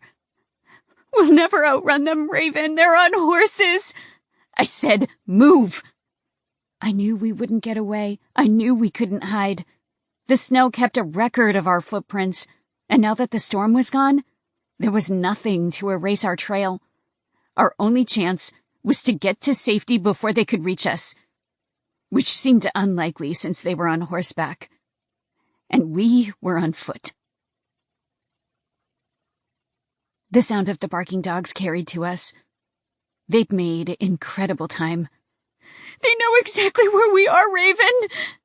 There was no chance of success. Not when there was nothing we could easily reach. I turned back around and looked at her. She'd never looked so terrified. They're gonna hang us! Yes, they were. She looked over her shoulder, then stared at me again, emotion in her eyes. We should have stayed! I'd rather die on my own terms than be a prisoner to someone else. She gave a slight nod. You've got to be brave, Melanie. She nodded again, but this time she sniffled. But it's not over yet. I pulled my bow off my back and grabbed an arrow from the quiver. What are you gonna do? Kill them. I put the bow on the string, pulled back my arm, and released the arrow. It moved less than a few inches before falling to the ground. How many are there? I picked up the arrow and tried again. I don't know. She turned to look behind her. I see 2 flashlights and 2 torches. So maybe 4? And no idea how many dogs they have. I pulled the string back and tried again. The arrow went a little farther. It was an improvement, but not by much. I need you to keep going forward. Go 100 feet before you turn around and walk back along the same trail. Why? So they won't stop where we're hiding. We'll shoot them in the back. I pulled the knife from my pocket and handed it to her. What the hell am I supposed to do with this? Kill anyone who comes near you. What about the dogs? I'm not going to kill a dog. I didn't know what to do about them. Then kick them until they back off. But I can probably shoot 2 of them. I'll need help with the other 2. She put the knife in her pocket and did as I asked, making a trail farther up ahead. I kept practicing with the bow and arrow, like my life depended on it. I hid behind a tree on one side of the trail. Melanie hid on the other. The guards were still in hot pursuit, all on horses, 2 dogs in the lead. They must have seen the trail continue up ahead, because they ran right past us.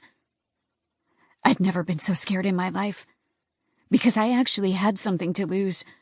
Freedom was so close, so fucking close.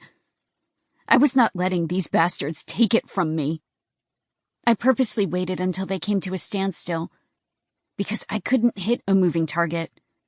Then, I moved out of the tree line, aimed right for the neck of one, and fired. It pierced him right in the neck. Slowly, his body slumped sideways until he collapsed in the snow. He didn't make a sound because he was dead on impact, but his heavy body made a loud thud when it hit the ground. I didn't stop to celebrate and quickly grabbed a new arrow, pointing it at the guy who had turned to look at his fallen comrade. She's behind us! I pulled the arrow back, held my breath and focused, and then released it into the air. It hit him right in the chest. He fell to the ground, the horse immediately stepping away like it could sense death. The other guys quickly turned around and kicked their horses to come after me. Their dogs started to bark in panic. German shepherds that sprinted toward us with their jaws open, their teeth bared. I got another arrow and aimed, but they were charging me down, so I missed. Fuck! You fucking cunt! The guard jumped down and pulled out his bow to shoot me. I sprinted away, even though there was no way I could outrun them. A dog got me quickly, biting into my leg and making me fall to the snow. Then, an arrow pierced my arm. Ah! I fell and gripped my arm, the arrow piercing right through my flesh. Enough, boy! The guard's footsteps were audible as he approached me, as was the gloat in his voice. The guy got off me. I lay there bleeding all over the snow. When I looked up, he stood over me, his arrow pointed right at my face. The other guard stood over me too, his hood off, because he didn't care about hiding his face at this point. "Where's the other girl?" He spat right on my face. "She died. They had nothing on me anymore. They were going to kill me, so I'd lie through gritted teeth until it was over. There was no amount of torture that could get me to give it up." The man with the bow kicked me hard. "Liar!" I groaned as his heavy boot hit my stomach. "Tell us, or—" He stumbled forward onto the ground, a scream erupting through the forest. Melanie was on top of him, stabbing him in the back. I moved, lunging at the guy with the bow while he was confused. I charged him to the ground and slammed my fists into his face, beating him to death. Wild with insanity, because I had to survive. It was him or me. And it was going to be him. Both dogs jumped onto Melanie, and she screamed in pain. I left the guard and rushed to her aid, to get those dogs off before they could kill her. The guard came up behind me and slammed his fist so forcefully into my head that I fell hard into the snow, dizzy, confused, unable to move. "Down!" The guard knew I was out of it, so he went to my sister, grabbing her by the neck and pinning her down. Then he tied her wrists with rope. No, I could barely talk. There was only one of him, so I could take him out. If only I could lift myself up, I could stop this. When she was bound, the guard moved to me next. I tried to twist free, but he put a knee in my back so I couldn't move. Melanie looked at me, wriggling to be free, but it was no use. "Raven, are you okay? Talk to me." I couldn't. I couldn't think. My wrists were bound. Then I noticed the torches coming closer. A man in the lead on a horse, in a bomber jacket, and then I slipped under. Chapter 16. Crack of the Whip. I woke when my body hit the ground. I was jolted awake, the panic immediately hitting me like a bucket of cold water had been dumped on my head. And that was when I became aware of the ropes around my wrists, the flames from the torches in the clearing.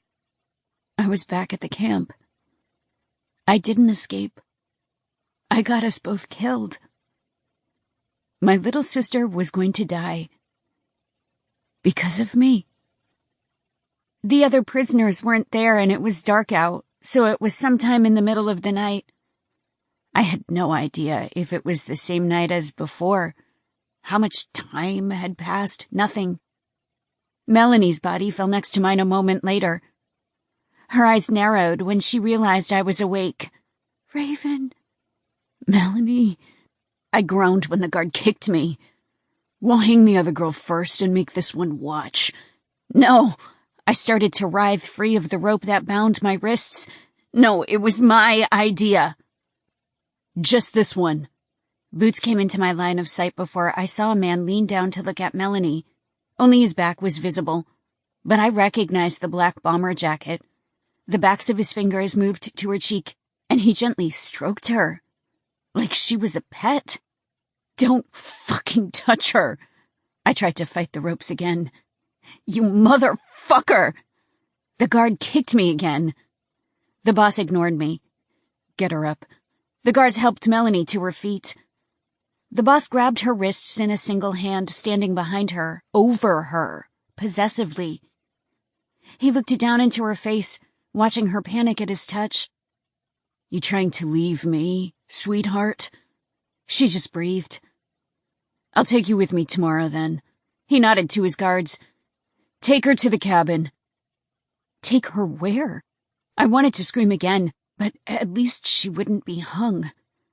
The guards escorted her away. But she fought their hold, trying to get back to me. "Raven!" Her cries pierced the night, her tears hot in her throat. "No, please, please don't do this." She continued to fight as they dragged her away. Then her cries went silent. The boss turned to me, then kneeled right over me. With brown eyes, thick hair all along his jawline, and fair skin marked by a single dark mole on his cheek, he stared me down, indifferent to me. His eyes were wide and unblinking, and he examined me like he didn't know what to make of me. "Congratulations." He had a deep voice that was even, but innately terrifying. It was deep but also calm, and that calmness made him more terrifying. "You've made it farther than anyone. I hope it was worth it." But I imagine it wasn't.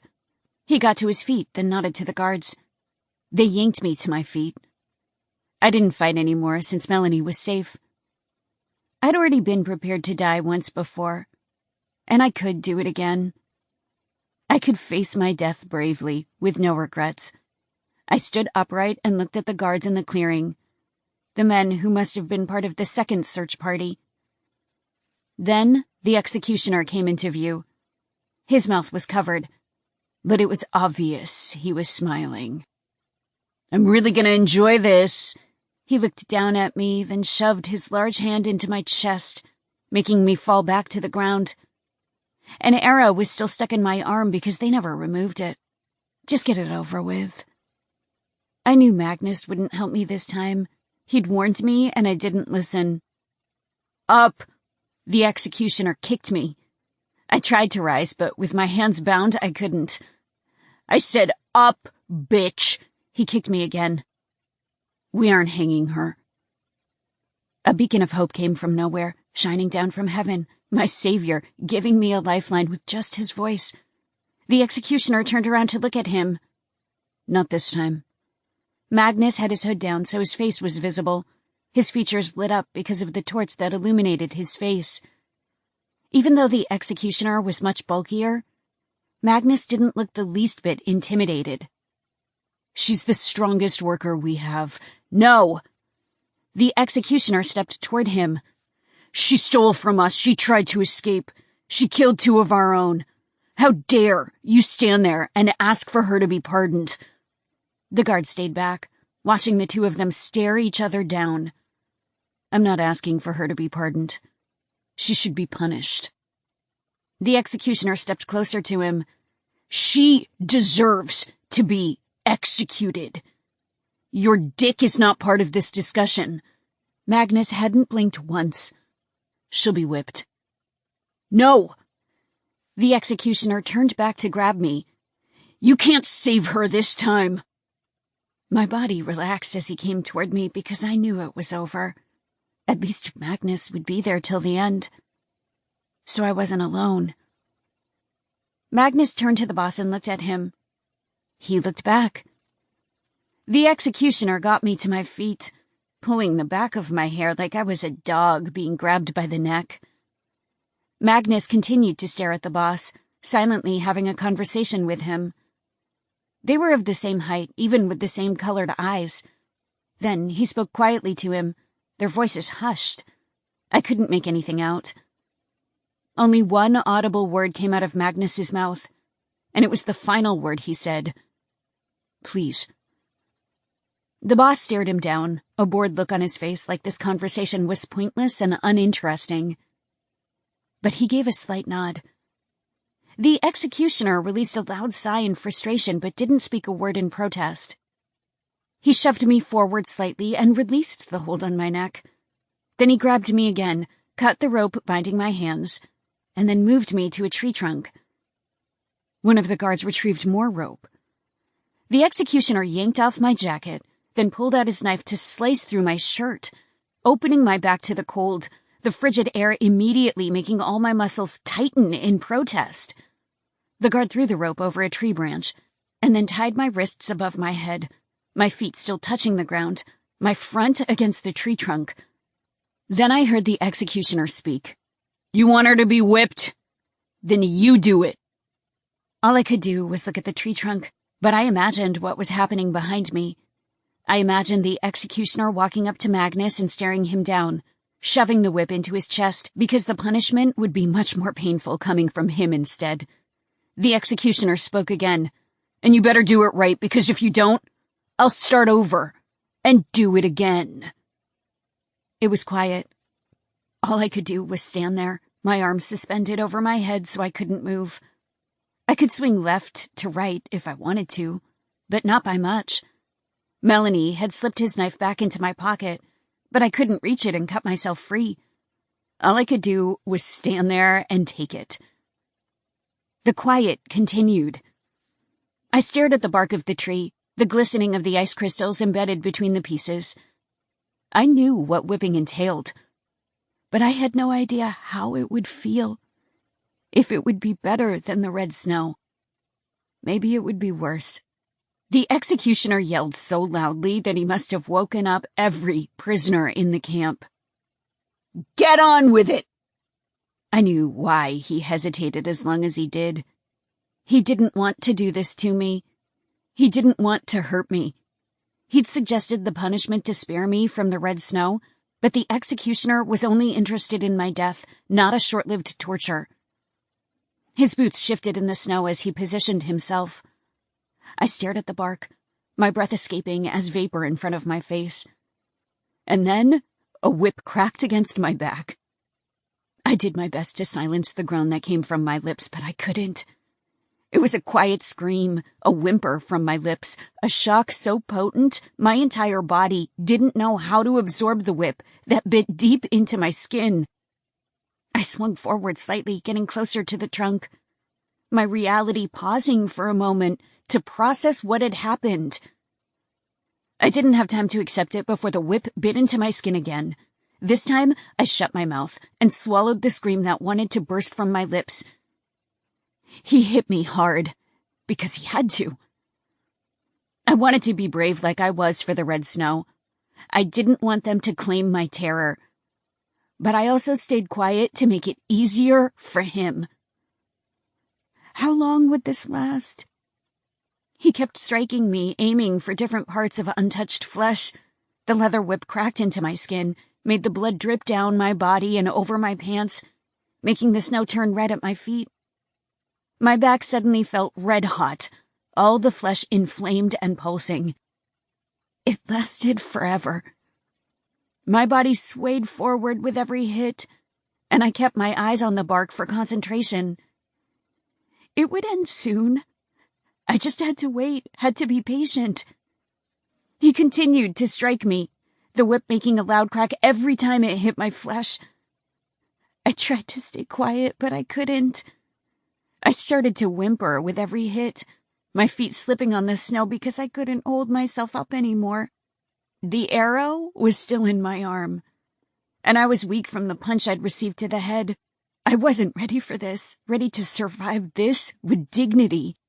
Then it stopped. Oh, thank God. No! The executioner's deep voice was a threatening growl. Harder! I closed my eyes and felt the tears drip down my cheeks because I couldn't take much more of this. Magnus hesitated. Or would you rather I do it? The executioner challenged. God, no. Magnus struck me harder than before. I cried out and swung forward from the momentum of his hit. He didn't take pauses between hits anymore. He just fired them off, one after another, hitting me repeatedly and giving me no time to breathe. It was excruciating. Either from the loss of blood or the overload of pain, I knew my feet couldn't support me anymore, and I just started to dangle there, my head dropping, my gaze losing focus. "What are you doing?" the executioner asked. "Keep going." Magnus lost his temper. She's not even conscious anymore. And neither are the men she killed. Was I gonna die like this? Hanging from a tree? Enough. Magnus's footsteps approached me, his boots hitting the snow. Thank fucking God. The rope above my hands was cut, and I fell forward, landing in his outstretched arms. I collapsed against him, so weak I couldn't stand. In so much pain I couldn't focus on anything else. He tried to get me to stand and walk. I can't. I fell down onto the snow, landing in the powder, the ice feeling a little better on my back. But my mind faded in and out, like a weak radio signal the antenna couldn't pick up because of poor reception. Magnus stared down at me for a second, as if deciding what to do. Then he kneeled, scooped his arms underneath my body, and lifted me from the ground. He turned me into his chest and carried me away from the tree, past the executioner and the guards standing under the lit torches. I kept my gaze focused on his chest, refusing to look at the men who watched one of their own carry me away. The brightness faded as we left the clearing, as we walked down the path that we took every morning to work on the line. The only sound was his boots, crunching against the new powder that had come in with the storm that was supposed to mask my escape. I was in so much pain. My arms circled his neck, and I pressed my face into his body, feeling safe for the first time since the last time we were together. The only thing stopping these men from ripping me apart was the man who carried me when I could no longer walk. He was the only reason I was still alive. He held me a little bit closer, protecting me from the cold. When we got to my cabin, he carried me inside and set me on the bed. I collapsed, writhing in agony. "I need you to stand." "I can't." "Yes, you can. Come on." He pulled medical supplies out of his pockets, including a roll of gauze. I forced myself off the bed and onto my feet, suddenly aware that my top had fallen off at some point. I stood naked from the waist up, my tits visible, my back covered in my blood. But I didn't hide my nakedness because I just didn't care. Magnus didn't seem to care either because he didn't look. He started to unroll the gauze and wrap it around my body, making me wince at the pressure. He started at my waist and slowly moved up higher, covering every single injury as he moved over my breasts. I hadn't noticed the pain when he lifted me, but I definitely noticed it now. His eyes were down on his movements the entire time, his brown eyes steady and focused. Like that scene that just happened in the clearing didn't affect him emotionally. He taped the gauze into place, then opened my nightstand to pull out new clothes. "Get dressed." I couldn't do it, so I just lay back on the bed, still in my bloody pants and boots. He stood over me. I turned on my side to get the pressure off my back. My brain was in shock, but once that wore off, I would feel the pain even worse. There was no way I would get through the night, at least not if I intended to sleep. Magnus stared at me for a few seconds before he sat on the bed next to me and unlaced my shoes. He got them loose, then slipped them off before he moved to my pants. He untied the strings and got them off too, leaving stains of blood on top of the comforter. I was in too much pain to care about what he was doing. Then, he carefully pulled the sheets from underneath me and placed them on top of me, tucking me in like my mother used to when I was a child. He moved to the nightstand and pulled out some pills. "Take this. You'll feel better." "What is it?" I turned to look. "Good shit." Since it would make me feel better, I found the strength to sit up and swallow the pills dry. "These two." He had more. "What is it?" "Antibiotics." I took those too before drinking half a bottle of water. I collapsed on the bed and just lay there again. Magnus looked me over, as if searching for something else he could do for me. I closed my eyes, my brain shutting down both from fatigue and pain. Then I heard the movement of the chair as he positioned it in front of my bed. I opened my eyes and saw him sitting there, his hood down, his eyes on me. He didn't have a range of emotion like most people. He was either angry or nothing at all. Right now, he seemed to be nothing. "It was the only way I could save you." A hint of remorse was in his voice, showing an emotional depth he'd never expressed before. He dropped his gaze as if ashamed.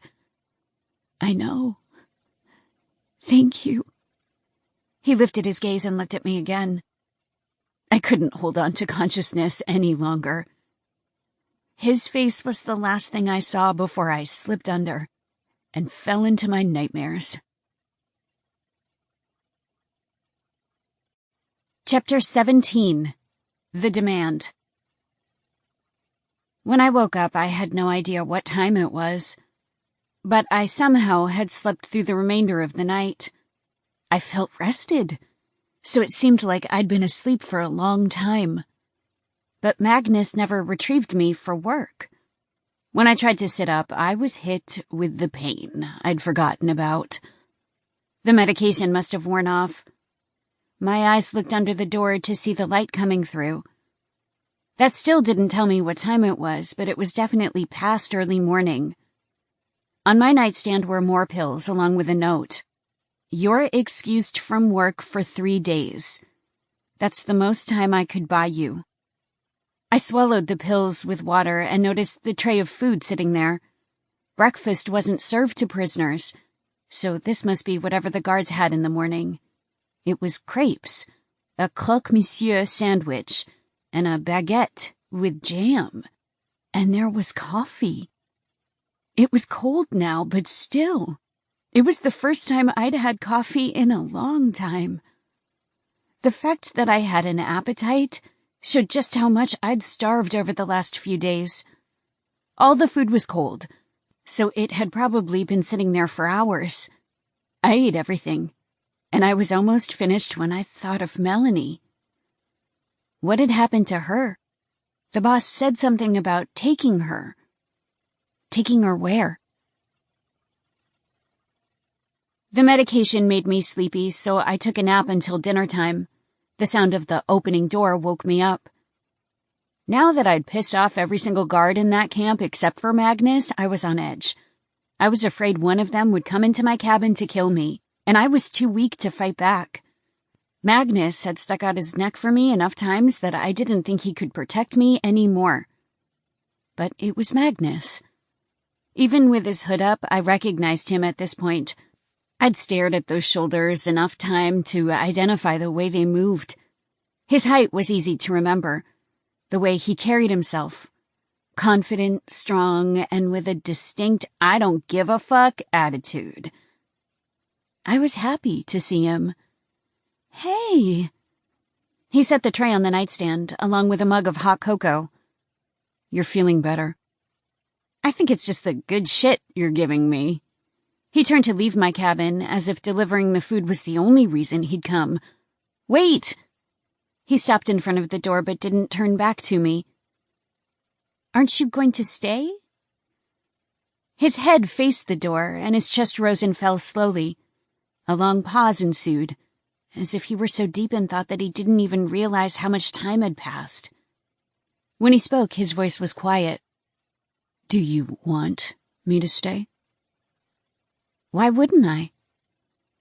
His hand moved to his hood and pushed it down, revealing the chiseled jawline of his masculine face, the shadow that had grown over his bare skin. He turned back to me, his brown eyes full of a slight hint of anger. But it wasn't clear what he was angry about. He grabbed the chair and pulled it closer to my bed. I sat up, wincing slightly in pain, and then set the tray on my lap, my feet over the edge. He leaned against the back of the chair, with his gaze slightly tilted down to the floor. I didn't know what to say to him, but I felt a lot better with him there than when he was gone. He was the only person in this camp as loyal to me as my own sister. He was the only person looking out for me, the only reason I'd survived 2 executions. I thought we could make it. He lifted his gaze and looked at me. "I warned you." I had no idea how terrible the elements would be, how Mother Nature would defeat me. My lack of experience quickly became apparent. My grit and determination weren't enough to overcome my lack of knowledge. "You shot the guards but didn't kill the dogs. Why?" "Because we aren't going to kill dogs. They're just doing what they're told. They don't know any better." "You might have gotten away if you had. You could have killed them, taken one of the horses, and ridden as hard as you could." I looked down at my food and twirled my fork through the pasta. I will do whatever it takes to survive. But not if that means I have to kill the innocent. Then I wouldn't be any different from the guards. He stared at me with that dark and serious expression. I placed the food into my mouth and chewed. I thought you said you wouldn't help me again. He didn't respond to that. A stare ensued with no reaction at all. I hope I haven't put you in a difficult position. He definitely had more power than the average guard, but I had no idea why. He could go directly to the boss and make requests that were granted, and the rest of the guards couldn't say anything about it. He still didn't say anything. I won't try again. It pained me to give up, to accept an abominable life when I deserved so much more. But I'd already done everything I could, and now that I'd seen the wild myself, I realized I really stood no chance. In summer, I would die from heat stroke. Without the snow in spring, they would just hunt me down even quicker. Unless we were liberated by the police, I had no chance. His eyes narrowed slightly at my words. You don't have that luxury. The food was forgotten once I heard him say that. You have to try again. Because the guards are going to find any reason to kill you. The second I'm gone, it's over. The executioner had already warned me of that. Then don't leave. I can't. My position requires me to be elsewhere. I set down the fork and gripped each side of the tray to set it aside because I was no longer hungry. I won't survive out there, even with a horse. I'll help you this time. My hands balled into fists as the emotion rushed through me. The high of the hope and the low of the fear. I stared at the man who had been my saving grace, my lifeline, the raft in the middle of the ocean. What? Because if I don't help you, they'll kill you. Every time my life was on the line, he intervened. Now he was doing it again, doing something he hadn't wanted to do in the first place. We'll wait until you're strong again. I'll draw you a map to get where you need to go. Was this really happening? Was I really getting what I wanted above all else? But what will they do to you when they know you helped me? I wanted my freedom above all else, but not if it meant he would be killed. Don't worry about me. I have a plan. When I returned to work, every guard stared at me. I could tell, even without seeing their faces. I moved to the table beside Bethany, still in pain, but able to function. Girl, are you okay? She whispered. What happened? Long story, I'll tell you later. I prepared the box. Melanie hasn't returned. I immediately looked over my shoulder to where she usually sat, and she wasn't there. I looked at the box again, looked at the powder that was more valuable than every prisoner in that camp. The boss took her away, and I had no idea how to get her back. Even if Magnus got me out of here, how would I find her? Bethany whispered to me, They're looking. Move. I carried the box to the table and kept my head down, doing my best not to attract unnecessary attention from the men who already despised me. I was walking a fine line, on thin ice, and any excuse they had to snap my neck was a good one. I returned to the table. Did you guys try to escape? Bethany whispered. Yes. Oh my God, how are you still alive? All I needed to say was a single word. Magnus. How did he pull that off? I still had no idea. I'm glad you're still with us. Yeah, me too. What happened to Melanie? The boss took her. In the limited interaction I had witnessed, I knew he saw her as a pet, like he owned her, when he had no right to own anyone. Now that she was a flight risk, he removed her from the camp. I just hoped her second destination was better than this. Took her where? No idea. But not here. A week passed and Magnus continued to drop off food, but he rarely stayed for a chat. He was either busy in the camp or he just didn't want to talk. I was much better than I had been a week ago, but the gauze was still wrapped around me, and I was still taking the antibiotics he left for me. The pain medication stopped, and I was relieved to find that I didn't need it. When he came to deliver dinner one night, he pulled up the chair. I cared more about the conversation than the dinner, so I sat at the edge of the bed and left the tray on the nightstand. He pushed his hood down, revealing that handsome face. He didn't look like the kind of man who needed to work in a place like this. He wasn't cruel enough to do this job like the others. He wasted all his potential at this camp, when he could have been doing something better, living a normal life, settling down with a woman just as beautiful as he was. "Do you know where my sister is?" The only response he gave was a stare. "Please tell me where she is." "What good would it do?" he whispered. "Even if you get out of here and escape, there's nothing you can do for her. The camp is just a small piece of this operation. There's an entire militia out there. Just as you thought your ambition was enough to get out of here and it knocked you on your ass, it'll happen again with Melanie. Let it go." I could never let it go, but I didn't tell him that. Once I was free, I would go to the police and report this camp. We would burn it to the ground and then hunt down the man in charge. I didn't need his help to do that. I'm strong enough to go. I was ready to get out of there, to leave this place forever. He shook his head. "Not yet. Why?" We need to wait for the right weather conditions." "And how is now not the time?"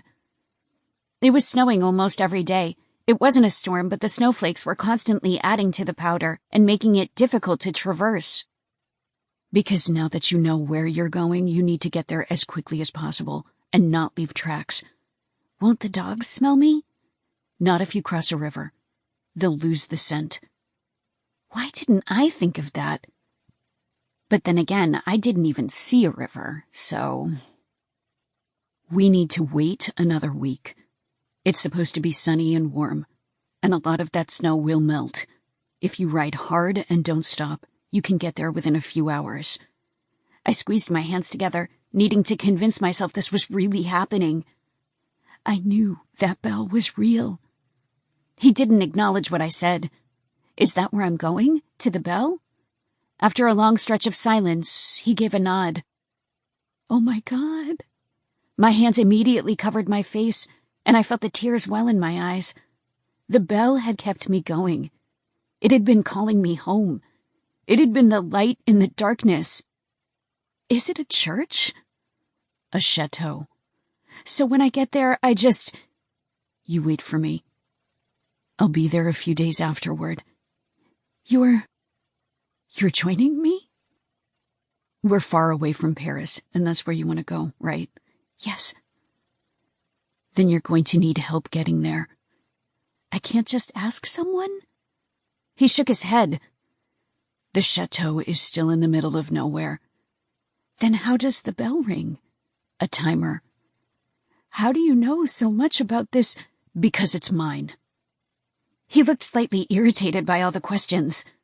We need to focus on getting there, not what you'll do once we do. Are you fleeing the camp too? No, that's where I'll go when I'm scheduled to leave. I couldn't believe this was happening. I felt guilty that I would be escaping while the others didn't. I feel terrible I couldn't even tell Bethany that I was leaving, just in case she said something to someone she shouldn't. I'll tie up a horse in the forest with everything you need. How will you do that? He looked annoyed again. Let me worry about it. After dinner that night, you'll take the horse and run. You'll need some daylight to see where you're going to get past the river. Without it, you'll never make it across. But once you get past that, you should be able to make it in the darkness. You made it as far as you did the first time. So this shouldn't be hard for you. For the first time in my life, I was speechless. All I could do was stare at this man who had risked his own neck for me countless times. He was rough around the edges, but good underneath. He rarely had nice things to say, rarely issued a compliment. But his soul was pure. He had a conscience, unlike everyone else in that place. I don't know how to thank you for everything. If the folklore was true, I would be the only woman to escape this camp in years. And it wasn't happening because I had plotted a master plan that got me free. It was because a man cared enough to do the right thing. He dropped his gaze. You can thank me by making sure you get across that river. Days passed. The sun was out and the snow melted. I had no idea what the date was, but I suspected it was the end of January, maybe February. Perhaps spring was coming early, or maybe it was just a long pause before another storm. But I knew my time here was drawing to an end. Any day, it would happen. Without a mirror, I wasn't aware of the condition of my back, but I felt better. I didn't have pain, and I didn't spot any more drops of blood. The gauze seemed unnecessary, so I removed it. I'd been eating everything on my plate, making sure I got plenty of sleep, remaining mentally prepared for the undertaking I was about to make. But my heart constantly beat harder than it should because I was nervous. If I was caught, that would be it. I was a cat with 9 lives, and I'd already blown through the first 8. I sat up in bed and leaned against the wall with the Count of Monte Cristo in my hands. I'd read this book a dozen times before, but I read it again because it took on new meaning. Because I would make it out of there. The door opened, and Magnus walked inside with my evening tray. The woman never delivered the food anymore, as if he didn't want anyone to interact with me besides himself. His hood was pushed down, and he carried the tray to the nightstand. Then he grabbed his chair and took a seat.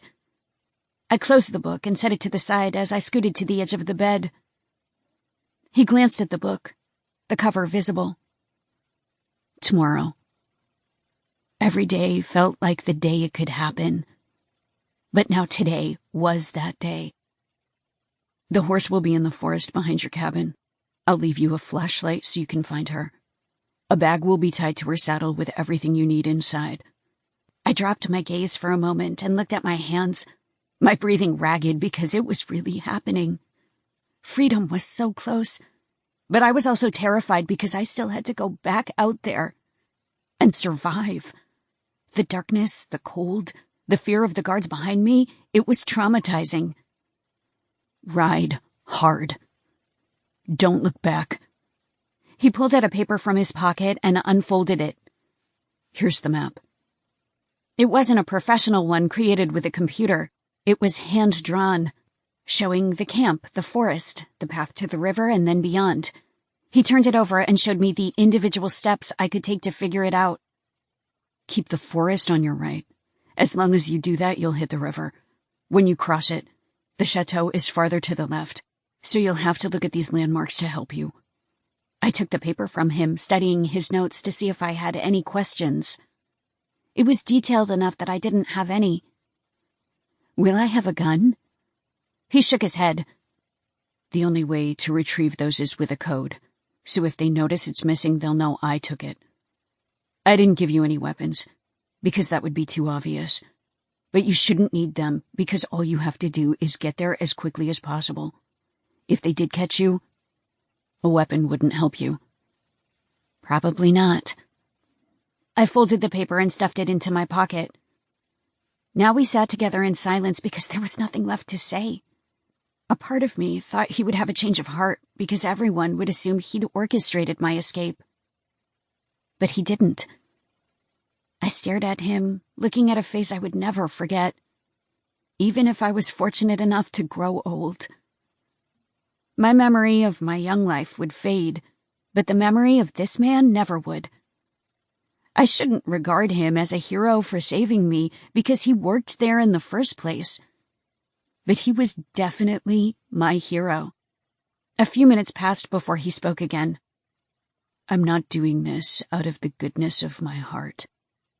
His brown eyes drilled into mine with invisible force burning into me, digging deep past my eyes and further down into my soul. My breathing immediately slowed because I could feel the tension in the air. The sudden increase in heat, the implication of his words. Not once had he asked me for anything. Not once Had he expected something in exchange for his kindness? But he'd been keeping receipts. And he wanted to collect. I want you. He was unapologetic about it, extremely candid. Now there was no misunderstanding, not that there really had been since he'd first admitted it. There had never been a time when he looked at me like he wanted anything more than a conversation. His eyes didn't roam over my body the way the other guards did. Most of the time he didn't even act like he liked me.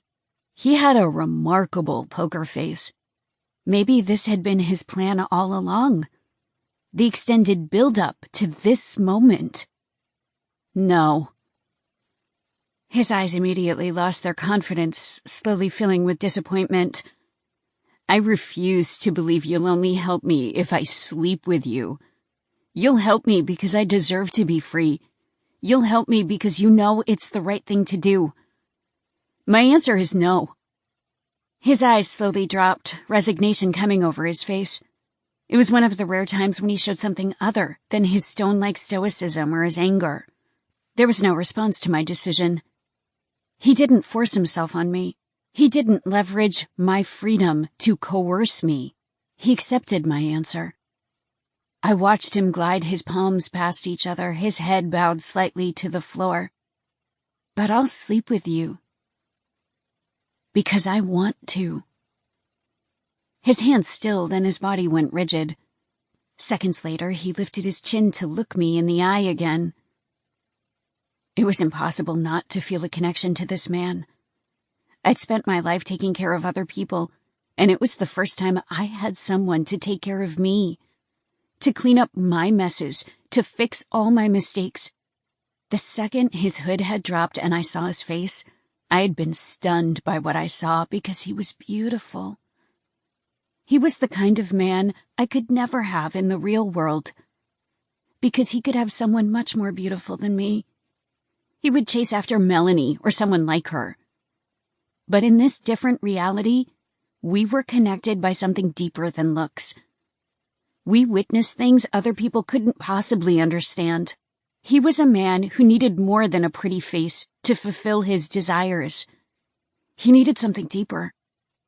He maintained his stare, his eyes different than before, giving me a look he'd never expressed in the past.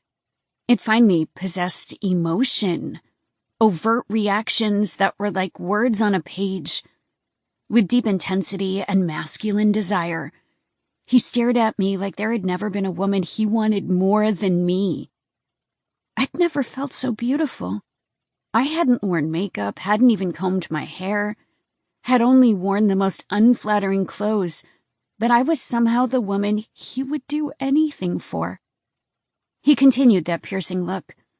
Like my answer was so powerful he didn't know what to do with himself. With my eyes on his, I pulled my shirt over my head.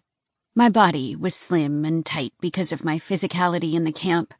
I'd never been so active, so I was in the best shape of my life. But I did have some bruises and scars from my mistreatment. He looked at me like he didn't see anything except unblemished skin.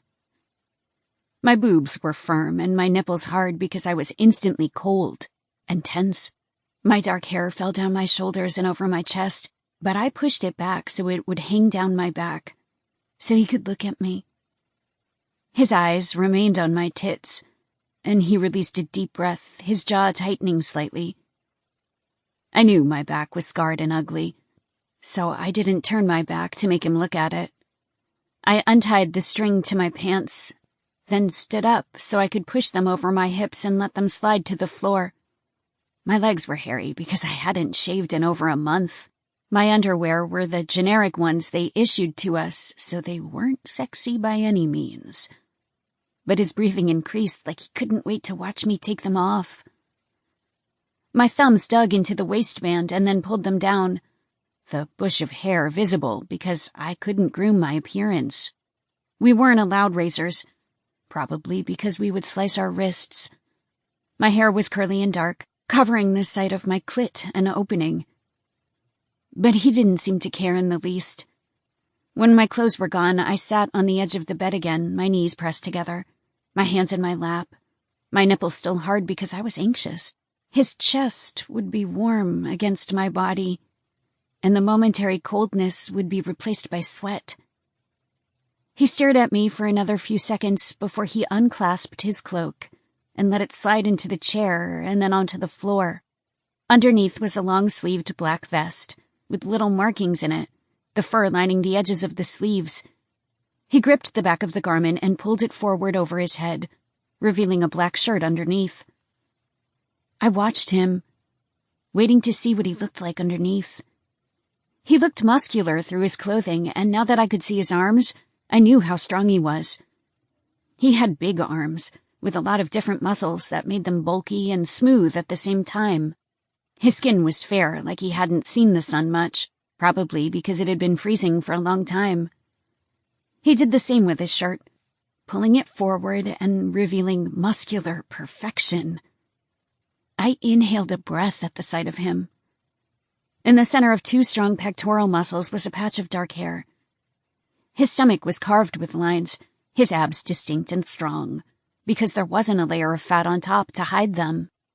Even when he was sitting, he didn't have a gut. He was ripped, with a thin line of hair below his belly button that disappeared into his pants. My eyes roamed over his body, seeing a real man sitting before me with muscles and hair. His collarbone popped out from his skin because he was so tight, so trim. His shoulders were muscular and broad. I'd never been with a man that looked anything like that, except in my fantasies. I swallowed the catch in my throat before I lifted my gaze to look at him. He studied my reaction, like he wanted to watch me want him, to see me want him as much as he wanted me. He loosened his boots and got them off before he pulled the string of his pants, then rose to his feet so he could drop those next. He pushed them over his hips and thighs, his muscular legs too sculpted for the pants to just drop down like mine did. His thighs were thick with different muscles that made them tight and strong like tree trunks. They were covered with dark hair.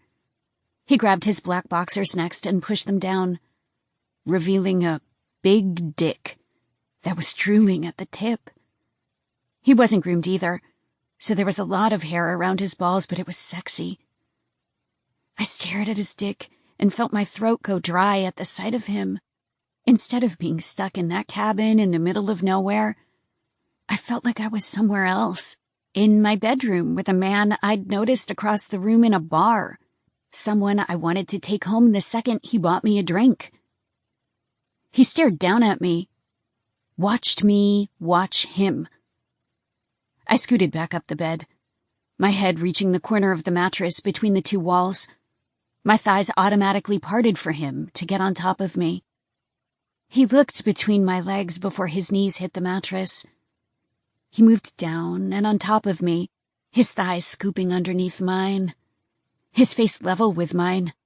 He released a deep breath right against my lips, a quiet moan barely audible, deep and masculine.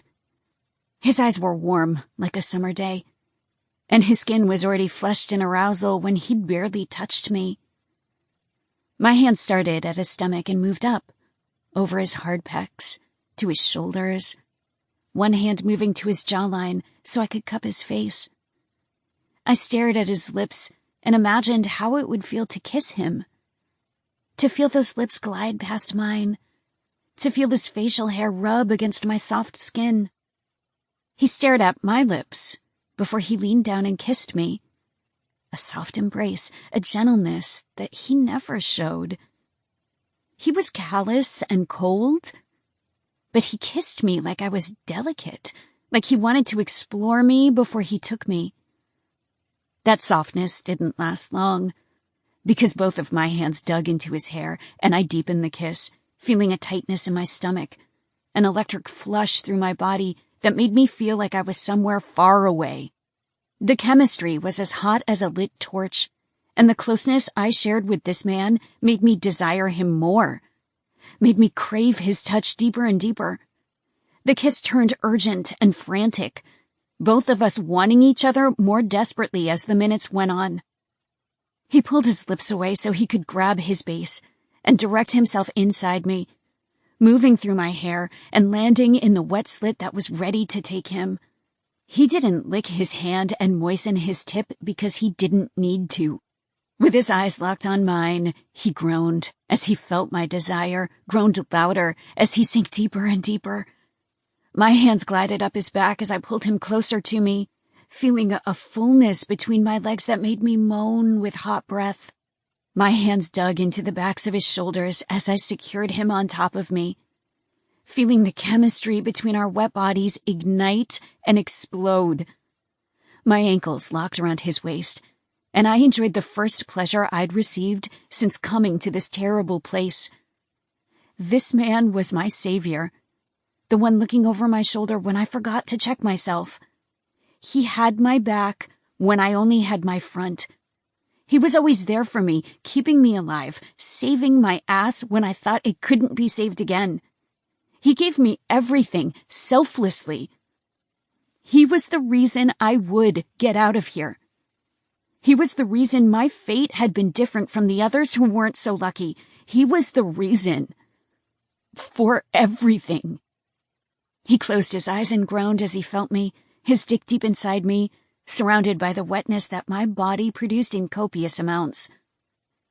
Without a single kiss or touch to my clit, he made me soaking wet.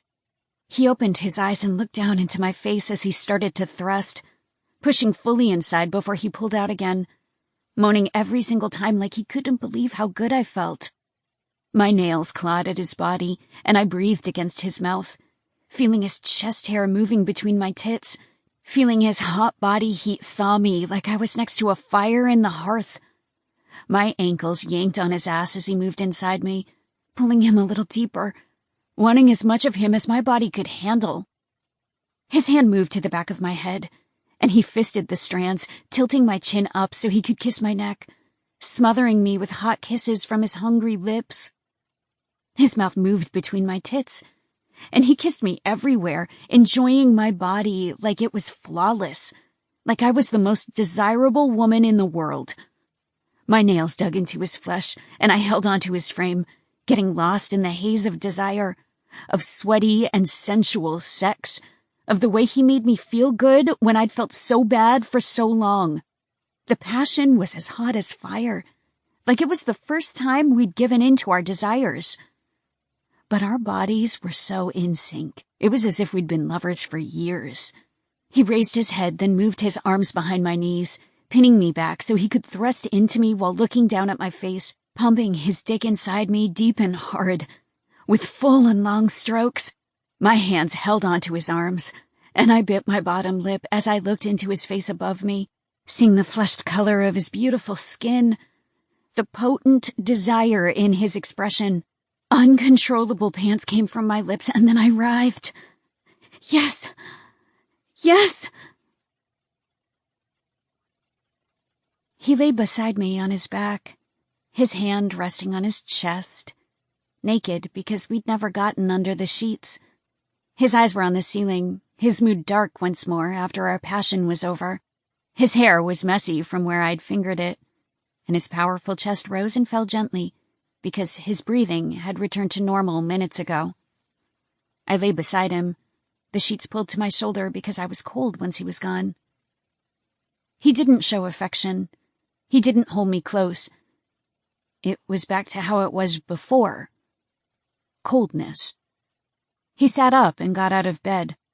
I watched him stand straight and start to dress, sheathing his strong body in the clothes, his beautiful skin disappearing underneath his uniform. The cloak was the last piece of clothing, and he secured it in place like nothing had happened. I didn't expect him to stay. He couldn't sleep there, not when people would assume where he spent his night. I didn't wait for a kiss goodbye, or an affectionate touch, because I knew that night was a one-time thing. He had to be a one-time thing. He sat in the chair again and pulled on his gloves. I sat at the edge of the bed, and even though he'd already seen me naked, I covered my body with the sheet. "Can I bring something with me?" He finished with his gloves, then regarded me coldly, like the heat of our passion didn't thaw his heart. I grabbed the book by the edge. It was my Bible. It was the story that mirrored my own, that made me feel connected to someone outside the four walls of this cell. It gave me hope when I was alone. He eyed it in my hands before he lifted his gaze and looked at me again. This book has gotten me through a lot, and I want to keep it. He rose to his feet and extended his hand to take it. I gave a silent goodbye, my hands aching the second I released it. He tucked it inside his pants and pulled his shirt back down. I watched him head to the door and walk out. Chapter 18. The Chateau. I sat across from Bethany in the clearing, eating one of my final meals. I wasn't coming back, and if I was, I wouldn't sit here ever again. I was guilty about the women I was leaving behind. While I would make it past the river and to the chateau, their lives would go on like nothing had changed. My successful escape might encourage them to rebel, since there were far more of them than the guards. It might give them hope. It might give them strength to fight back. I felt terrible for leaving my friend behind, after everything she'd done for me. But if the situations were reversed, she would do the same. "Do you know when Magnus is leaving again?" she whispered. "In a few days." "What will you do then?" "I wouldn't have to worry about it." "Not sure." She kept her head down and continued to eat. "Thank you for everything." I needed to express my gratitude, to tell her how much her friendship meant to me before I never saw her again.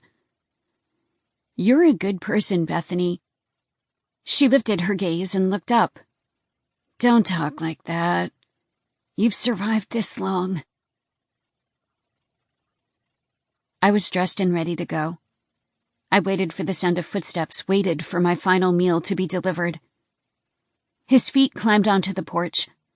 They came closer before he opened the door. I turned to look at him. He shut the door behind himself, then sat across from me. There was no hot cocoa this time. There was just the tray of food. He handed it to me before dropping his hood and revealing his face. I started to eat, even though I wasn't hungry. "Take your time. We need to wait 30 minutes. "Why?" "You'll see." He kept his gloves on with his head bowed, barely looking at me. I ate the dinner in my lap, sitting close to the man who had bedded me the night before. That fire hadn't returned, probably because we were both focused on the next part of this plan. If I don't get a chance to talk to you again, I really appreciate everything you've done for me. Like always, there was no acknowledgement of my words. I shouldn't have to thank him for what I was entitled to. Freedom. But that was the world we lived in. I finished everything on my plate, then set the tray on the nightstand. Now we just sat together, the minutes trickling by. "I'm afraid." I let the words escape my lips, abandoning all pretense because he knew me inside and out at this point. He knew me in a way no one on the outside did, not even my sister. He lifted his chin and looked at me, his brown eyes trying to read further into my words. "I'm not afraid of dying. I'm not afraid of pain. I'm afraid of losing this chance." He regarded me with his signature hard gaze. "Then cross that river." I gave a slight nod. "You have the map?" I patted my thigh. He rose to his feet and returned the chair to the wall.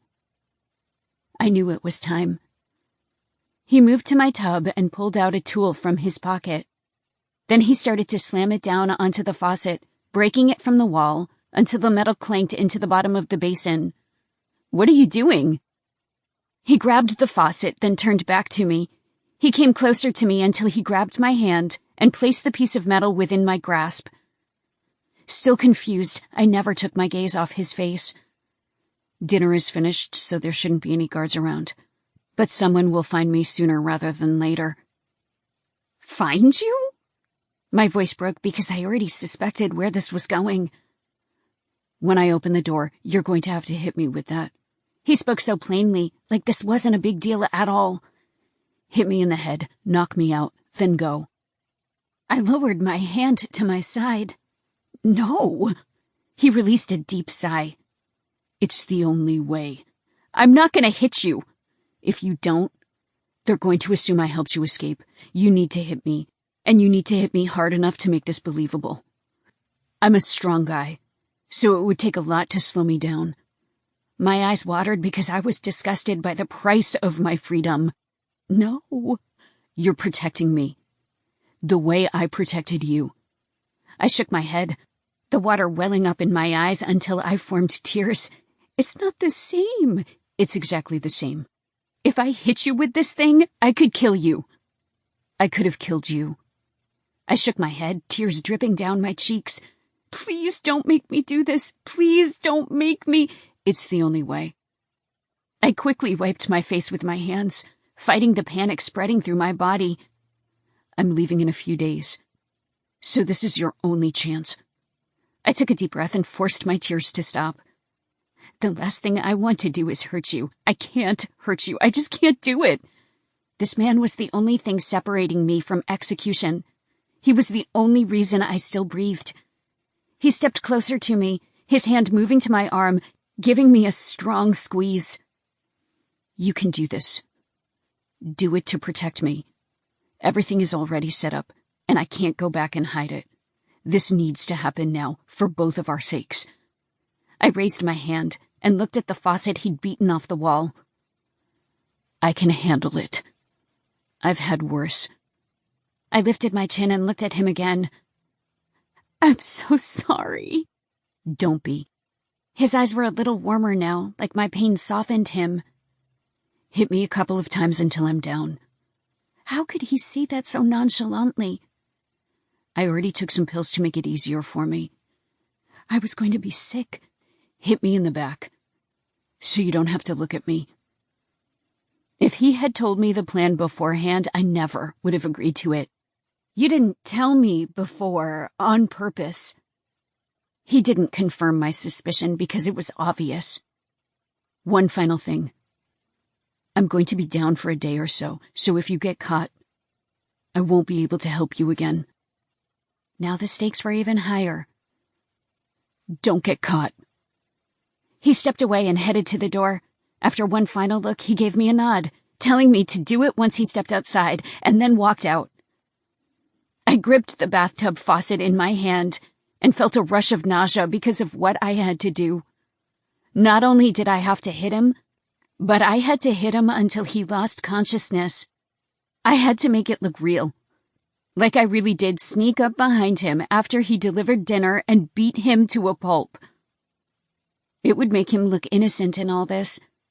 That I stole his keys and got the horse because I thought he was dead. I had to do this. No turning back now. He stood outside and faced the camp, waiting for it to happen, knowing it would happen at any moment. This was my savior. And I had to hit him. I slept with this man, and I had to hit him.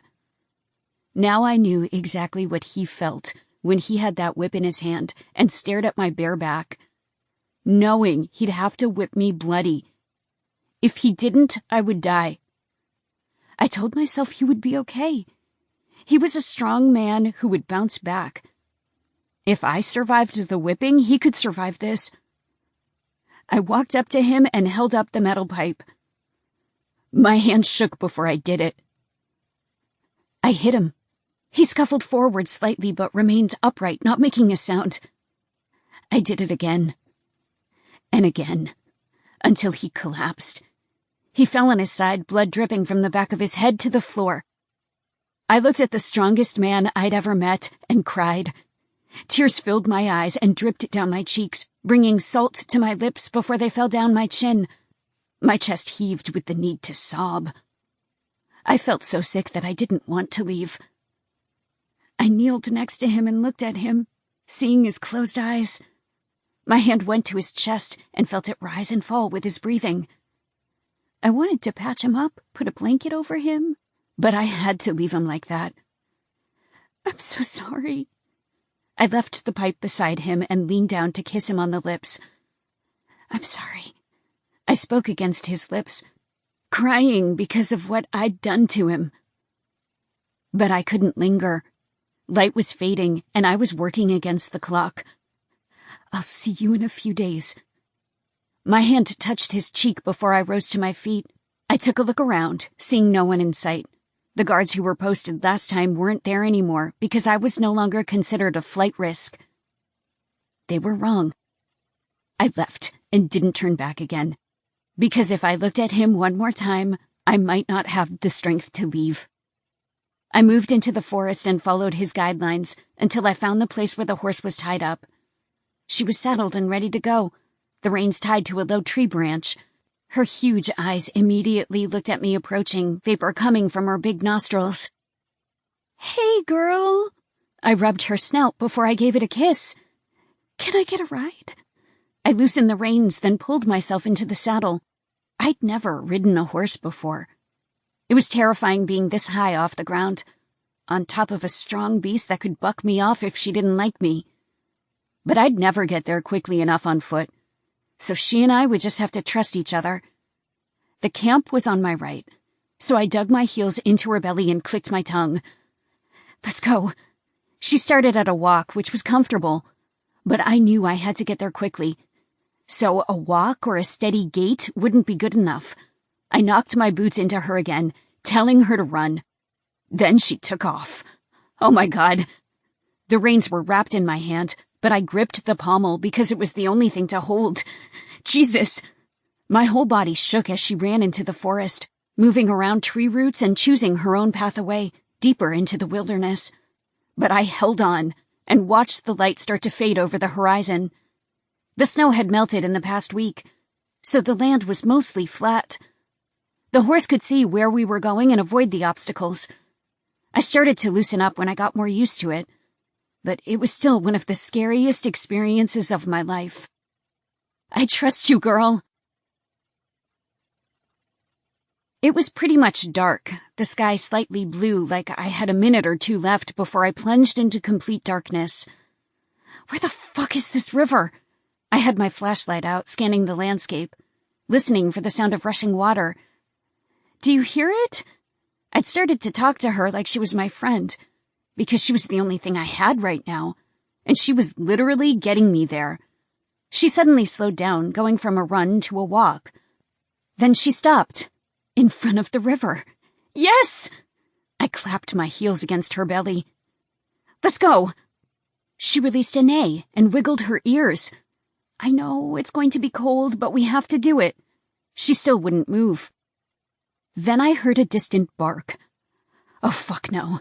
I turned in my saddle, and far in the distance was the far-off burning of torches. "Girl, we've got to do this." I clicked into her saddle again. She didn't budge. I got off the saddle and moved to the river. The water was wide and moving slowly, but I knew the current could be swift underneath. He never told me where to cross, probably because that was too difficult to detail. I looked back behind me, then grabbed the reins. "I can't leave you here, so you're coming with me." I started to pull her toward the water. I put the flashlight in my mouth and pointed it forward to see where I was going. Then I stuck one foot in the water. I groaned with the flashlight in my mouth. Jesus Christ, that was cold. But I didn't have time to take this slow. I had to just get through. I moved deeper into the water and pulled her with me. She wouldn't budge. I turned back to her, the water up to my thighs. "Girl, I know this fucking sucks, but you've got to do this, please." I gave the reins a gentle tug. Her eyes twitched. I clicked my tongue and started to pull her. She let me this time. We both moved into the water.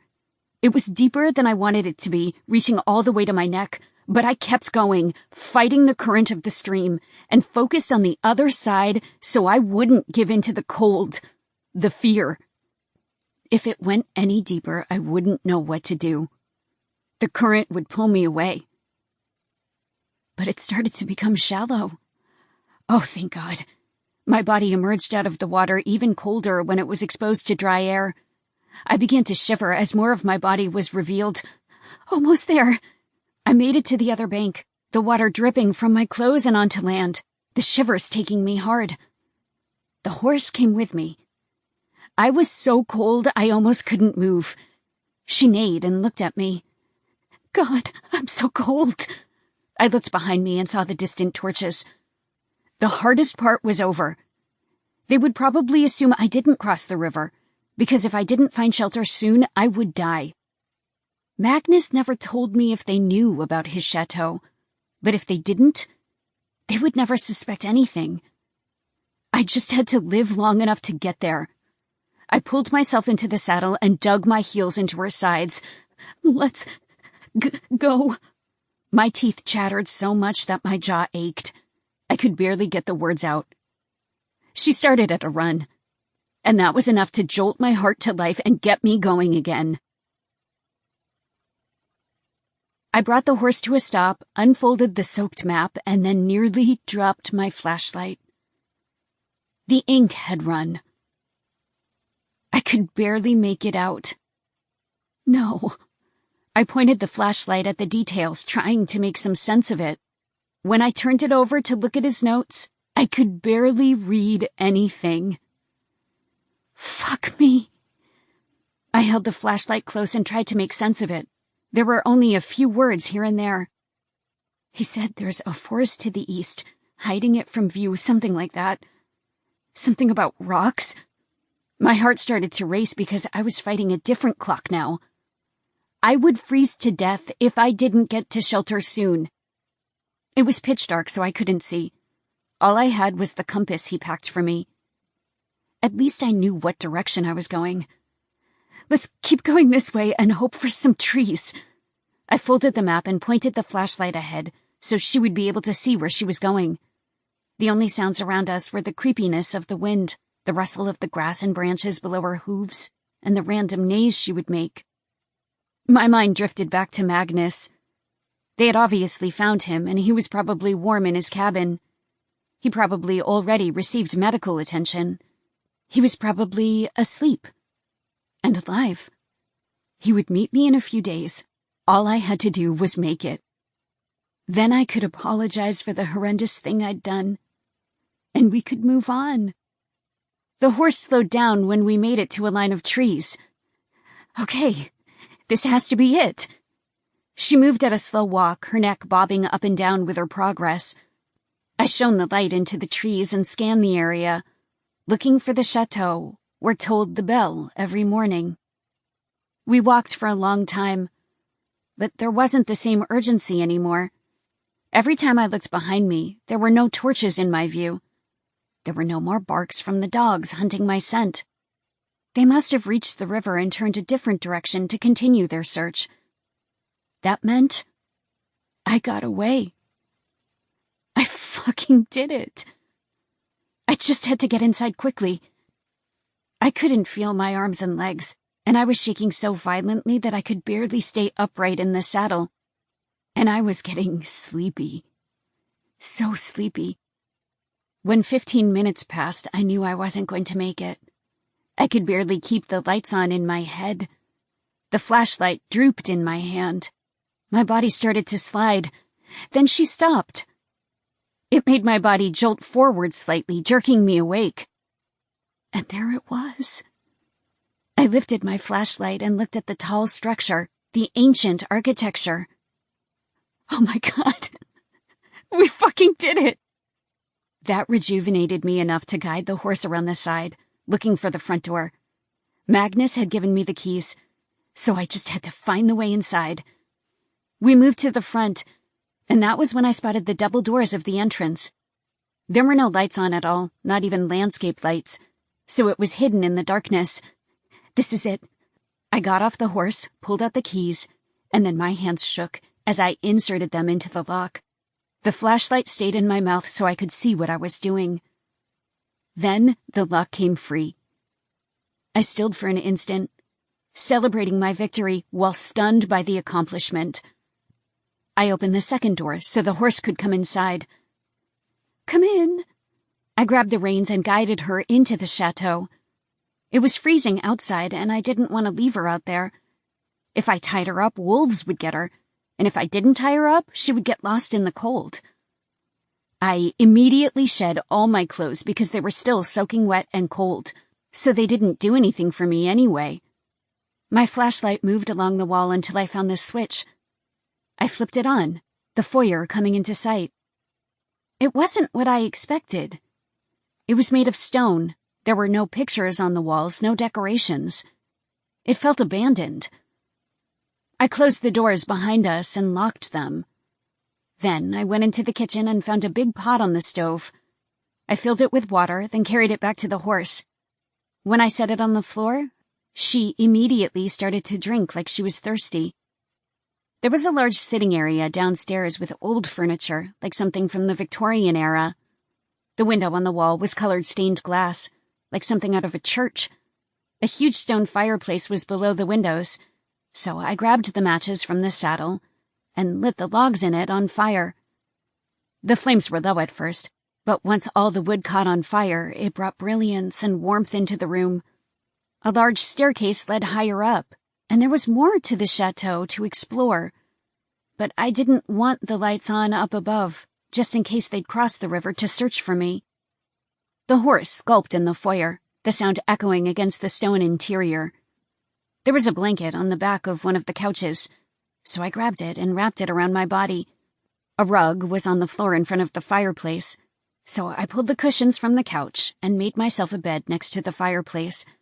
I was still shivering, my bones frozen, so I snuggled in by the fire, as close as I could get without burning myself, and I lay there, thawing.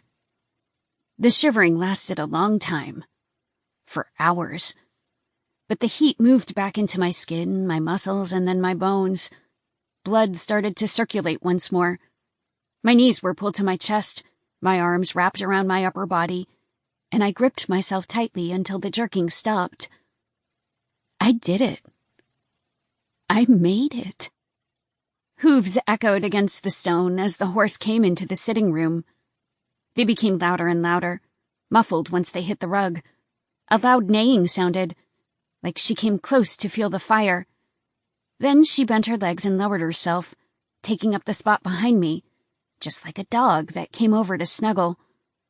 I smiled and reached for her mane behind me, feeling it along the back of her neck.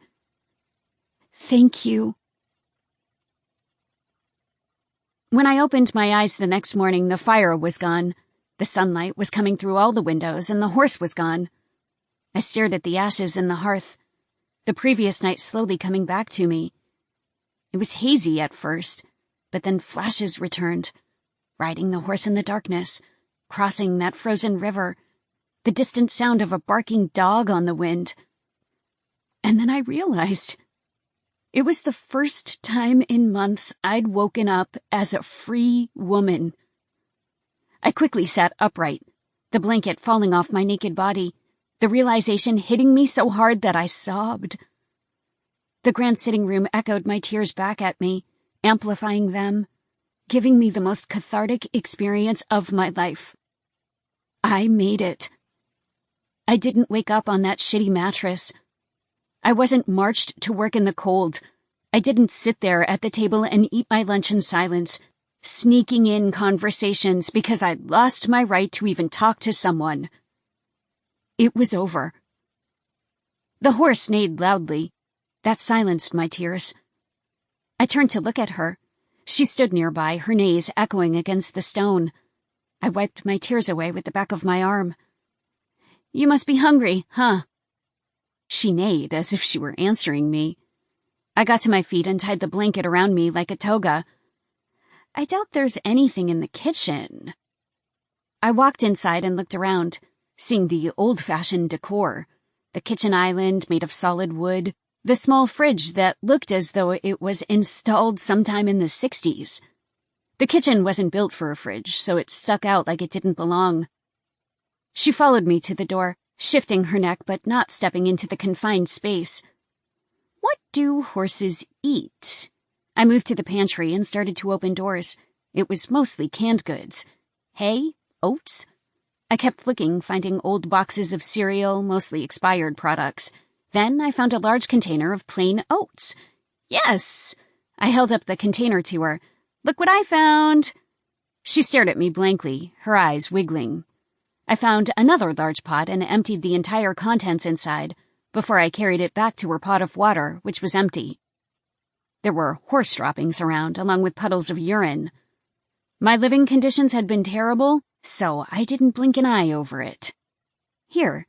She walked over, dropping her neck to smell it, and then started to munch. I'm glad you like it. I rubbed her neck while she ate.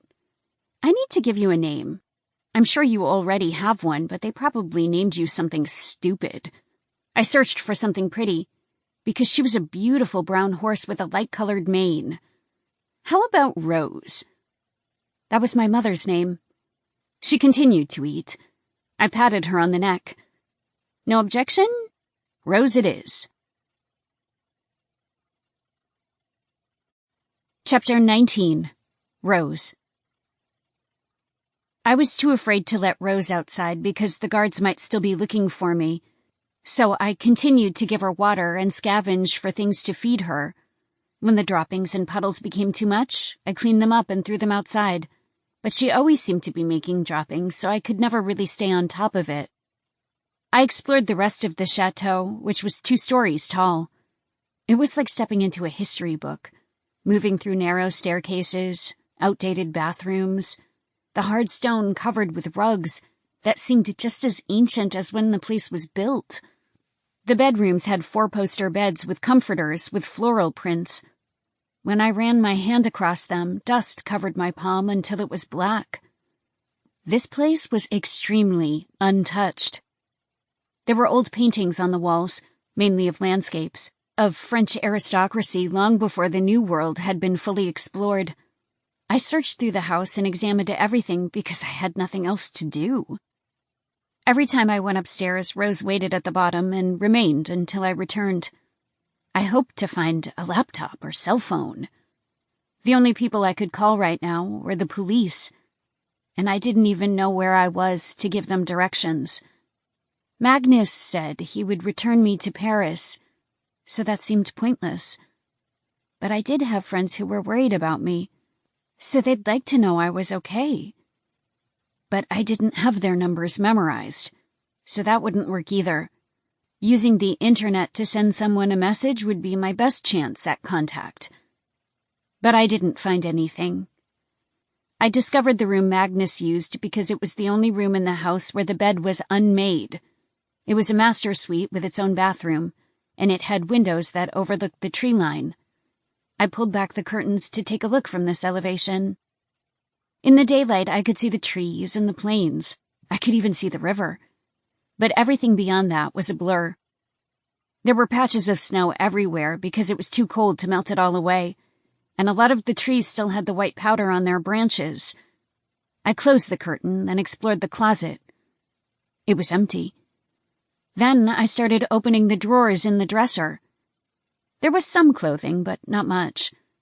There were a couple pairs of fresh boxers, so I pulled one on. I found black sweatpants, so I put a pair of those on too, along with a gray t-shirt.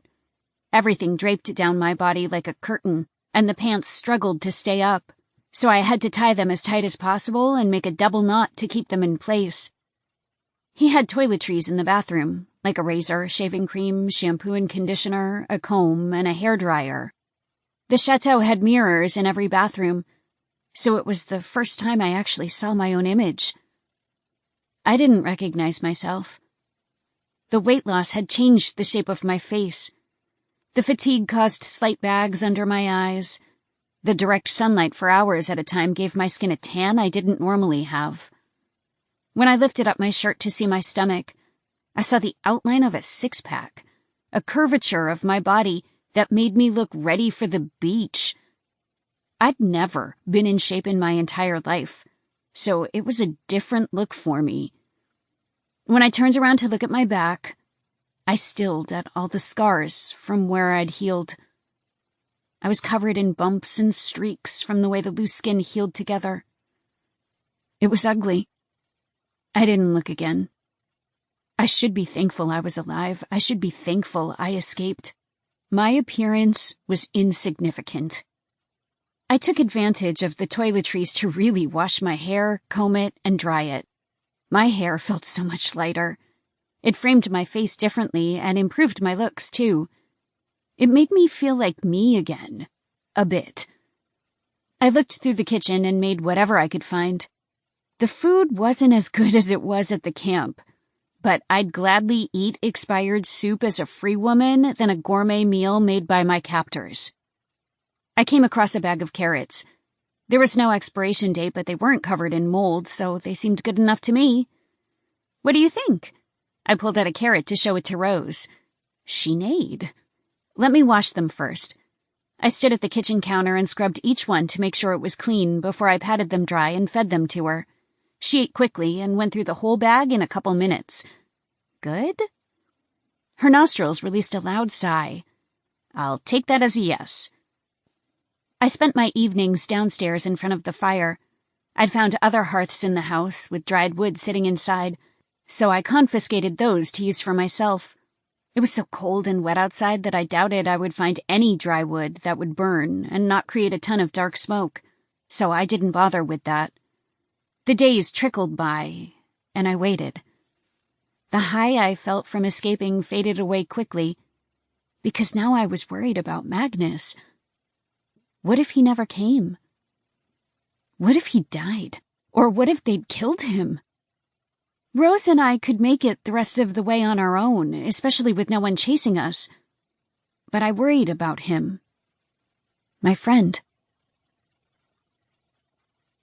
On the 5th day, there was a loud pounding on the door. I was on the floor in the sitting room, reading the book that survived the journey in the saddlebags. It managed not to get wet, so it was still intact. I turned at the sound, my blood spiking with both excitement and adrenaline. Rose turned too. I got off the floor and came to her side. It's probably him, right? What if the guards were outside? What if they'd figured it out? I moved to the door and realized there wasn't a peephole. The knock sounded again.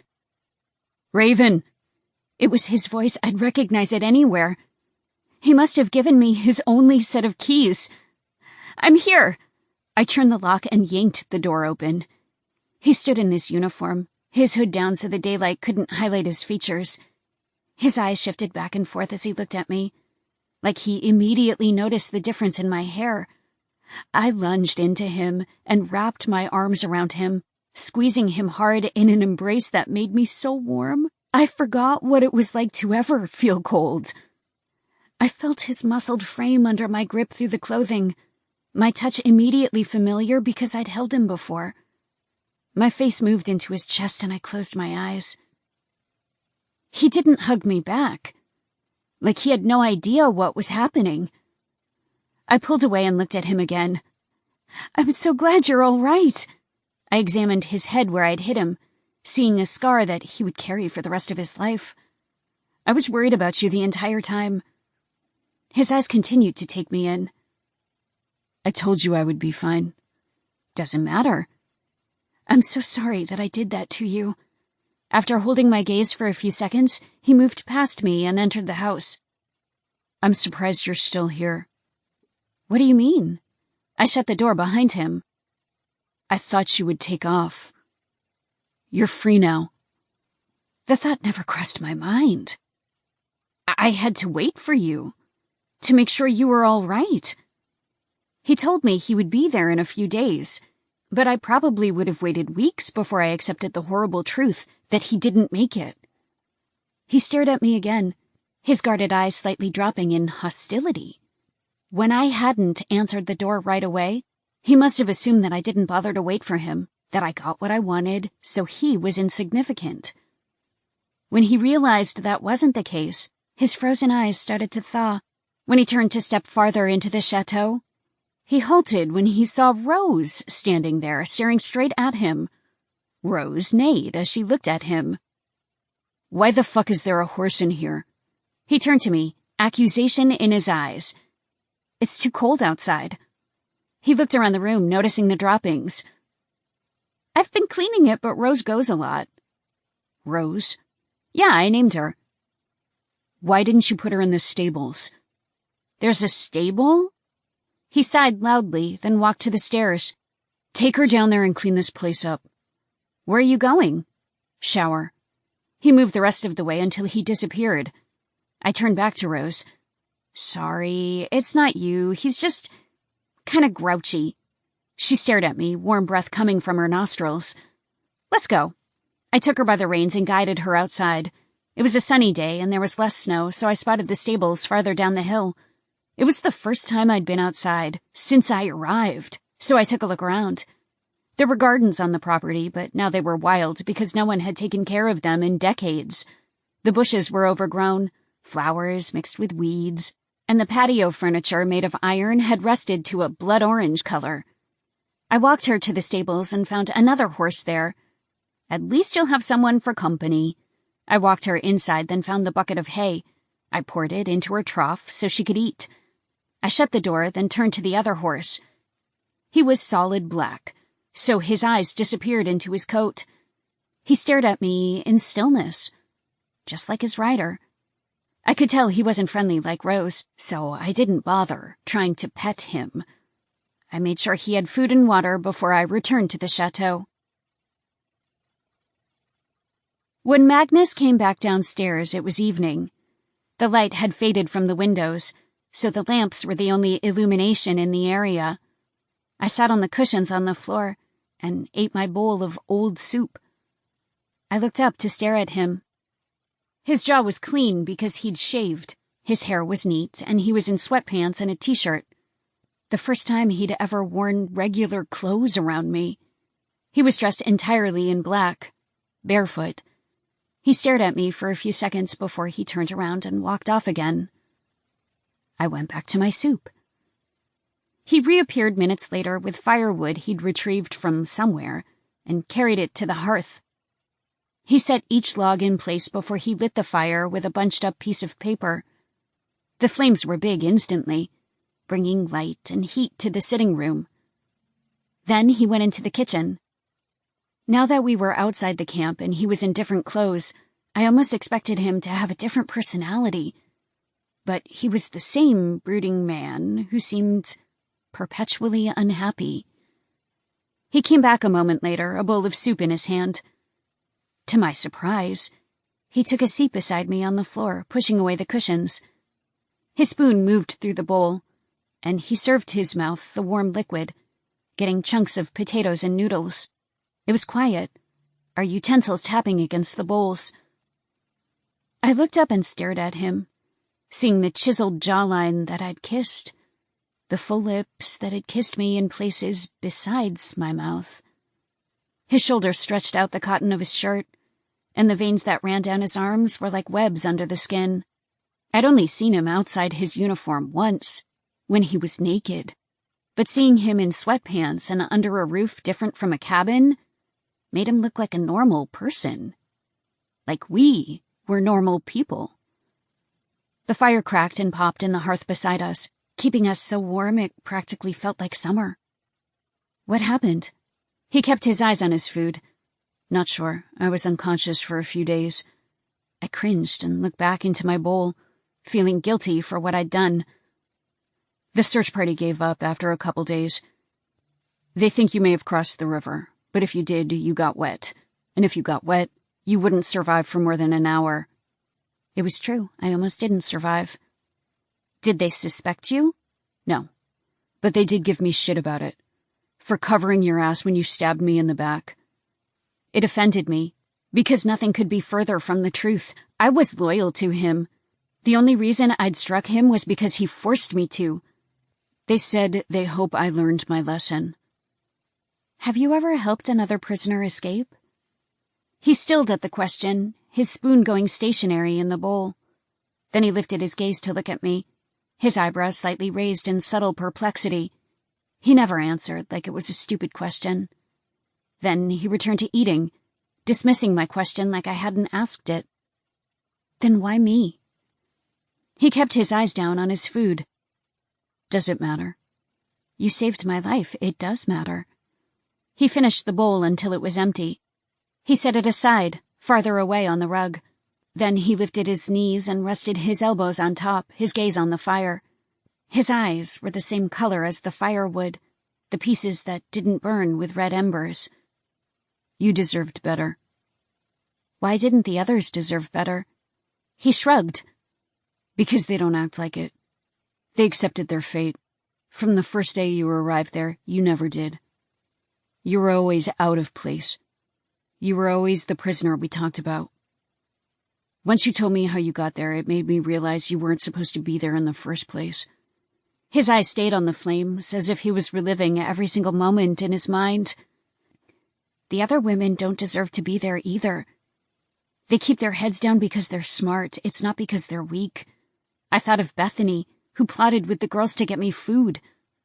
They're brave in ways the guards don't notice. My life isn't more valuable than theirs. Every single person there deserves to live their life freely. He turned his head to regard me. Let's get something straight. There's nothing you can say to make me feel sympathetic to the rest of the women in that camp. Even if they were liberated, a new batch would arrive to replace them. That camp has been there for 10 years, and it'll be around for decades to come. I'm a hero in your story, but I'm still the villain in theirs. He turned back to the fire, his eyes shifting slightly as he watched the flames dance, following their movements until they popped. But he didn't flinch at the sound. Be grateful that I helped you, but don't expect more from me. I was disappointed because I did expect more from him. There was still a soul deep inside that hard chest, humanity the other guards didn't possess. He had potential, even if he didn't see it. You aren't like the others. Doesn't mean I'm like you. I stared at the side of his head, his handsome face illuminated by the brilliance of the fire. His beautiful complexion looked angelic in the light. You can pretend not to have a heart, but I know you have one, a big one. He turned back to me, his eyes cold despite the warmth hitting him in the face. You don't know me. I disagree. I knew him in a way no one else did. His heroic actions were done in secret, so they weren't for show. He'd freed me at great cost. He'd stuck his neck for me, stuck it into the noose of the red snow. What is your purpose there? Everyone has a place, except you. He turned away and didn't answer. Why won't you tell me? Because I don't owe you anything. You're the one indebted to me. So I suggest you thank me for what I've done instead of interrogate me. I'm just trying to get to know you. Why? He looked at me again. After I drop you off, you'll never see me again. I expected us to part ways without obligation to each other, but I still expected more from him. I'm going to go to the police when I get home. You know that, right? He stared at the fire. So if you get out now, you'll save yourself. I'm trying to help you. Yes, I know exactly what you'll do. Go ahead. Was I missing something here? Why does that not scare you? Because you have no idea how the world really works. He clenched his jaw slightly, like this conversation annoyed him the longer it continued. I suggest you go home and live your life. Be grateful every single day that you survived something no one else ever has. Honor those you left behind by living life to the fullest. That's my advice. Go to the police if you want, but it won't make a difference. If you think I'm not going to try to free those women, then you don't know me very well. Then try. If it'll clear your conscience and help you sleep at night, then do it. Even as a free woman, I was starting to feel powerless. Magnus was getting me to safety, but he didn't have any concerns about the consequences of that action. It would never come back and bite him in the ass. Maybe I really didn't understand what I was dealing with. We'll leave tomorrow. Sleep on the floor if you want, but the beds are upstairs. He got to his feet and picked up his bowl. I stayed in front of the fire. He walked away into the kitchen. I stared at the flames for a moment longer before I went after him. He rinsed out his dish, then left it in the bottom of the sink. How are we getting there? There's no car. Horse. All the way to Paris? I asked incredulously. I had no idea where I was, but I knew we were nowhere near the city. To the place where I store my car. And what will happen to the horse? I'll leave her there until I come back. Are you going to return to the camp with 2 horses? He turned around and leaned against the counter as he stared at me. Why are you asking so many questions about this? Because I don't want Rose to go back. And if you do bring her back, they'll know you helped me. So what are you planning to do with her? He shrugged. Not sure. I loved that horse and felt weird parting with her. She was my friend. Can I keep her? He regarded me with a cold stare. You said you live in an apartment. I can rent her a place with a stable. That's expensive. I didn't have much money to begin with. I just can't say goodbye. He pushed off the counter with his hips and sighed. What if I keep her? This is no place for a horse. There's no fence. I have other residences. Residences? As in plural? Do you already own horses? He nodded. But then I'll still never see her. But you'll know she's taken care of. Isn't that enough? Rose had carried me away from that terrible place and gotten me to safety. She became my friend. I didn't want her to be sold to some stranger. I didn't want her to return to the camp. I wanted her to have a good life, with lots of oats.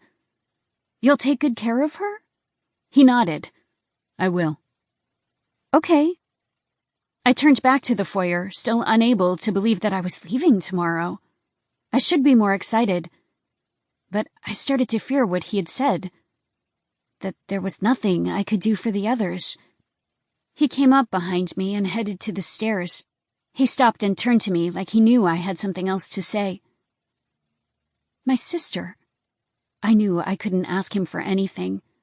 Not after everything he'd already done for me. I should just be grateful I'd escaped.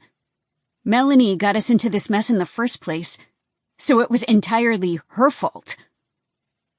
But her mistake didn't deserve an eternal punishment. She didn't deserve to belong to someone else, to be an animal in a cage.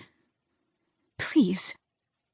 How dare you ask me that after everything I've sacrificed for you? He stared me down coldly, no longer looking at me the way he used to, like there was always a subtle hint of affection behind his cold stare. But that whisper of warmth was nowhere to be found. She's my sister. I can't just go back to life and forget about her. You're going to have to. Please. No. He raised his voice, the sound reverberating off the walls. Don't ask me again. Chapter 20. Paris. We left the chateau on horseback.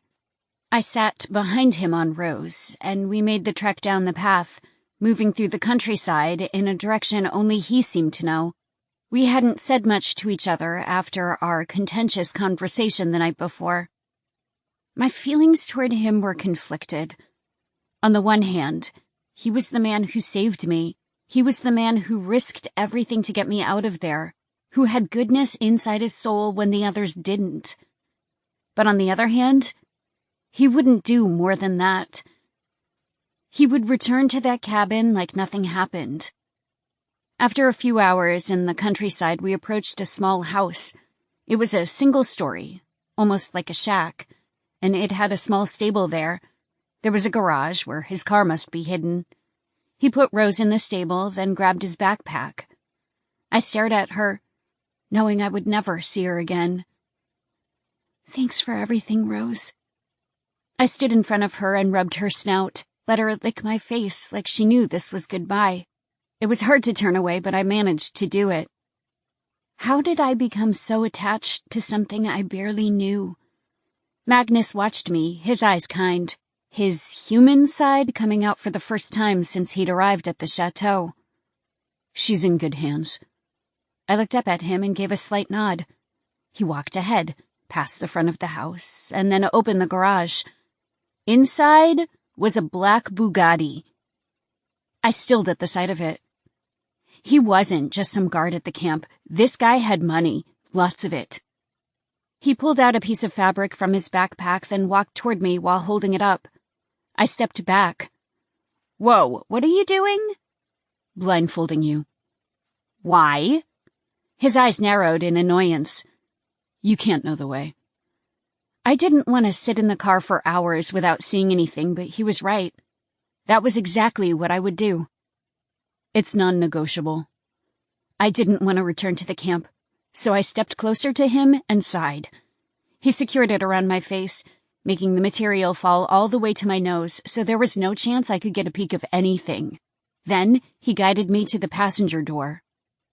You don't think people are going to call the police when they see a woman in the passenger seat blindfolded?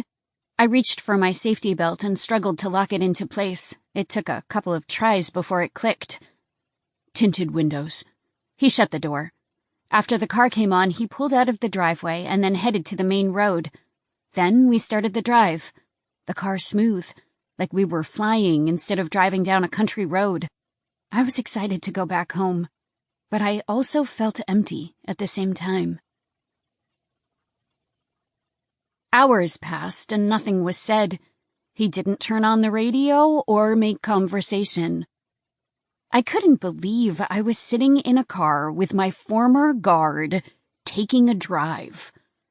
The car didn't make a single stop in that amount of time, so I knew we were far in the middle of nowhere, taking back roads through vast amounts of nothingness.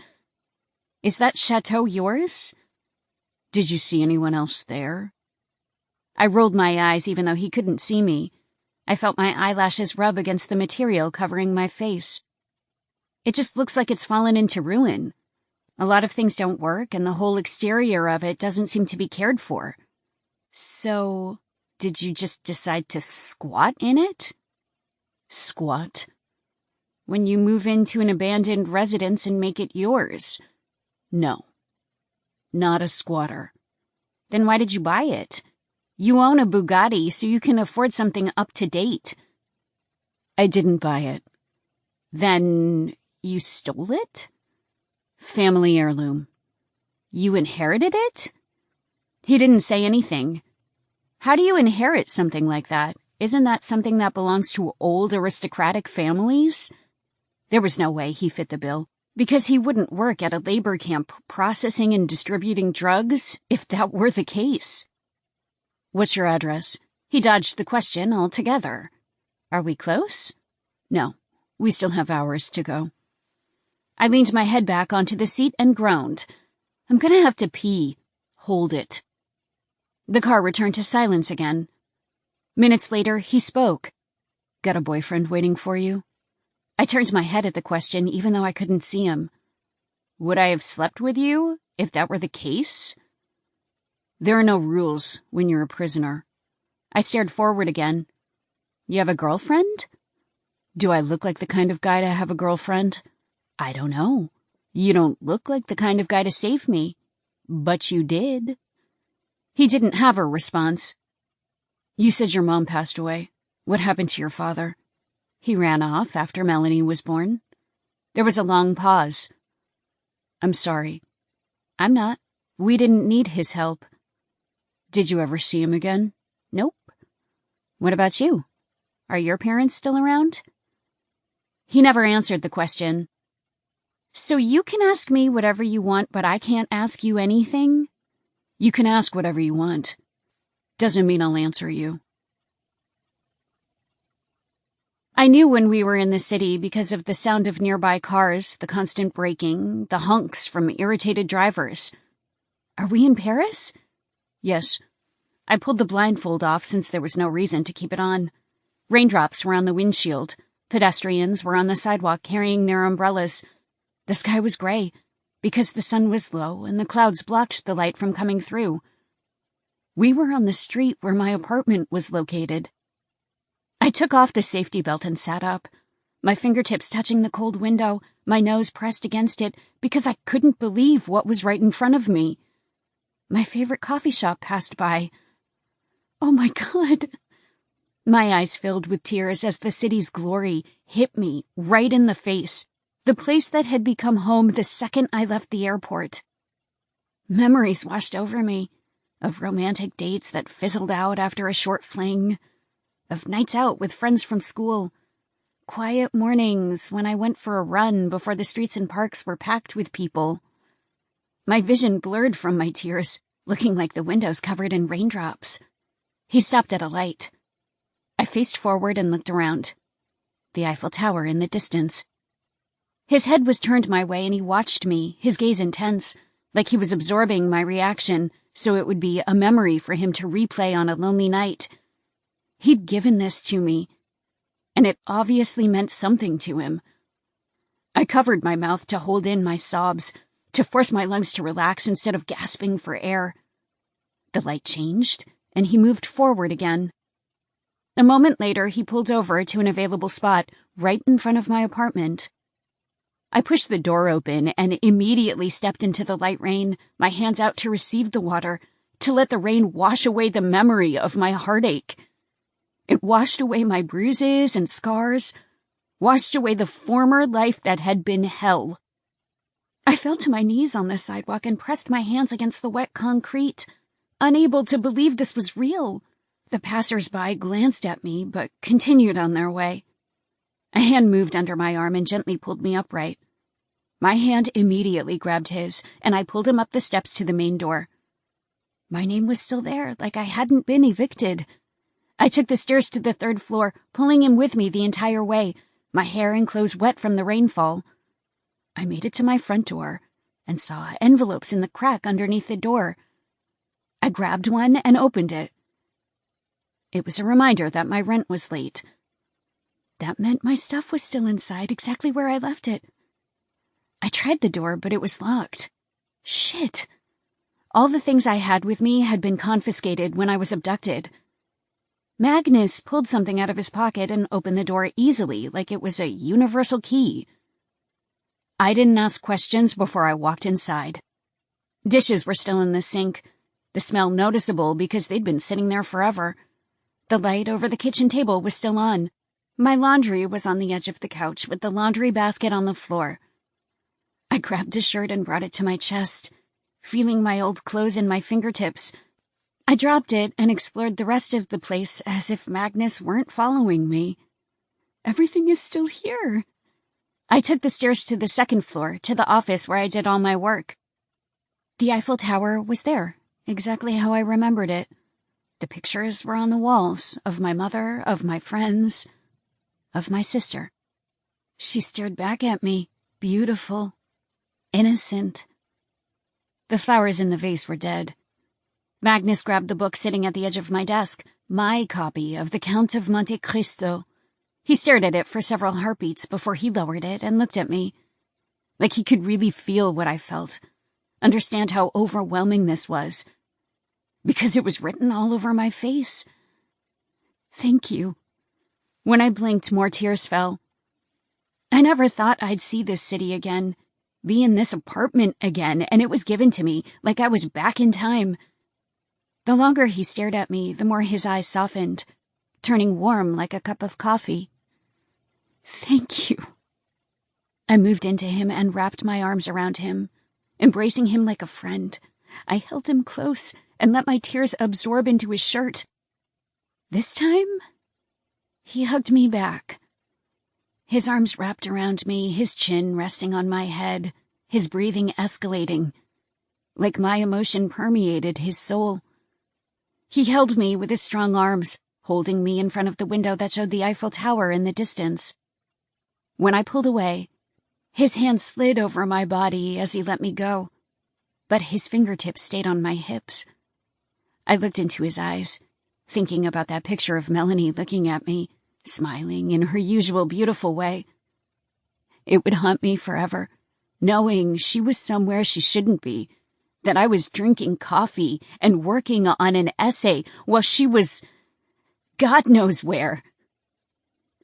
Please help me. His eyes didn't harden into anger this time. They remained soft, remained warm, remained beautiful. His hand stayed on my body, and he studied my face, his eyes shifting slightly back and forth, like that request moved past his brain and into his heart. I need my sister back, and you're the only one who can help me. Tears poured down my cheeks, in both happiness and despair. My life had been returned to me, but it would never be the same without her. She's all I have. The only family I have. His eyes dropped for just an instant, a subtle reaction. They flicked back up just as quickly, like he wanted to hide the movement, like he didn't want me to know those words hit him exactly where I wanted them to. Okay. The rain started to fall harder, pelting the window with large drops of water. It blurred the lights from the city, from the Eiffel Tower that was lit up in the distance. My arms remained around his neck and shoulders, and my eyes were still, looking into the sexiest brown eyes I'd ever seen. I couldn't believe he said that. Said what I wanted to hear. He didn't blink as he looked at me, studying my reaction, like he knew how I felt without needing me to describe it in words. He knew me through my worst, knew me in the coldest winter, with my back lashed and blood dripping onto my sheets. So he knew every expression I made, even when I was happy, even if he'd never seen it before. My heart beat frantically, and my surroundings felt like the background of a vivid dream. This was real, even if it didn't feel that way. He gave me what I wanted and didn't deny me again. My life was given back to me, one piece at a time, because this man wanted to give it to me. My breathing grew labored and deep, my eyes wetter than they were before. My hands slowly glided down to the crooks of his arms. He stared down at me, giving me a look I recognized instantly. It had happened once before, alone together in a cabin in the snow, and he'd said the bluntest words a man had ever said to me. Now it was my turn to say them. I want you. My eyes moved to his lips just a moment before he kissed me, watching them come toward me and press against my mouth.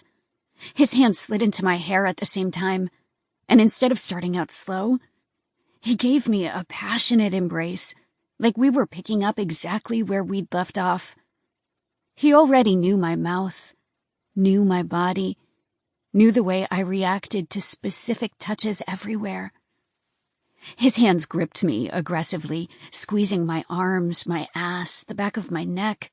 His mouth kissing me the way men kissed the women in movies, the way I'd never been kissed. Whenever his hands moved to my back, he was always gentle, always aware of the scars he'd given me, like the wounds were still fresh and bleeding. I was still in the baggy clothes I took from the chateau, but he kissed me like I was in a mini dress and heels. My hands moved underneath his shirt that had drops of rain on the cotton and pulled it over his head, revealing the rock-hard chest that had been on top of me before. I was already familiar with his physique, so I touched the places I already knew. The hard muscles of his chest, the powerful abs of his stomach, his searing hot skin, like he'd just run a mile in the summer heat. His tongue was in my mouth, gliding past mine in an expertly executed kiss, taking my breath away before he sucked my bottom lip, tilted his head and did it again, taking my breath away once more. Other guys did not kiss like this. They did not look like this. They did not touch me like this. His hands grabbed the material of my shirt and pulled it over my head, his mouth moving to my neck the second he got it free. He kneeled and kissed my collarbone, the hollow of my throat, his hand fisting my hair and knotting it. One of his large arms moved over my ass, and he lifted me off the floor and into his body, taking me from the office and moving to the closest bedroom. My bed was unmade from the last time I'd slept in it.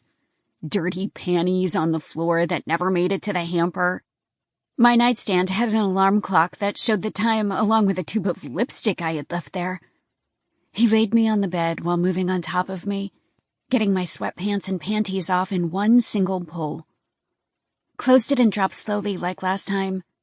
We were both anxious, eager to have what we already knew was good.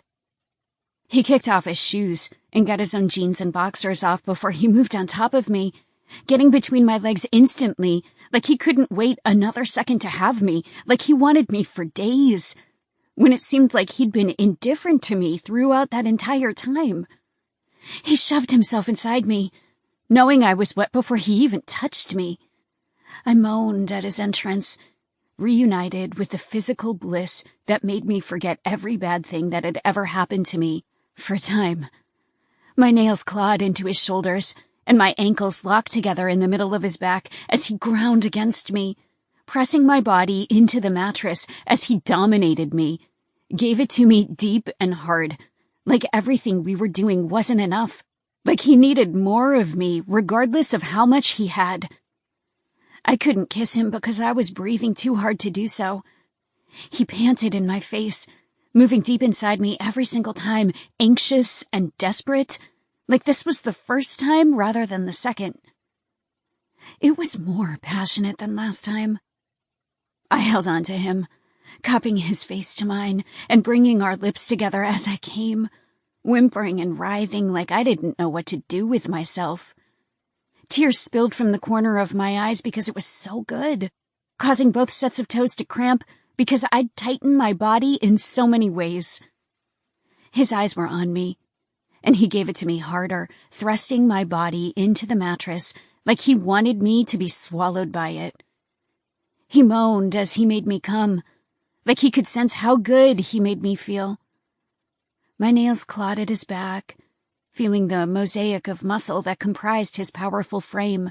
I rocked with him until I was finished, until the tears stopped falling and settled into the pillow underneath me. My ankles loosened around his back, and then I rolled him over so I could be on top. He hesitated, as if he didn't expect me to do that. The confusion remained on his face, like he liked to be in charge, like to do the fucking while I just enjoyed it. But once I started to roll my hips, take his dick while palming his chest, his expression changed. He closed his eyes for an instant, groaning like he really enjoyed it. I'd never been adventurous or one to take charge in the bedroom. Most of my lovers were short-term, and there'd never been enough time to have anything this passionate. But with him, I didn't think twice about my actions. I just did them. He propped himself up on one elbow and placed his open hand against my stomach, like he wanted to feel my body tighten and move. Feel the way I rocked back and forth with the muscles I'd built up working in the camp. Seeing the way he clenched his jaw like he'd never been fucked so good made me want to work harder, made my body get wetter because it was a turn-on. I leaned forward and arched my back, my face above his, our slick bodies moving together at a new angle. He closed his eyes again and inhaled a deep breath. His hand moved to one ass cheek, and he gripped it hard, moving my ass up and down like he wanted a little more, like this was exactly what he wanted and how he wanted it. Then, he made a loud groan as he finished, his face getting flushed and red. So fucking handsome. It made me come again. It was different from last time. He didn't get up to leave. There would be breaks of silence in between, and sometimes I would doze off, just to be reawakened with him on top of me. There was no discussion of the last thing he said to me, that he would give me what I wanted, and we chose to put that off until morning. I turned on my side away from him and faced my nightstand, my eyes so tired I could barely make out the time on my clock. It was 4:19. We didn't snuggle after sex. He stayed on his side and I stayed on mine. But he grabbed my arm and gently rolled me to my back. I looked over my shoulder at him. He lay on his back, his head turned my way. But then he looked at the ceiling again, his eyes eventually closing. I rolled over again, unsure what that was about. He grabbed me again and this time pulled me harder. "What are you—" "I don't want to see." His hand released me and returned to his stomach. "Don't want to see what?" He closed his eyes. Then it dawned on me.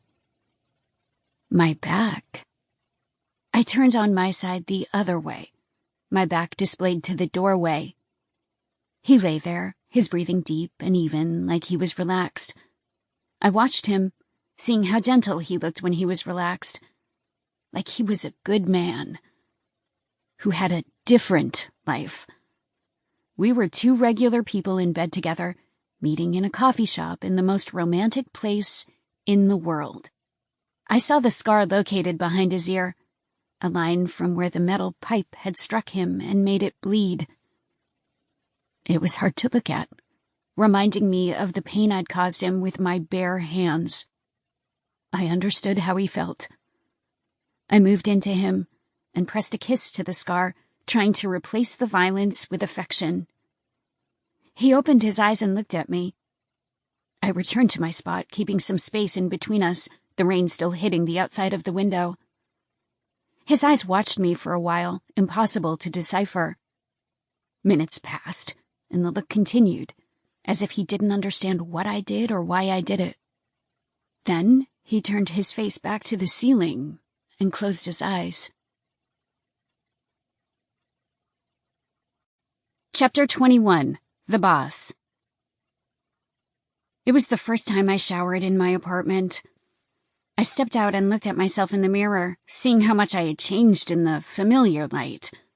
My skin had tanned so much that my old foundation was no longer the right color, but I still did my eyes and lips, made my hair full and nice the way it used to be.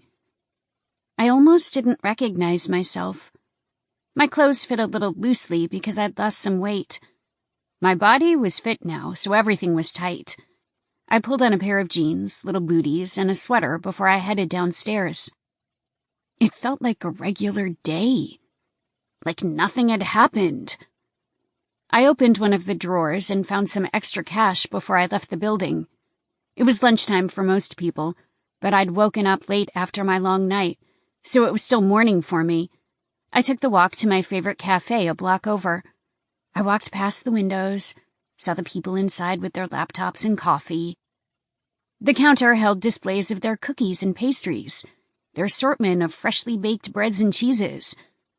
I stopped at the window and looked inside. The sound of cars was loud behind me, the bell on a passing bicycle, a dog barking at another dog farther down the sidewalk. It was an overcast day, and the sidewalk was still damp from the rain that had fallen last night. But it was the most beautiful day of my life. I couldn't believe it was real. I stepped inside and placed my order, nearly forgetting how I liked my coffee. It was strange to talk to a real person, someone who had no idea what I'd survived. I stood there and waited for my food, listening to the blender, a customer talking obnoxiously loud on his phone, and the sound of quiet chatter as friends and family enjoyed lunch together. It felt like I wasn't really there, but a ghost instead. When my food and coffee were ready, I walked back to the apartment. Walked there. Because I had the freedom to do whatever I wanted. Everything in my apartment was moldy and expired, even the coffee, so I'd had to fetch something from the outside world.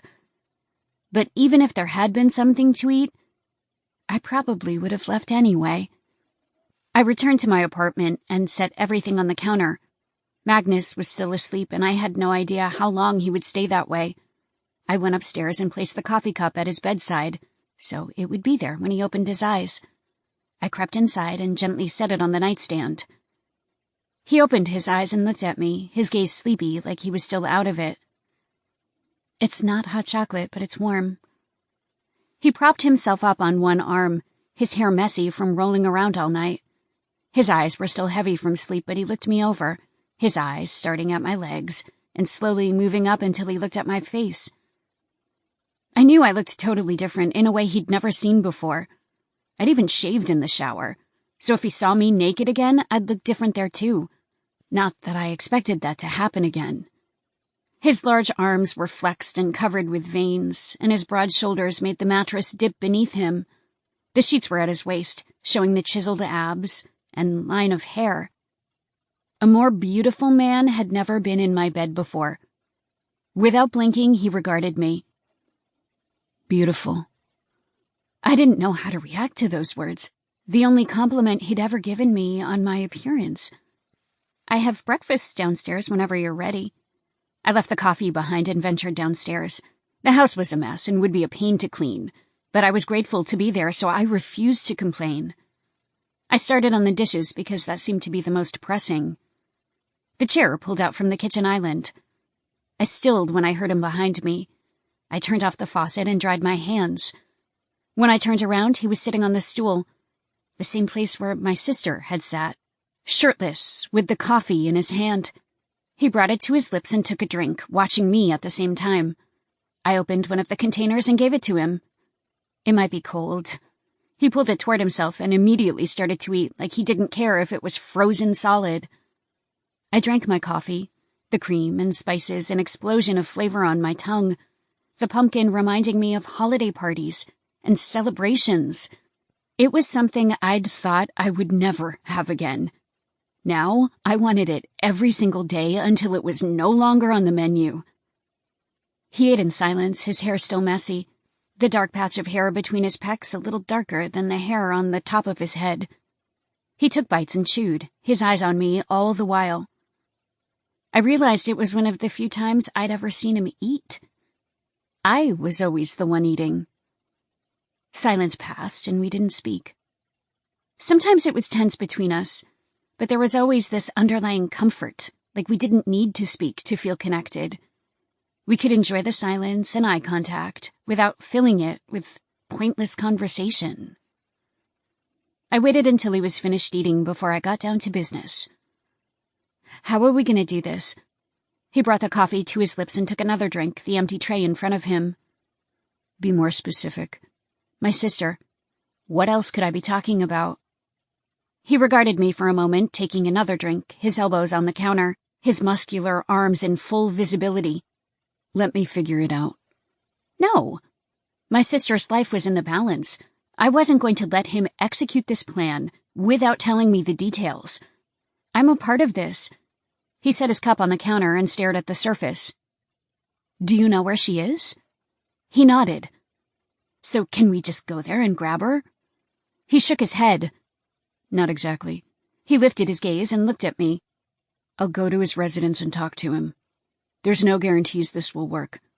I told you I would help you. I didn't guarantee I would be successful. You have to be successful. I kept my voice controlled, but I wanted to burst into a scream because failure was not an option in this. He sighed before he straightened, sitting fully upright. This is a lot more complicated than your life at the camp. Believe it or not, but the outside world is far worse than that place. I couldn't believe that. You've never been a prisoner, so you have no idea. You don't know me. You don't know what I've survived. He didn't raise his voice, but his cold calmness was somehow more ominous. I will do my best, but I can't make him do whatever he doesn't want to do. Honestly, I can't think of a sound argument for getting him to comply. I'm gonna have to wing it.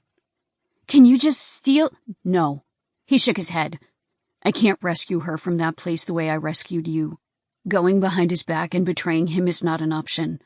A conversation man to man is the only chance we have. But what can you possibly say to convince him to let her go? He dropped his gaze and was quiet for a while. Right now? I'm not sure. I looked down and started to breathe hard, terrified that I'd have to live the rest of my life without her, knowing she was out there and I couldn't help her. If you can't do this, I'm just going to do it myself. You'll be killed. Then I'll be killed. He studied me, his brown eyes the same color as his coffee. Your sister would want you to live your life. She wouldn't want you to die for her. I will do my best to give you what you want, but if it doesn't work, you're going to have to learn to let this go. Would you let it go? I snapped. What if this was your sister? His eyes burned into mine, turning slightly hostile, like something I'd said struck a nerve. When he spoke, his voice was shaky, as if he'd used all his energy to control his rage. I don't have a sister. I didn't understand what happened, what I said to provoke this reaction from him, but I knew to steer clear because I'd triggered something. I said I would do my best, and you should appreciate that I'm willing to try it all. You have no idea what I'm putting on the line by going to his place and making a request like this. You have no idea how pathetic, how weak it will make me look, but I'm going to do it anyway. For you. He was in his black jeans boots and his black t-shirt. He looked good in black, especially with that dark hair and those brown eyes. He had a wallet in his pocket, and the outline on the front of his jeans showed his phone. He never took it out around me, and it was crazy to actually see one again. He moved to the front door. I followed him. He turned around and looked at me, his eyebrow raised. It was 7 in the evening, so it was dark outside, and there were more raindrops on the window. What? What are you doing? Coming with you. He turned to face me head on. I go alone. No. His eyes darkened in anger. That's where my sister is, and I'm going. You have no idea what you're doing. I need to come, because if you get her out, I need to see her then and there. And if you can't, then I want to make my own argument. You do not speak. I couldn't stay in that apartment and just wait. Please. You have a lot of nerve. Please. I moved into him and gripped his arm. I can't just sit on the couch and wait. I'm not a coward. I can look him in the eye and plead with my eyes. Maybe that will make him feel... It will make him feel nothing. Magnus, come on. After staring at me for a while, he closed his eyes and sighed. I knew I'd gotten what I wanted. Thank you. You do not speak. If he says no, you say nothing. You understand me? I nodded. Yes, absolutely. Your word. After everything I've done for you. Breaking it would be a pretty shitty thing to do. I'm putting my trust in you. Don't make me look like an idiot. I intended to fight to get her out of there if I didn't get the answer I wanted. But when he put me on the spot like that, I couldn't betray him. If I gave him my word, I had to keep it, even though it killed me. Your word. I bowed my head and sighed. Yes, I give you my word. We drove in his Bugatti through the rain. His phone kept vibrating and lighting up in his pocket. There was no music on the journey. We left the city of Paris and ventured slightly into the countryside. The large estates were lit up from the roads, surrounded by cobblestone walls and iron gates. The Eiffel Tower was still visible in the rear-view mirror. When the car slowed down, I knew we arrived. Far up the drive was a 3-story villa, slightly visible through the iron gates. He turned and made the drive, moving past the large bushes that stood tall like trees. When we arrived at the gate, there were armed men outside. Small buildings on either side of the gate like toll booths. My heart was racing. Magnus came to a stop and rolled down his window. One of the guys came closer to speak to him, making an exchange in French. The guy kneeled and looked at me in the passenger seat. Qui est la fille? Who is she? Magnus stared him down coldly. Alors tu sais bien que je dois le signaler. You must tell me. Magnus responded, still irritated. Mon invité. Friend. The guy seemed scared because he backed away and motioned to the guards. The gates opened. Magnus drove farther inside, and it was another long road to the 3-story Parisian mansion, moving down the winding road through the fancy gardens and the brilliant uplighting. What did he say? I told him you were my guest. End of story.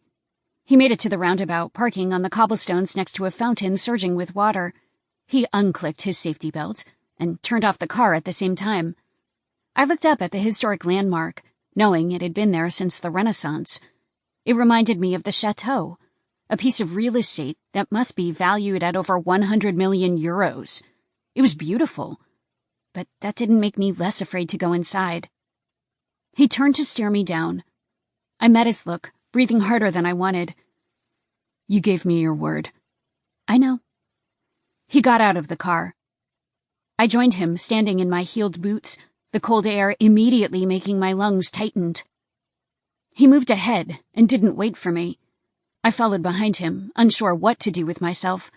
I wasn't to speak, so all I could do was stand there and hope the desperation in my eyes would be enough for him to take pity on me. Even though he didn't seem like an empathetic person. He wouldn't run a labor camp and conceptualize the red snow if he had a single ounce of kindness in his heart. He rang the doorbell and then turned to look at me. You want to wait in the car? I shook my head. You look like a ghost. Because I've never been so afraid in all my life. He studied me, his eyes dropping in subtle softness. Nothing will happen to you when you're with me.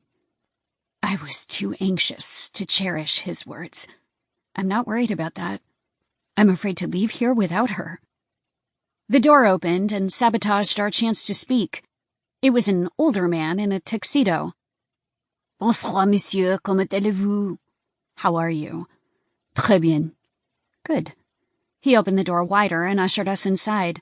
I walked with Magnus, seeing the bright chandelier hanging from the ceiling at the 3rd level, the French paintings on the walls, the grand piano in the corner, like this was a room to host grand parties. A high table was in the center, showing a sculpture of a ballerina. It wasn't what I expected. The boss seemed like someone who lived in a cave or something. The butler walked ahead, conversing with Magnus in French like they were well acquainted. He escorted us into a large sitting room in the rear, the sophisticated artwork on the walls worth more than the value of Paris as a whole. There were couches, a large hearth, another chandelier, and sculptures and art pieces that showed his incredible wealth. I didn't know money like this existed in real life. It made me a little sick to know I'd paid for some of it with my labor, as did the others, and some paid for it with their lives. The butler said a few more words before he departed.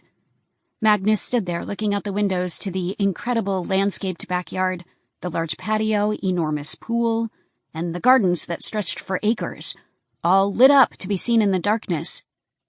At least my sister was in a beautiful place. Footsteps sounded a moment later, heavy against the large pieces of tile on the floor. They weren't light and careful the way the butlers had been. They came from behind us. Magnus didn't turn right away. I wasn't sure if I could turn at all. The boss spoke. Qu'est-ce que c'est? He spoke in French, but his voice was slightly hostile, like he didn't like the evening visit. What? Magnus turned to face him. Le moment est mal choisi. He said something back, matching his tone. Inconvenience? I finally found the strength to look at him. I stayed behind Magnus because I didn't want to be closer than necessary. He was exactly as I remembered, with short brown hair, brown eyes, that possessed a wildness that was fiercer than the woods I'd had to survive. His eyes were on me, drilling into my face, dissecting my features, as if his eyes were 2 daggers. He stepped closer to me to get a better look. Magnus moved slightly in the way, stopping the boss from getting too close. Would the boss be furious when he recognized me? When he realized that one of his men helped me escape? Magnus didn't seem worried about it. The boss shifted his gaze to Magnus. Il me dit qu'elle s'est échappée. He spoke in quick French. Living in Paris had given me some vocabulary to understand his words, but by no means was I fluent. I could only pick up enough to deduce a couple things. Something about my escape. So he did recognize me. He shook his head. C'était toi. You. Les hommes ne servent rien. C'est tout ce qui compte. Men. Nothing else matters. He stood in sweatpants low on his waist, and he'd skipped the shirt like he didn't give a damn who saw him this way. He was bulky and strong, with lots of muscles in his chest and arms. He looked like a bull. Tu m'apièges. Tu es venu ici pour gibouler. Trick. He raised his voice, growing angry. Magnus was as calm as ever. No. His eyes shifted back and forth as he looked at me. Si tu la voulais, pourquoi tu ne l'as pas dit? He barked at Magnus, so hostile it was unclear if we would walk out of there. Why didn't you tell me? He'd said something like that. Parce qu'elle énervait tous les hommes, et ça aurait été une trahison. Betrayal to the men. I suspected the boss had asked Magnus why he went through the charade of helping me escape, instead of claiming me, the way he claimed Melanie. But it surprised me that it was even an option for Magnus. Then Magnus said I pissed off the guys too much, and they would riot if I got an easy way out. But I wasn't entirely sure. The boss was quiet and stared him down, his eyes showing his ferocity. He was having a standoff with Magnus, as if waiting for a concrete explanation for his actions. Comment ça? What? Peut demander un faveur. His anger slowly faded as his eyes narrowed. Quoi donc? What? Magnus stared at him for a long time as he considered how to craft his words. Mélanie est sa sœur, et je veux que tu la relâches. Sister. It took the boss a moment to react, as if he didn't absorb the request right away. He shifted his weight, dropped one shoulder slightly, and regarded Magnus with skepticism. Et pourquoi je ferais ça? Why? Magnus turned quiet for a while. Parce que je le demande. I couldn't make that one out. He shifted his gaze to me and stared me down. I stopped breathing. Then he looked at Magnus again. Tu viens chez moi et tu me demandes ça. Elle m'appartient. T'as aucun droit de demander sa libération. Comment oses-tu venir ici pour demander une chose pareille?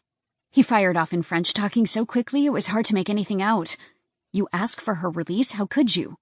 Cette salope devrait plutôt me remercier d'être encore en vie. Elle devrait être reconnaissant que j'ai des choses plus importantes à faire que la ramener là où elle devrait être. She shouldn't be alive right now. I started to breathe harder. I didn't want to be scared, but it was hard not to.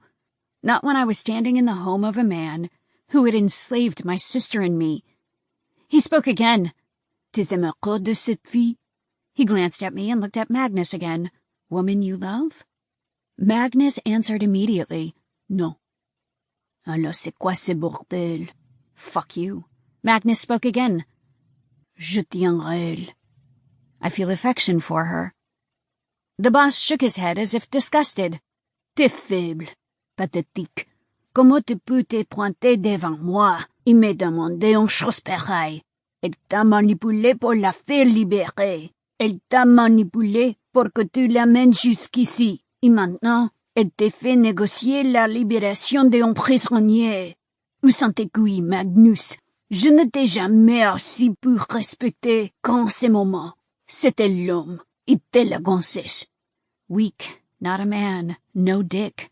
You let her use you. Magnus was quiet. No. No. La réponse est non. He turned to walk away. Fous-le comme de chez moi. Leave. My eyes immediately watered, but I kept my mouth shut. Because I promised. Magnus watched him go. I grabbed his hand and squeezed, silently asking him to do something, anything. He sighed before he pulled his hand away and walked after the boss. Mon frère. Brother. I sucked a big gulp of air into my lungs, making a quiet gasp. He stopped, but didn't turn around. Now I noticed the resemblance. The hair, the eyes, the handsome features. Now that I knew the truth, I couldn't unsee it. And everything made sense, everything. Now I understood why Magnus had powers others didn't. I understood how he could come here, without announcement, and ask something like this without getting shot. I understood how he spared me from the red snow when everyone wanted me dead. Magnus spoke again. C'est ce que je veux, et je ne te demande jamais rien. I never asked anything of you. The boss slowly turned around, his eyes wild in disbelief. Je te le demande comme ton frère, pas ton associé. Your brother, not your partner. He stared at Magnus longer, his eyes unblinking, possessing the same intense stare his brother did sometimes. After holding his silence for seconds, he walked back to his brother, his eyes glued to his face. Je ne veux pas la relâcher.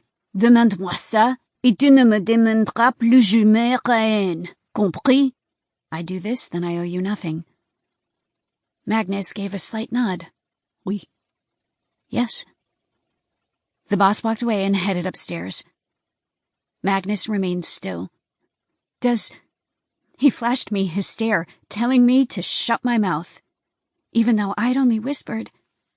I closed my mouth again. He stared at me for several seconds before he returned to the grand foyer, where there was a tall staircase on either side. He stood and waited, his eyes down. A moment later, a door opened and closed. Then, Melanie appeared at the top of the stairs, her eyes visibly wet even from this distance. She gripped the edge of the stairs and looked down, right at me. Raven! It took all my strength not to speak. I started to heave with the breaths that wanted to escape my lungs. I went from stern seriousness to a sobbing wreck. Tears dripped down my cheeks like rivers, and I shut my lips tightly so I wouldn't make a sound. Melanie was in a black dress, wearing a piece of cloth worth more than anything we owned in our closets. She took the stairs, gripping the handle as she quickly moved down. The boss appeared behind her, looking at his brother. Melanie reached the bottom, then darted toward me, crashing into my arms, bursting into tears just as I did. I held her tightly and cried into her shoulder, feeling my little sister once more. The only family I had in this cruel world. Baby sister. I ran my hands down the back of her hair and whimpered in pain at our reunion. The boss reached the bottom of the stairs and stared down his brother. I didn't feel bad for the tension I'd caused between them because I got what I needed. Magnus turned back to me and spoke in English. "Let's go, now." I pulled away from Melanie at his command, knowing I had to listen if I wanted to make it to the finish line and not trip. "Let's go home." I grabbed her hand and pulled her with me to the door where Magnus stood. But she pulled her hand free. I turned back to look. Melanie stared at her captor. He stared back, his expression cold. She lingered, continuing the stare. I had no idea what was happening. Then he walked up to her, towering over her when he was close. The backs of his fingers grazed against her cheek, just the way they did when we were bound at the camp. "Goodbye, sweetheart." He pulled his fingers away, then walked off. As if he didn't want to watch her go, he moved to the other side of the house and disappeared. For a second, I worried she wouldn't leave. But then she turned to me, took my hand, and we left. Chapter 22. Live well, be happy. We entered the apartment. Melanie took a look around, examining every single surface. The laundry that had never been sorted on the couch, the open windows to reveal the brightness of the city lit up at night. "It's the same." I'd had the exact same feeling when I walked in. "Yeah." She went into her bedroom, probably looking at her clothes and the things she'd left behind. Then she came back to me, sentimental toward the past, emotional because of the future. She stood there and looked at me. "I can't believe we're here." "I know." She came to me and hugged me again, the only person in the world that I had who knew exactly how it felt to be a prisoner in a labor camp. She was the only person who understood the trial that had tested us both. She pulled away, tears dripping from her eyes down her cheeks. "How did you get away?" "Him." Her eyes softened. "I can't believe he did that for you." "Neither can I." She pulled away and looked at the open doorway. "Where is he?"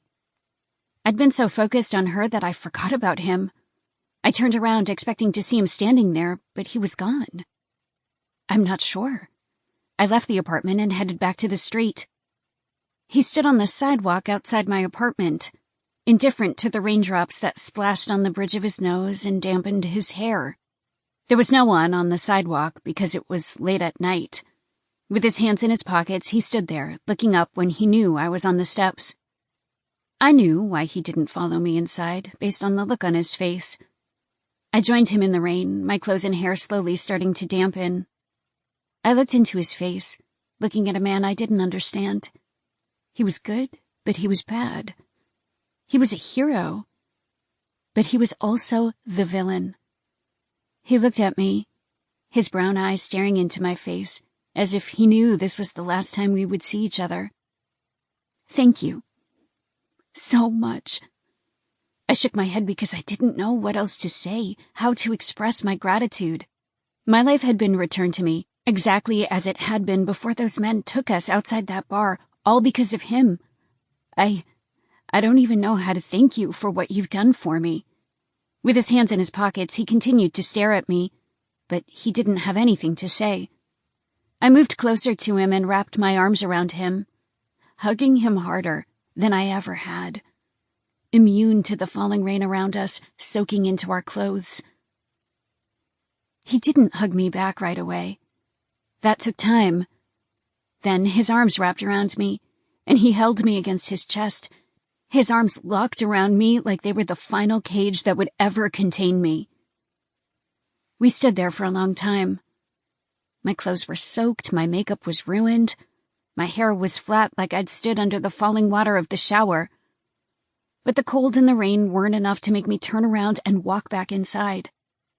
He was the one to pull away first, to release his hold on my body and step back slightly, his brown eyes softer than they'd ever been before.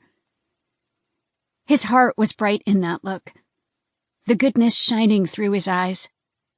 There was no future for us. We were two people from two different worlds, our lives crossing unexpectedly and for a brief time. He would go back to his underworld, and I would walk to my coffee shop every morning on the way to class. The scars were permanent, so I would always have a piece of him, always remember the man who saved my life. His scars would carry my ghost as well. We would be just ghosts to each other, to these memories. But that was how it had to be, because we were too different. He pulled his touch away and gave me a slight nod. Live well. Be happy. Tears welled up in my eyes and my bottom lip quivered because those words hit me with unexpected pain. My hands were still in his arms because I wasn't ready to let go yet, to release the only person who had ever taken care of me. He pulled his hands back and walked off. I watched him go, standing in the rain, unable to leave until he left first. He got into the car. The door shut. The engine roared. If he looked at me, it was impossible to tell because the windows were tinted. Then he drove away, the tires splashing through the puddles. When he was gone, I finally turned back to my apartment. As a free woman. Chapter 23. Survivor's Guilt. We returned to our lives. We finished the laundry, bought groceries, cleaned the apartment, all the things we used to dread. There was a lot of rain in Paris. It was the second week of February, so I gathered I'd been gone for 6 weeks. That wasn't long, but at the time, it had seemed like a lifetime. My purse and wallet had been stolen, but thankfully my passport was in the apartment, so I was able to get cash out of the bank to pay rent, so I wouldn't be evicted, as well as get food on the table. Melanie and I didn't talk much, as if we weren't ready to talk. After a few days, we sat together at the kitchen island, drinking hot cups of coffee with a plate of pastries between us. We had access to all the food we could eat, but neither one of us was ever hungry, at least not the way we used to be. She sat with her chin down, her knuckles propped underneath. Her eyes were downcast, her fingers in the handle of the mug. It was gray and cloudy outside, and the rain never seemed to stop. It rained every single day, a constant sprinkle. It was better than snow. I cleared the lump in my throat. You can talk to me, if you want to talk about it. Not once had we talked about what the boss did to her. It just happened and went unacknowledged.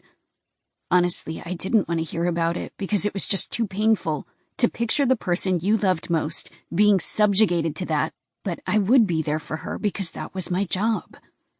She kept her eyes down. I don't want to talk about it. Well, we can always find you a therapist, if you want to do that. She shook her head, then brought the mug to her lips for a drink. Are you okay? I thought I would be blissfully happy to be free, but that high quickly wore off. Now guilt tied me down, made me think of the women who were still there, still working every single day, witnessing the death of a friend every week. As okay as I'm going to be. What about Magnus? I lifted my gaze and looked at her. What about him? Are you going to see him again? When he'd walked away, it hurt more than I thought it would.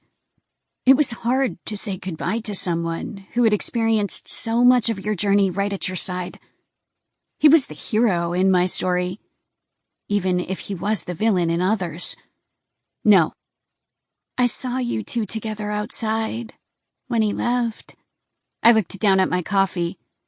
It just seemed like there was something there. Because there was. Some people are in your life for a reason. Once that reason is fulfilled, it's over. He saved me. He saved you.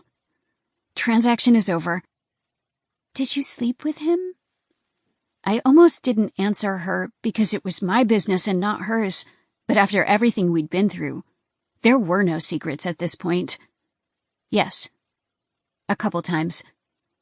Do you have feelings for him? I shrugged. That's a complicated question. Not really, but I'm guessing it's a complicated answer. I drank from my mug again. What do we do now? She was quiet for a while. I usually ask you that, not the other way around. The semester has already started, so I can't go back to school right now. I'll have to clear up everything with the immigration office.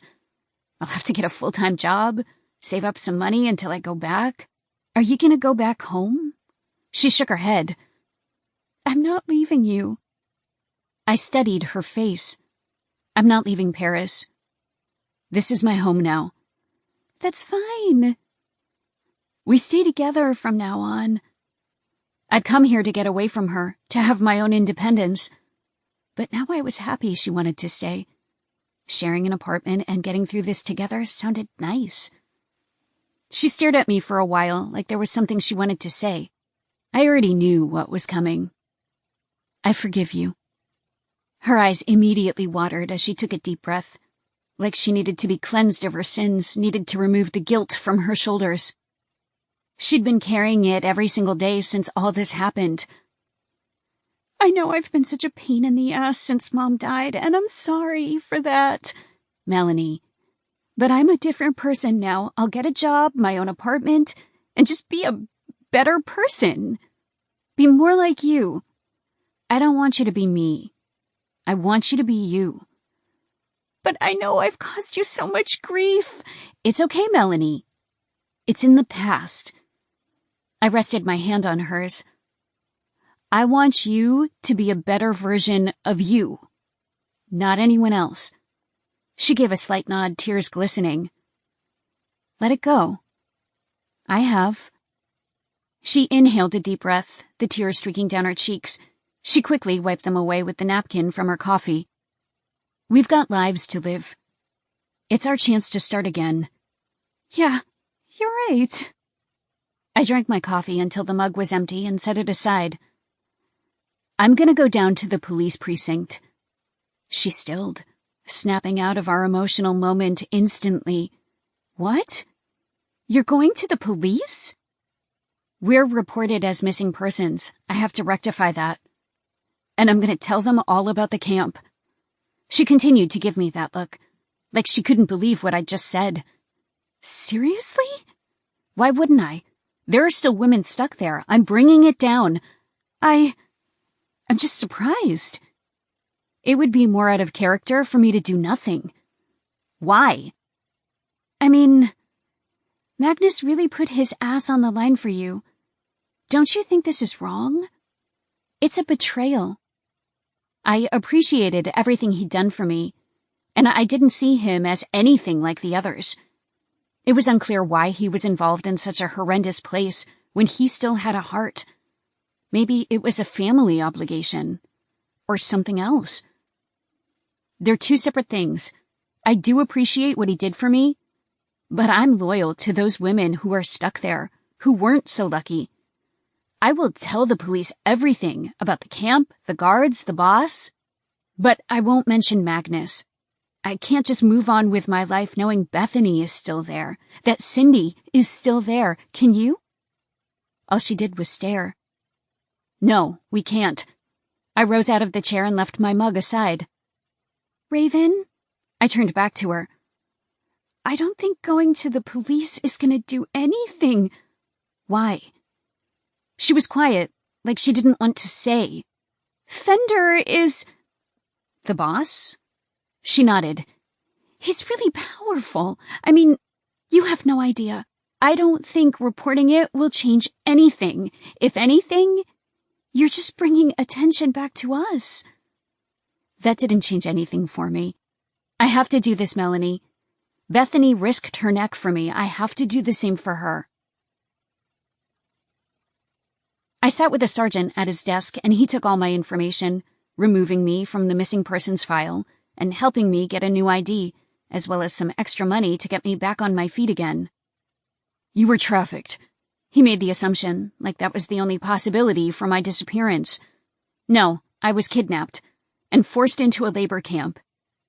His pen was to the paper, finishing up my file, but he stopped and looked up at me. It's a camp in the south near the Alps. There are camps everywhere, and the way to get there is on horseback. Planes drop crates of cocaine from the sky. They process it and then distribute it.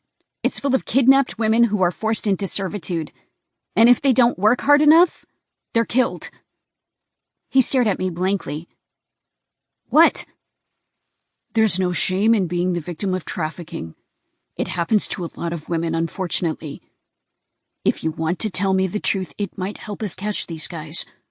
No need to make up a story. I stared at him for a few seconds in disbelief. Make up a story? Those drug operations are in South America, not in France. Then how do you explain the drugs on the streets? Tourism. My eyebrows jumped up my face. I'm telling you the truth. Then where is the camp? I just told you. I need more details than that. How do you expect me to send out men to investigate when I don't know where to send them? I was a prisoner. You think they let me know that information? It was close to the Alps. So send a helicopter to scout the area. Ma'am, this is a police station. We have crimes to solve. We don't have time for fantastical stories. Don't you fucking ma'am me like I'm a Karen. His expression turned blank. What? It was an American thing. Probably had no idea what that term meant. I'm telling you the truth. I'm giving you as much information as I can for you to discover and eliminate the biggest drug operation in France. There is no drug operation. He stopped taking notes, like there was no further discussion. My heart hit my chest with every beat. Terror washed over me. I knew exactly what had happened without needing any physical evidence. You know exactly what I'm talking about. He stared at me stone-faced. But he's paid you off. Ma'am, I have no idea what— Fuck off! I left the chair in front of his desk and stepped away. There is a woman brutally executed every single week, just because she isn't as strong as everyone else. We work every single day as slaves. The only way out of that place is through death. If you choose to sit there with a fat wallet and look the other way, then you dishonor the badge. You dishonor everything you should stand for. I sat up in bed, the Count of Monte Cristo on my lap, the pages damp at the corners. The rain hit the window next to me, and the hot coffee on my nightstand smelled of the nutmeg and cinnamon. It was the middle of the day, but I had nowhere to go and nothing to do, so I never changed out of my pajamas. My body had already started to return to its previous weakness since I didn't work all day anymore. My abs were slowly being covered with a layer of fat, and my breasts were getting bigger. I turned away from the book and looked out the window, seeing the raindrops hit the glass and drip down in quick rivers, only to be replaced by another drop. My entire adventure might have felt like just a dream, but this book was a piece of my story, and the memory of the man who'd slept by my side in that very bed told me it was all real, every single moment. Melanie appeared in the open doorway, leaning against the frame with her arms crossed over her chest. What happened to your book? I lifted it up, seeing the permanent stain on the corner of every page. Dropped it. I wasn't sure why I didn't tell her the truth. It was between me and this story. Between me and Magnus. She looked out the window and stared at the rain. I closed the book and stared at the cover, the title worn and faded, like it had been in that camp for a long time. Had belonged to another prisoner before they passed away. I have to go back. Melanie turned back to me, her movements noticeable in my periphery. I set the book on the nightstand and looked at her. Bethany, Cindy, everyone else. I can't just leave them there. You went to the police, Raven. You did what you could. I shook my head. It's not enough. She sighed loudly. You think you can go there alone and liberate the camp? By yourself? I won't be alone. I continued my stare. Her eyes fell when she understood. If we get caught, nothing will happen to you. The boss will protect you. He will not. I saw the way he looked at you. You'll be safe. And what about you? I held the book in my arms and pulled it to my chest. Doesn't matter. I can't live knowing they're there. I have to finish this, even if it costs my life. Raven, I have to. She turned quiet. We don't even know where it is. We'll find it. How are we going to liberate an entire camp? I'll come up with a plan. And what about Magnus? I squeezed the book tighter. We won't hurt him. But you're coming back to destroy his camp, after everything he did for us. I felt guilty when I shouldn't. His kindness didn't erase his cruelty. I know, but it doesn't change anything. Every week that passes ends the life of someone innocent.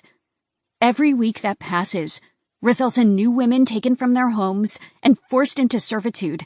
Every week that we spend drinking coffee and eating cheese is a week someone won't survive.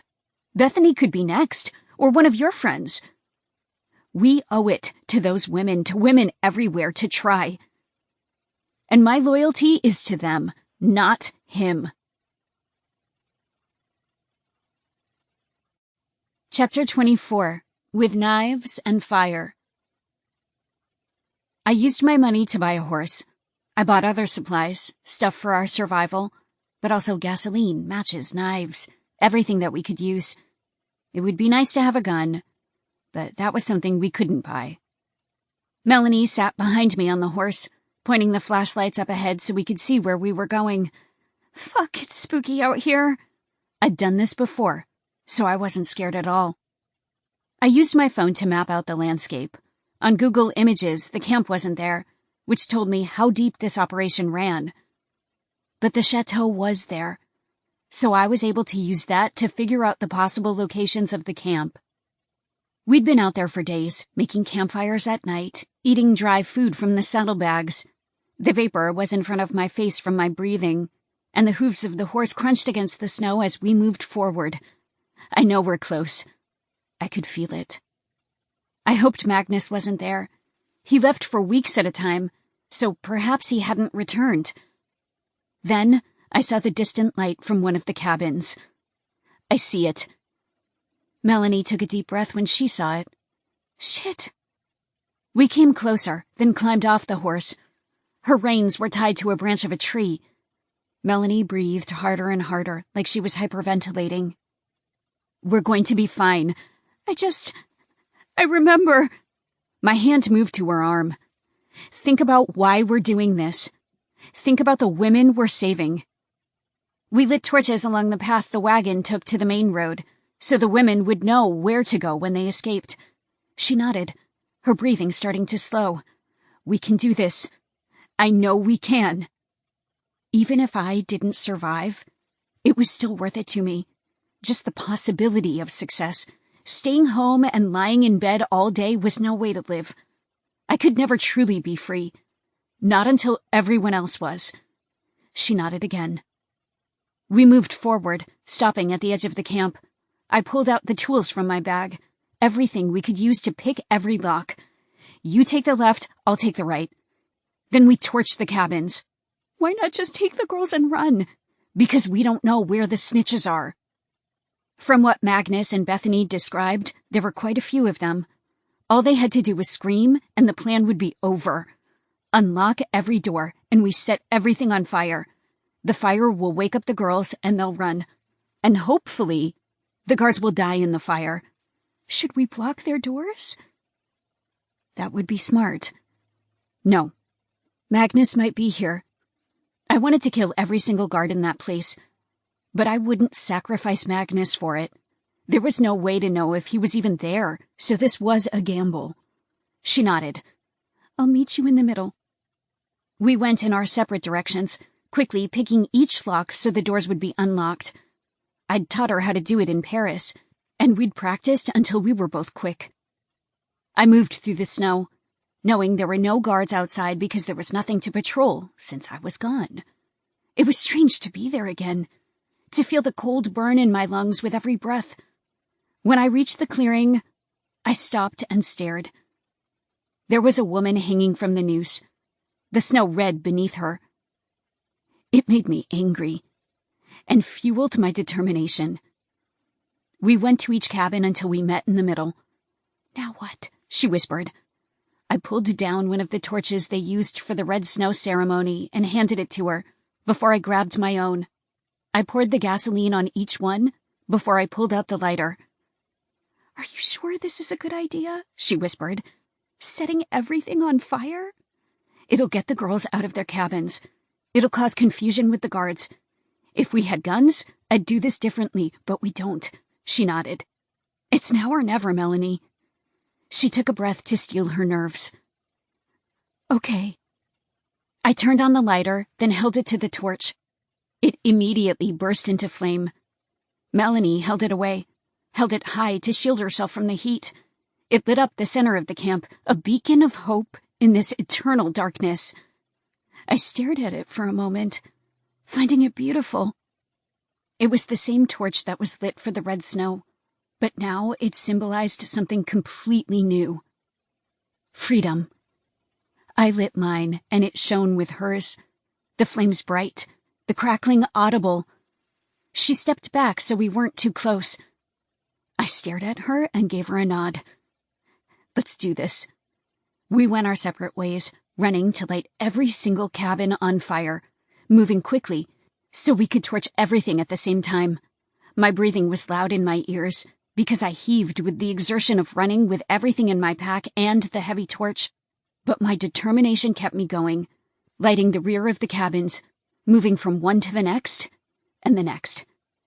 Then the screams started. Doors burst open, and women sprinted into the snow. Follow the torches! I moved to the cabin Magnus had entered countless times and watched it turn into an inferno instantly.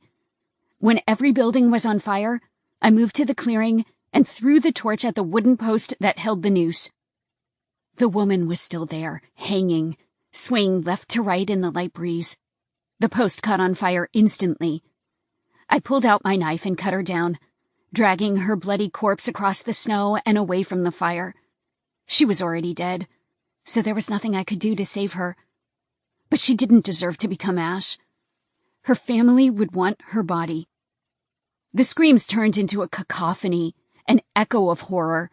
Women ran out in their undergarments, panicking as the camp burned in an inferno. Cabins crumbled as they were dissolved from the heat. Follow the torches! I pointed to the line of torches outside the planes. Follow the torches! Some of the women recognized me and halted to stare in disbelief. Others didn't care at all and just sprinted to safety. It was chaos. Women trying to find their friends, looking over their shoulders for the guards. Then the guards came. What the fuck is this? One of the guards screamed, giving orders to his comrades. Get the guns! Move! Whoever fucking did this is gonna die. I'd be lying if I said I wasn't scared. I jogged over the snow, moving past the women who came my way. Shadows of men moved around the camp, trying to grab the women and stop them from escaping. I searched for Melanie, unsure if she'd run for it or if she was waiting for me. Melanie! I looked around, only catching glimpses of faces in the light of the fires. The door to the guard cabin burst open, and a man ran out. One with brown hair and brown eyes. He was barefoot, in sweatpants and a t-shirt. He looked around the camp, the flames reflecting in his dark eyes.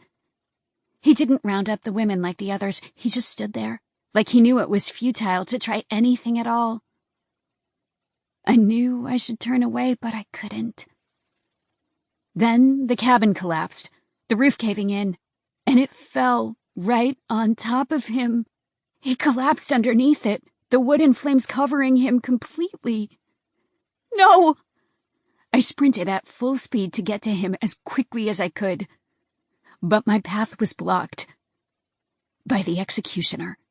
Shirtless, he stood in front of me, staring at me with eyes that showed the underworld in his soul. I fell back, hitting the snow. I should run at a dead sprint in the other direction and disappear into the crowd. It was dark outside the camp, and it would be hard to find me. But my eyes moved to where Magnus lay. "Look who it is!"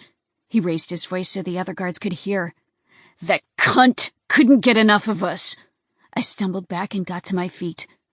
There was still time to run, but I couldn't. My eyes kept moving behind him, the fire growing over where Magnus was hidden. Then he charged me. I quickly dodged out of the way and reached for the blade in my pocket, the 5-inch knife Magnus had given me. I fell into the snow and quickly got to my feet, knowing there was no chance I would win this fight, even if he was unarmed. He faced me, grinning like this was amusing. "You think your little knife is gonna stop me?" I gripped it the way Magnus told me to. He charged at me again. I slammed my knife into his body, but he steadied my wrist and stopped it from piercing his flesh. He slammed me down hard into the snow and gripped me by the throat, choking me so hard he was about to break my neck. His nostrils flared with rage as his eyes gleamed with revenge. My life faded, but all I could think about was Magnus.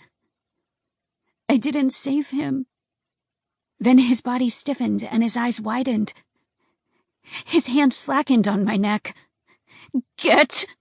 Melanie stabbed the knife into his back. "Off!" She stabbed him again. "Her!" She dug the knife all the way through, piercing him through the chest. Before he collapsed on top of me, I rolled him off, getting free. It wasn't just Melanie. Bethany was there too, stabbing him in the legs. Angry tears streaked down Bethany's face. "Die, you fucking piece of shit!" She stabbed him again and again. I stumbled to my feet again and headed to the cabin, which was burning more than before. "Magnus!" I ignored the burns on my hands from the flames and pulled the wood off his body. "Help!" I kept pulling everything off, screaming in pain every time I touched the white-hot wood. I pushed everything off until I got to the last piece. I tried to lift it, and I couldn't. I turned to the girls. "Help me!" Melanie dropped her knife in the snow and ran to me with bloody hands. Bethany did too. "Pick up that side," I told Melanie. Melanie got to the corner and we tried, but we still couldn't do it. Magnus's arm stuck out and he didn't move. "Bethany!" I pointed to the side. "Get that side!" She looked down at his arm and hesitated. I knew exactly why. "Please, Bethany! Please!" She still hesitated. "Please?" Tears burned my cheeks. "Not him." She swallowed her anger and bent down to help. We got the wood off him. He lay there, passed out. I gathered him in my arms and dragged him from the building and across the snow, away from all the buildings that continued to burn. When he was safe, I set him down, then looked him over. Other than a few scratches and bruises, he was okay. His chest rose and fell as he continued to breathe. "Oh, thank God." I sat in the snow beside him and knew it was time for me to go. I'd done what I had to do. He would be fine there. The other guards would help him if he needed it. Suddenly, his eyes opened, and he sat upright quickly, taking a deep breath, like he had stopped breathing.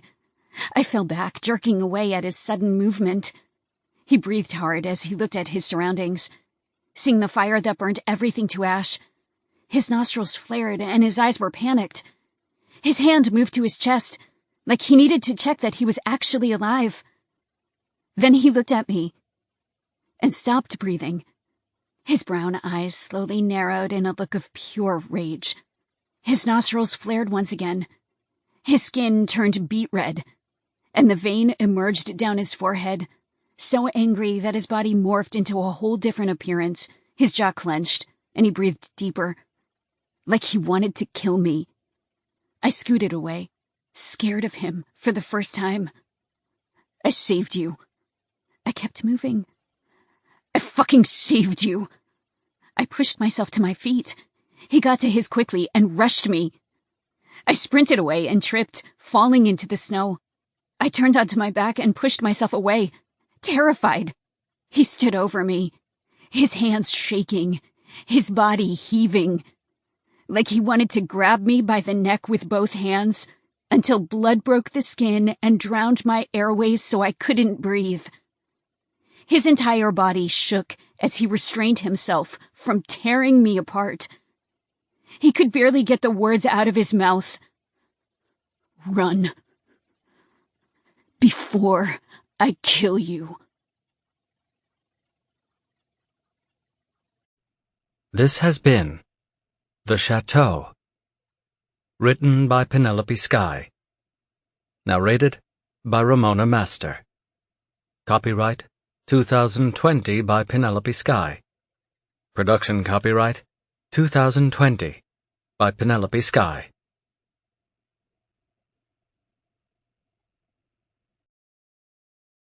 Audible hopes you have enjoyed this program.